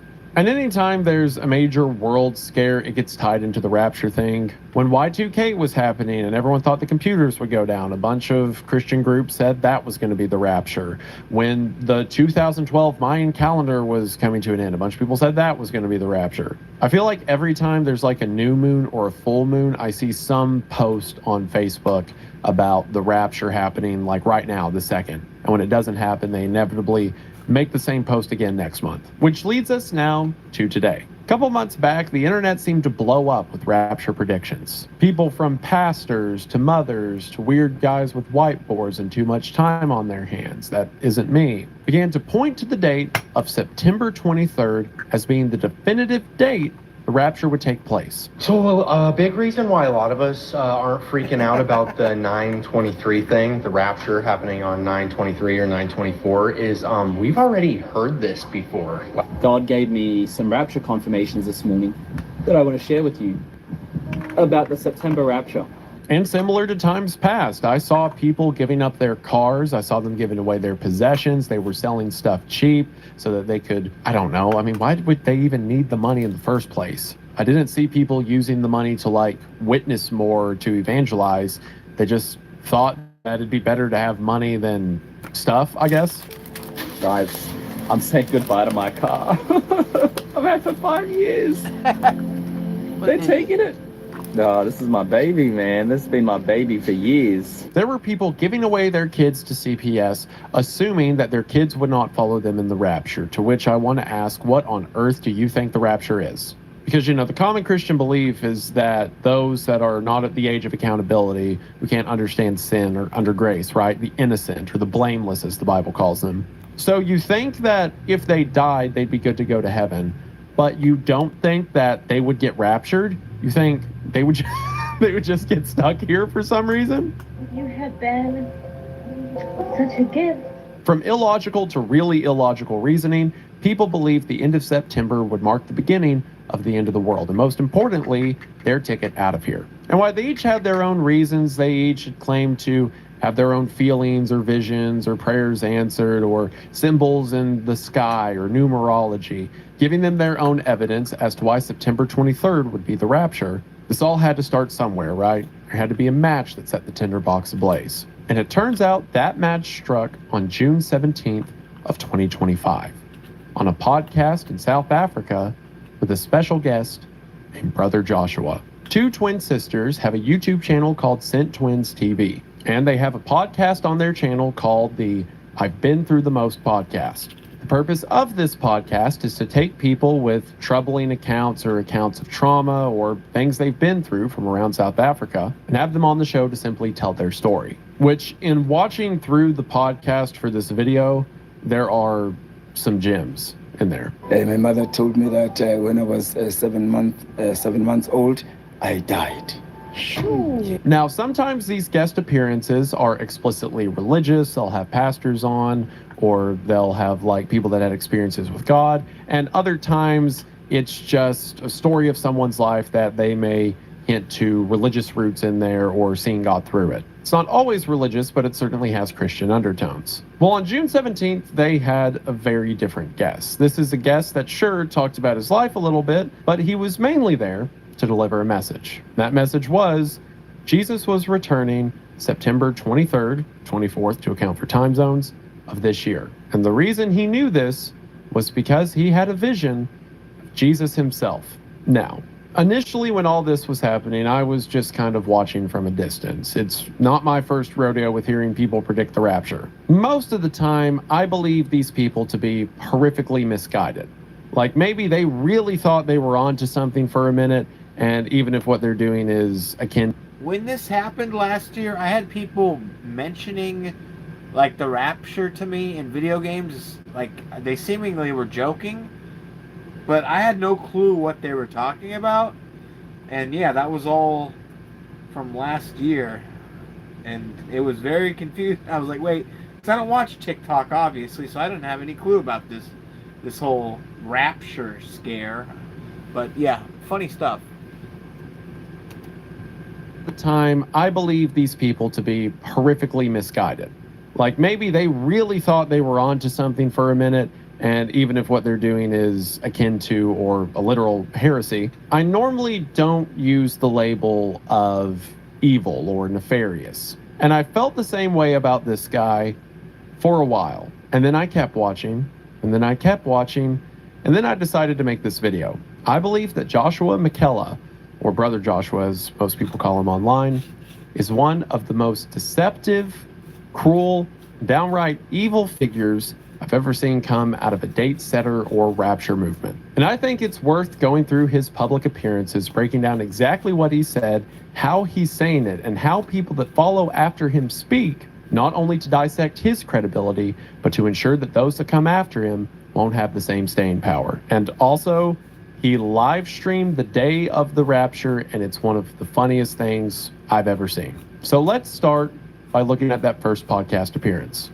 So at the beginning of the podcast, Joshua clarifies that he's not a religious figure. He's a Christian, he's a believer in God, but he's not a deacon or a pastor or doesn't have any title. But regardless, he is here to let us know that the rapture is about to happen.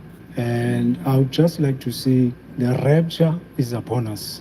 The rapture is so upon us. It's that so upon us. If you are not ready for it, it is ready for you. So Joshua is saying that the rapture is about to happen. That's what he opens the conversation with. Now, like I said, if you spend any amount of time around Christian communities online, you've seen rapture predictions come and go. So what is it that makes his prediction? Before he gets into that, he wants to tell us a little bit about himself, which is where the first red flags start to pop up.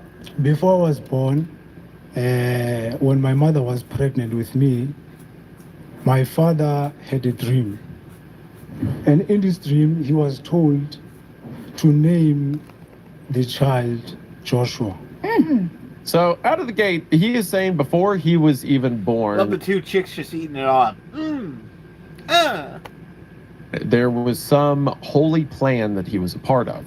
He continues and says that not only was his dad told by God to name him Joshua, but at the time his parents didn't even know if he was going to be a boy or a girl. So it was also a prophecy of what his gender would be.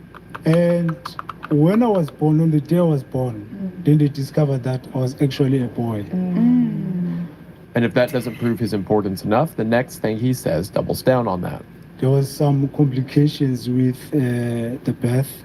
And the doctor said to my parents that if I'm born, it's either I'll come out dead or I'll come out injured.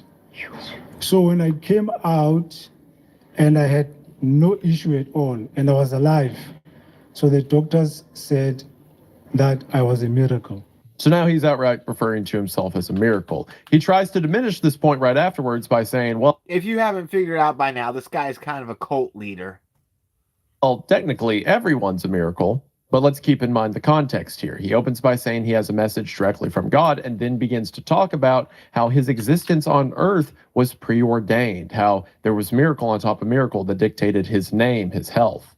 And in isolation, this kind of thing's fine. Most people have stories about, oh, well, when my son was born, the doctors didn't think he'd make it, but he did. Or they'll have stories about, yeah, when I was a kid, I nearly died, blah, blah, blah. All that is fine because normally those people aren't about to tell you that they're a messenger from God who is going to tell you something that is very antithetical to everything else God has said.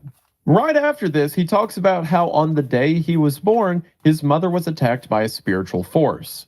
So something, a force, a spiritual force came and strangled her. So as she was fighting off this force, fighting off this spirit, she was about to turn her body to fight this thing off her. Yeah. But then now she forgot that I was on her stomach. Yeah. Oh. So if she turns, then I will fall to the floor. Oh, maybe injure myself or probably die. But then God reminded her in that moment that there's a baby on her stomach. Joshua. So she held on to me. The moment she held on to me, the spirit disappeared. So for one, he's establishing that he comes from a very strong, very literal interpretation of spirits and religion. That his mother felt a physical spirit come over her the day he was born. But that by his mother clutching him, this caused the evil spirit to go away. Not only establishing that his existence and his name was something holy, but his very presence had the power to ward away evil spirits. Of course, he prefaces all of this by saying he's not special while telling us multiple stories about how special he is. After this, he says when he was a young child, he was kidnapped for a month, but was miraculously saved. He follows this up by saying when he was a teenager, he was depressed and tried to take his own life, but God miraculously stopped the suicide attempt, although he doesn't say explicitly what the attempt was or how God allegedly stopped it. While not outright saying it, he is certainly implying that he was meant to continue for a purpose, that God had a plan for him. He uses all of these points to say that he believes there has been a spirit of death following him throughout his entire life. Some evil presence he equates to the power of Satan has been trying to take him out of the picture. And then he says this. I'm here today to shame death. Ooh. Now, once again, out of context, that sentence could be okay. Kind of in the sense where someone who came out of a depressive episode may say, I'm here today because I whooped depression, or I'm here today to, show my previous self who's boss or whatever. But to say I am here today to shame death in the same conversation where you're talking about all these things that make you special, and most importantly, that God has told you explicitly when this rapture is to take place, again, kind of concerning. Don't worry, it gets worse. Everybody will die. Or maybe the world says it, that everybody will die. But according to the Bible, there is a group of people.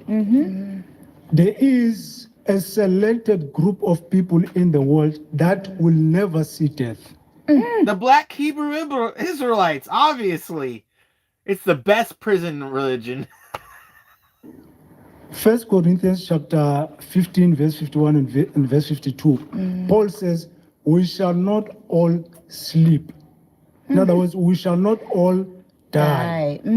But in a moment, in the blink of an eye, Twinkling of an eye. we shall all be changed. One of the reasons I wanted to go through the accounts of the end times, as mentioned in the Bible, is so you could see the context for what gets talked about now. This verse Joshua is quoting. He literally set up 56 minutes of the Bible so that he could talk about this guy for 4 hours in 50 minutes, which I can't do this whole video tonight. I'm going to have to end soon, but about probably another 20 minutes or so.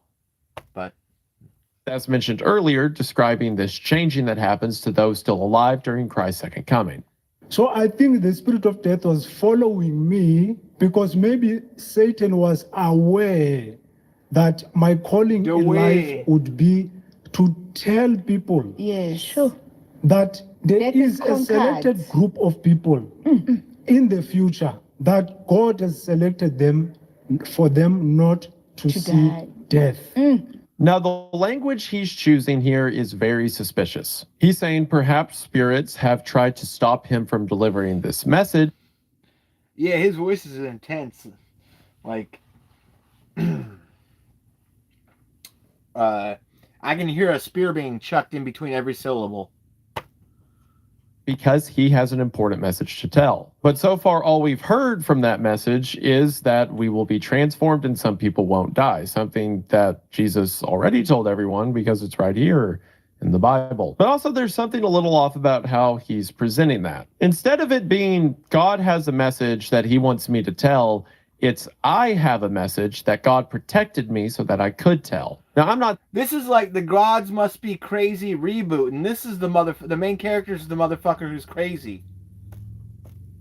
saying God doesn't have plans for people or he doesn't have a will for us that he wants us to fall into. But between his descriptions, and this will be proven more later, of how he was anointed from birth almost to deliver some super secret important message, to him it seems what he has to say carries less weight than who's saying it. Before he continues to get into his message, he takes a break to quote another piece of scripture. In the book of Amos, chapter 3, verse 7, the Bible says, the Lord does nothing without revealing his plan to his servant, the prophet. I'm not a prophet. But I'm better than a prophet. Okay, so let's take a look at that verse he Let quoted. me just say that I interrupted. I'm not a prophet. I'm better. To his servant, the prophet. I'm not a prophet. But I am the servant of the Lord. Okay, so let's take a look at that verse he quoted. In Amos chapter 3, Amos is speaking to the followers of God and saying that they keep messing up. He's talking about how they don't repent, how they will be punished because they should know better. The verses around that verse he quoted, along with the Amos and Andy fucking up. verse itself say, shall a trumpet be blown in the city, and the people not be afraid? Shall there be evil in a city, and the Lord hath not done it? Surely the Lord God will do nothing, but he revealeth his secret unto his servants, the prophets. The lion hath roared, who will not fear?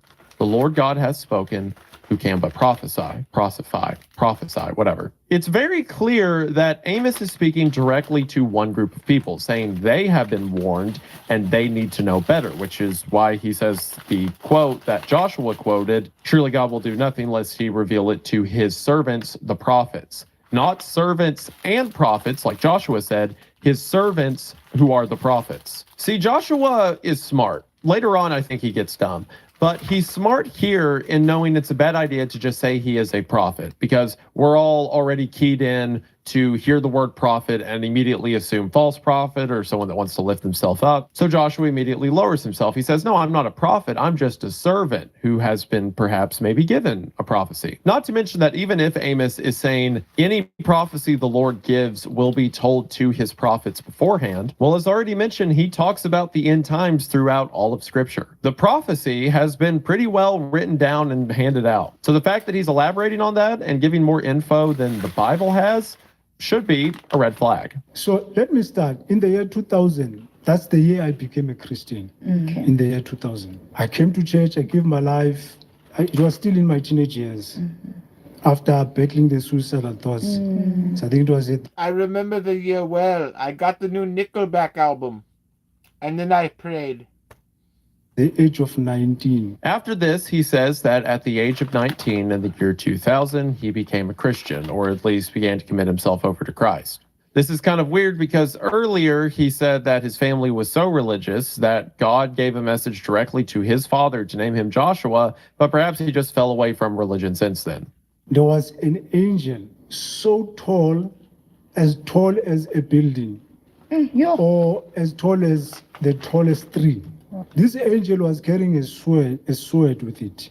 Well, he describes one instance shortly after he was saved where he saw a giant angel with a sword looking for demons to destroy. It seems that Joshua is portraying a view of himself that is very tapped into the spiritual world. Also, throughout all the clips you hear, you're going to see this a lot. The Sent twins, the two people that run the podcast, are just eating up everything he's saying. It would then cut it down with this sword. Yes, it was protecting us.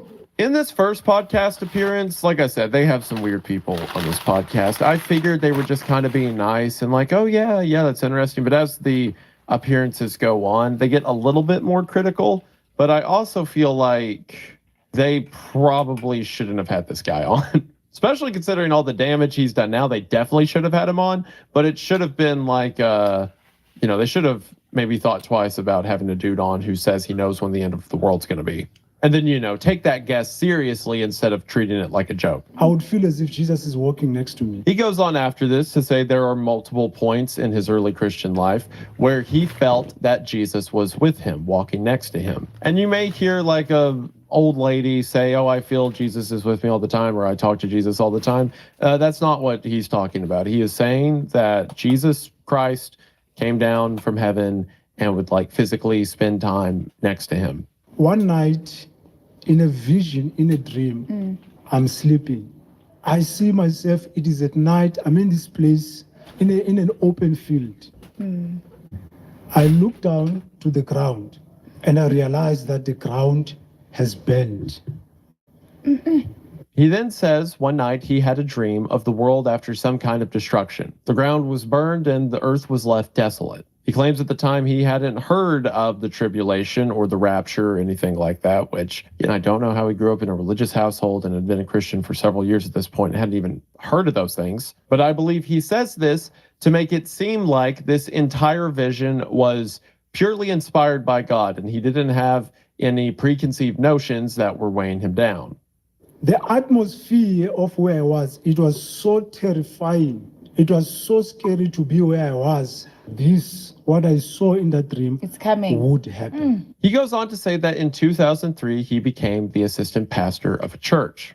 But in 2010, he resigned from this position because he needed time to himself. And I'm not trying to talk down on people who step away from religious teaching or leadership positions because they need time. Totally get that. I am, however, talking down on people who step away from religious positions because they need time and also claim that Jesus walks with them daily and they have visions and their existence and name was ordained by God. And once again, most importantly, is now telling the world of when it's about to end.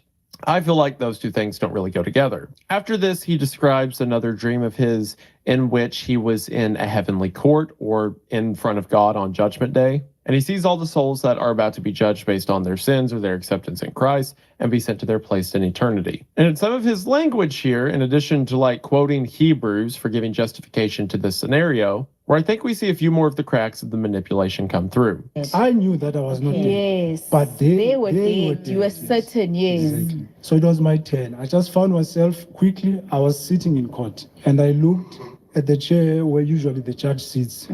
There was God. But he was so huge in the seat where he was, and he was translucent. I could not make out the details. But I could see like that this is God. And on my left, there was Jesus. He was there like my lawyer or my advocate. Advocate, yeah. Now, this is imagery that is appealing to a lot of Christians. The main idea with the death of Christ is he had to be the one to make the payment for our sins. We couldn't do it on our own. So this scenario of a courtroom or Jesus advocating on our behalf is one that gets used a lot in Christian circles. A metaphor for the blood of Christ being our salvation or our advocate. But don't get it twisted. Joshua isn't describing this as if it is a dream he had that was just like a parable or his mind putting together a picture of God. He is saying that he had a vision, and that will get more apparent as we go on. Or in other words, he was in heaven witnessing this as it took place. And yes, the Bible talks about the great white throne of judgment, but it's not like it's going to be an actual courtroom proceeding. And also the devil was there as the prosecution. For one, the devil doesn't get to go back into heaven. He got cast out. He's not going to be there at judgment. He's not that special. But also, like, why would he need to be the prosecution? The whole point of Jesus is that everyone's a sinner, and it's like you get cleansed. You don't need the devil there to explain why you're bad. Does the devil work for the state? Is it like, or I guess he would work for what's the hell equivalent of the state? Big hell? Big state? Is the devil contracted out, or does he like work in the courthouse and just pick up cases as they come? Maybe he works pro bono. The enemy Satan, he was ready to accuse me, or he was accusing me before God. But then Jesus stepped forward. Hey. When he stepped forward, immediately right there and then, I was acquitted. He then says after his acquittal, he goes on to heaven, and there he sees Jesus, who tells him he needs to get more souls saved. So now, believing he has spoken to Jesus Christ himself, he decides to start his own church. At least at first he describes it as a church. He then says it was out of his house and it was to like pray for people. But then after a month of doing that, he quits again, which I know God has a habit in the Bible of picking people who don't feel they're worthy or, don't seem up to the task of speaking on his behalf. That's normally because there's no one else to do it, or he has a purpose for why that specific person needs to do it. I really don't think the guy, if I even believe there was a date for the rapture that would be given to a dude, I don't think the dude it would be given to would be one that keeps trying to not do anything God tells him to. One day, I decided to tell the congregation I quit. So I went out. So I told them inside the house. So I went outside. Old woman is here. I'm praying for her. Next to her, now I'm not sleeping. This is not a dream. Jesus appears. He then says the day that he quit this church, an old woman asked him to pray for her. And as he was praying, he saw another vision of Jesus. This time, Jesus was dressed as a king and was smiling at Joshua. Joshua took this to mean that he made the right decision by shutting down the church because Jesus had some greater plan for him. You probably have a lot of questions and complaints about this so far. We'll get to it at the end. And then there he tells me, you must not open a church.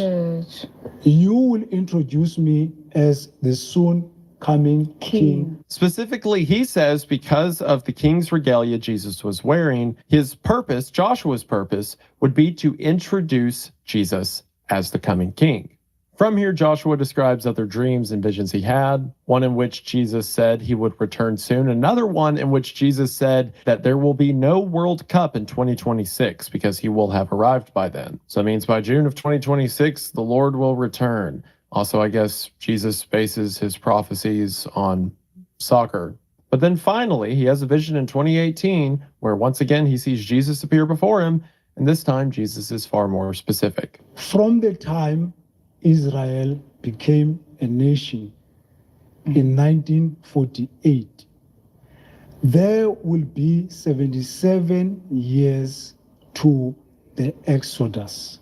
Now, he used the word Exodus, but he was talking about the rapture. Okay. He's soon coming. Exactly. Yeah. Okay. Remember, I'm not dreaming. I'm looking at him Telling you. as he's talking, without his mouth opened. So like I said earlier, there's a lot of tribulation/rapture beliefs that base times off of when Israel became a nation. So Joshua is doing that here, but then he says that Jesus told him in the vision it would be 77 years from the time they reformed in 1948. Sure, the number 7 has prominence in the Bible as a sort of sacred number, one that gets used over and over again, but there's nowhere in the Bible where it talks about a 77-year period of anything. We talked earlier about the 70 weeks of Daniel, but there's nowhere where 77 years seems that important. But again, he's not really drawing on scripture anymore. He conveniently used scripture to justify some of the things he said earlier, but now it's all him. I mean, maybe you could argue the 77s or the 70 weeks, like spelled out differently, would be 77, but now we're just getting loose with it, as if, we weren't doing that before. On the 23rd and the 24th of September, 2025, I will come to take my church. There's a date.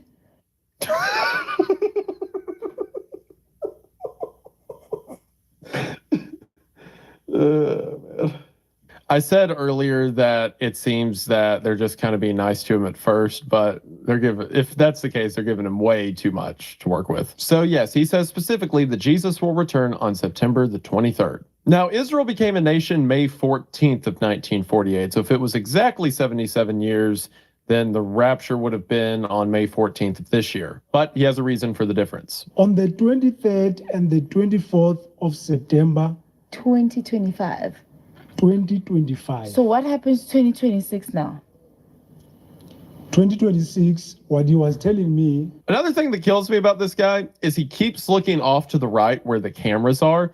And in a later interview with them, he says it's because there's a timer showing how much time he has left, but he ignores the timer a lot in future appearances. So I'm convinced he's looking at his own image, like the preview image, what the recording is, to see how cool he looks doing all of this. I think it's why he keeps striking poses where he like points a finger up or like gets real big. By June, they think the World Cup will happen. But after the rapture of September 2025, the chaos that would be in the world, the destruction, the devastation that would be in the world after the rapture, there will be no World Cup 2026. Then after, there will be a 7 years tribulation on earth on those left behind. So here he's clarifying that his rapture prediction is pre-tribulation, which is nice of him. So he says the millennial reign will begin September 15th of 2032. Which is weird because if it was exactly 7 years, it would be September 23rd, 2032. And if he was accounting for the extra 45 days in Daniel, which would be asking a lot from this guy, it would be like early December of 2032. So I don't know why it goes a week back to September 15th. Maybe that's a week minus. So maybe he's saying it has something to do with like the missing week from Daniel. I don't know. He said it would come, it is going to be, if you are aware, a festival of the trumpets. It's in the book of Leviticus chapter 23. It's Old Testament. It is celebrated over 2 days. Okay, so once again, he's quoting the scripture and describing this Feast of Trumpets. Rosh Hashanah, or the Feast of Trumpets, is a yearly Jewish feast that began in the book of Leviticus. He's technically wrong by saying it's on the 23rd and 24th, since it starts on the evening of the 22nd. And it technically leads into a 10-day festival, but hey, Jesus talked to him, not me, so what do I know? And you can kind of see where some of his influences come from. Like I said, through a lot of rapture beliefs and in the Bible, it equates this final arrival of Jesus with a trumpet or with the shout of a trump. So, Jesus is returning 77 years from 1948. Well, then he should return at the time of the trumpets, right? It sounds cool if you don't think about it. Because again, this festival happens every year and is practiced under a religious belief that does not believe in Jesus. And also he made up the 77-year part. It's the 23rd. This year is a Jewish festival. Okay. It will be celebrated on the 23rd and the 24th Of September. of September. It actually falls on one day, but because of those who needed to confirm first because they marked the day by sighting the new moon.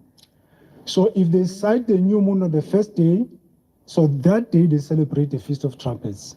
Or if they sight it on the second day, then the second day becomes the celebration of the Feast of Trumpets. Okay. So he says to me, another thing that I forgot, he says, in these 2 days, no one knows which day or hour I will come. This is what he says. Okay. So what he's doing here is another manipulation tactic. He's trying to get ahead of some of the criticism this theory of his will have. And one of the biggest points of criticism he can already see coming is that Jesus explicitly said, no man, not even himself, would know the day or the hour. So of course Joshua has to come up with a good explanation as to why he's the exception to that rule. And his means of doing that is by changing the context that Jesus meant it. Since this festival of trumpets begins on one of 2 days, depending on the new moon, that's what he says it means by no man knows the day or the hour, because clearly I, Jesus, will tell a guy in 2025 that the rapture is going to happen, but he won't know what day the Feast of Trumpets begins, so therefore, no man knows the day or the hour. Which, if you believe that, it's funny to imagine Jesus being the one to say that, since he said, not even I know it. And like I said earlier, that may mean it's up to us, or it's up to us whenever we evangelize the world, or what have you. But if Joshua is correct, that means Jesus just didn't check his calendar. So who knows when the new moon could be? He doesn't. Okay, so now he's saying the reason the millennial kingdom will start on September 15th is because it ties into another Jewish festival. If he's right about the tribulation ending around that time, don't think anyone's going to be having festivals of any kind. But again, Jesus talked to him, not me. The period of grace that Christ has given, God has given the church to reach out to the world so that they could receive Jesus and be saved. But now that time is closing in.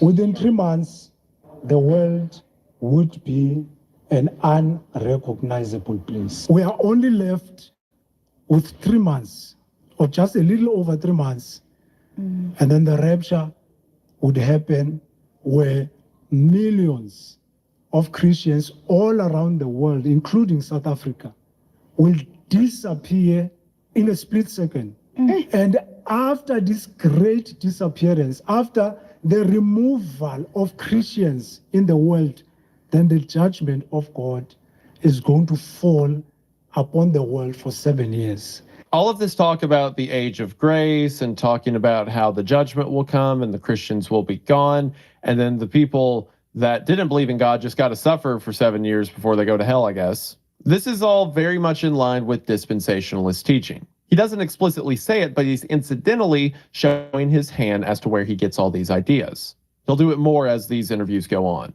People are going to say, but we've had people saying the same thing, and dates have passed, like they did with the 2010, they did with, I think, the year 2000, the millennium year, you know, so now they'll be like, what's different? And also another question is that you said you are one of the last people to sort of, you know, to let people know. So are there other people who have also said the same thing to confirm what you have said? Thank you. So in 2019, this man is no longer with us now.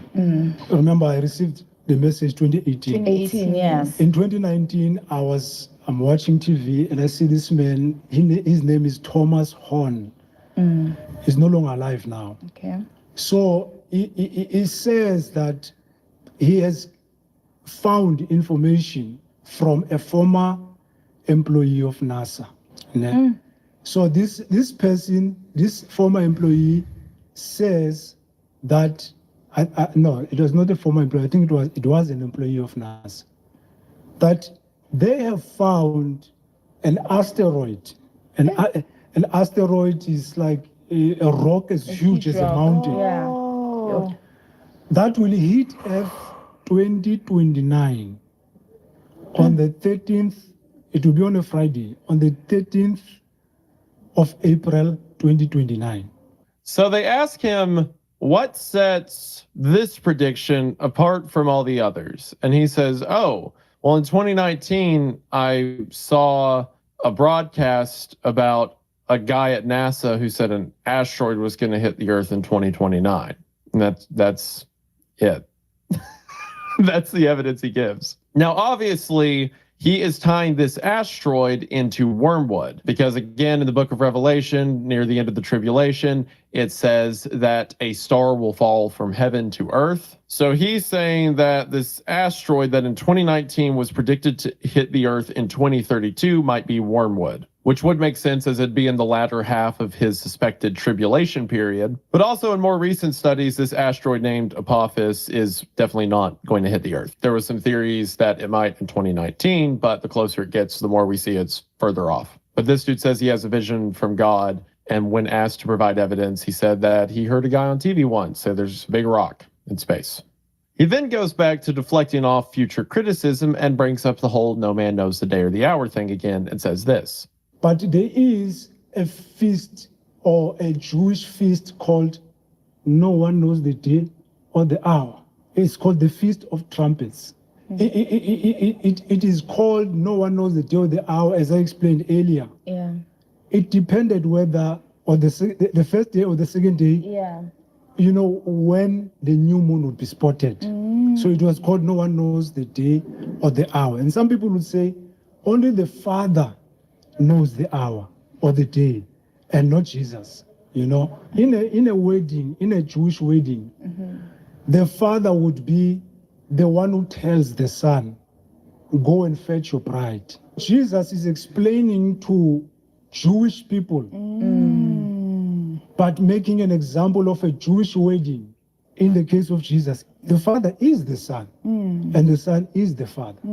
Okay, so Joshua is saying here that when Jesus was saying no man knows the day or the hour, that was actually code in reference to the Feast of Trumpets. And while he is technically right that because the date itself changes based on the new moon, sure, no one knows the day or the hour, his whole thing that the feast is a Jewish idiom for the phrase no man knows the day or the hour is called into question. Like, sure, that seems to be a term for it, but it's debated if that was a term for it back at the time of Christ or if that came later. And also, no man knows the day or the hour is not the only thing said about it. That's the most succinct way it's said, but there are points in Daniel and Revelation when it talks about when this time comes that no man knows, when Daniel's told to seal up the book. And there's points in like Mark when the Olivet Discourse is expanded on when Jesus says no man knows the day or the hour, not even the Son, but the Father only. Well, the name of the feast isn't no man knows the day or the hour, not even the Son, only the Father. Jesus expands on what he's talking about. He's not just saying that this is a secret code word for the feast.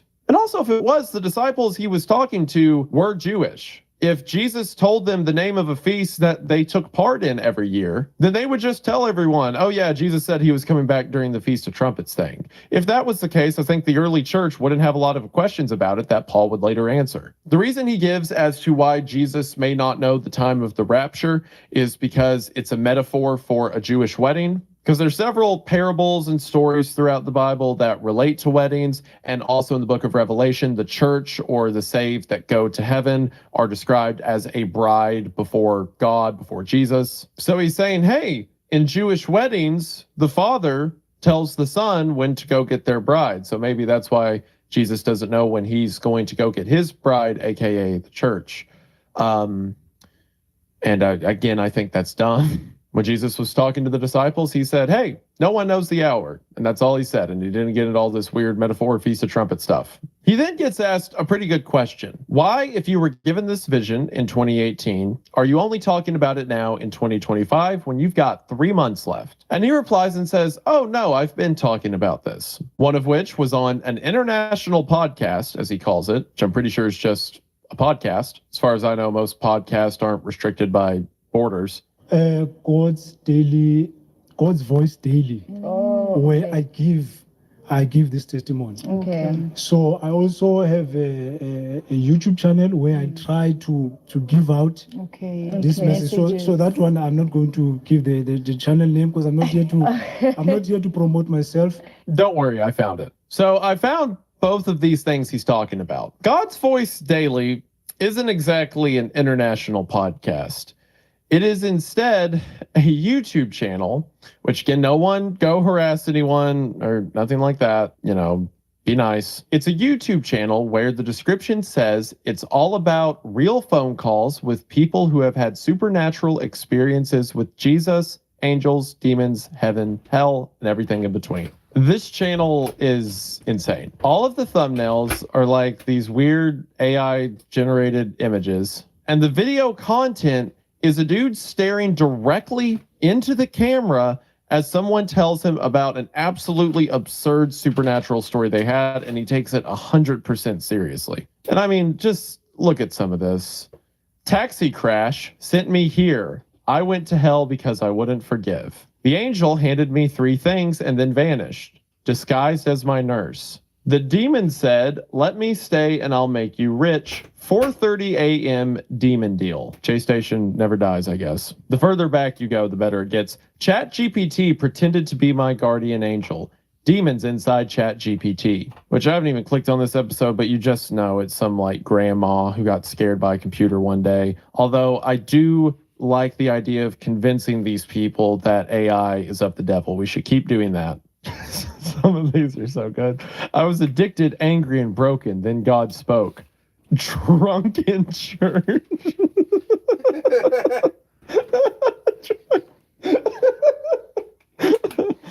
Is spiritual pregnancy even possible? Yo, all right. I'll be back later, folks.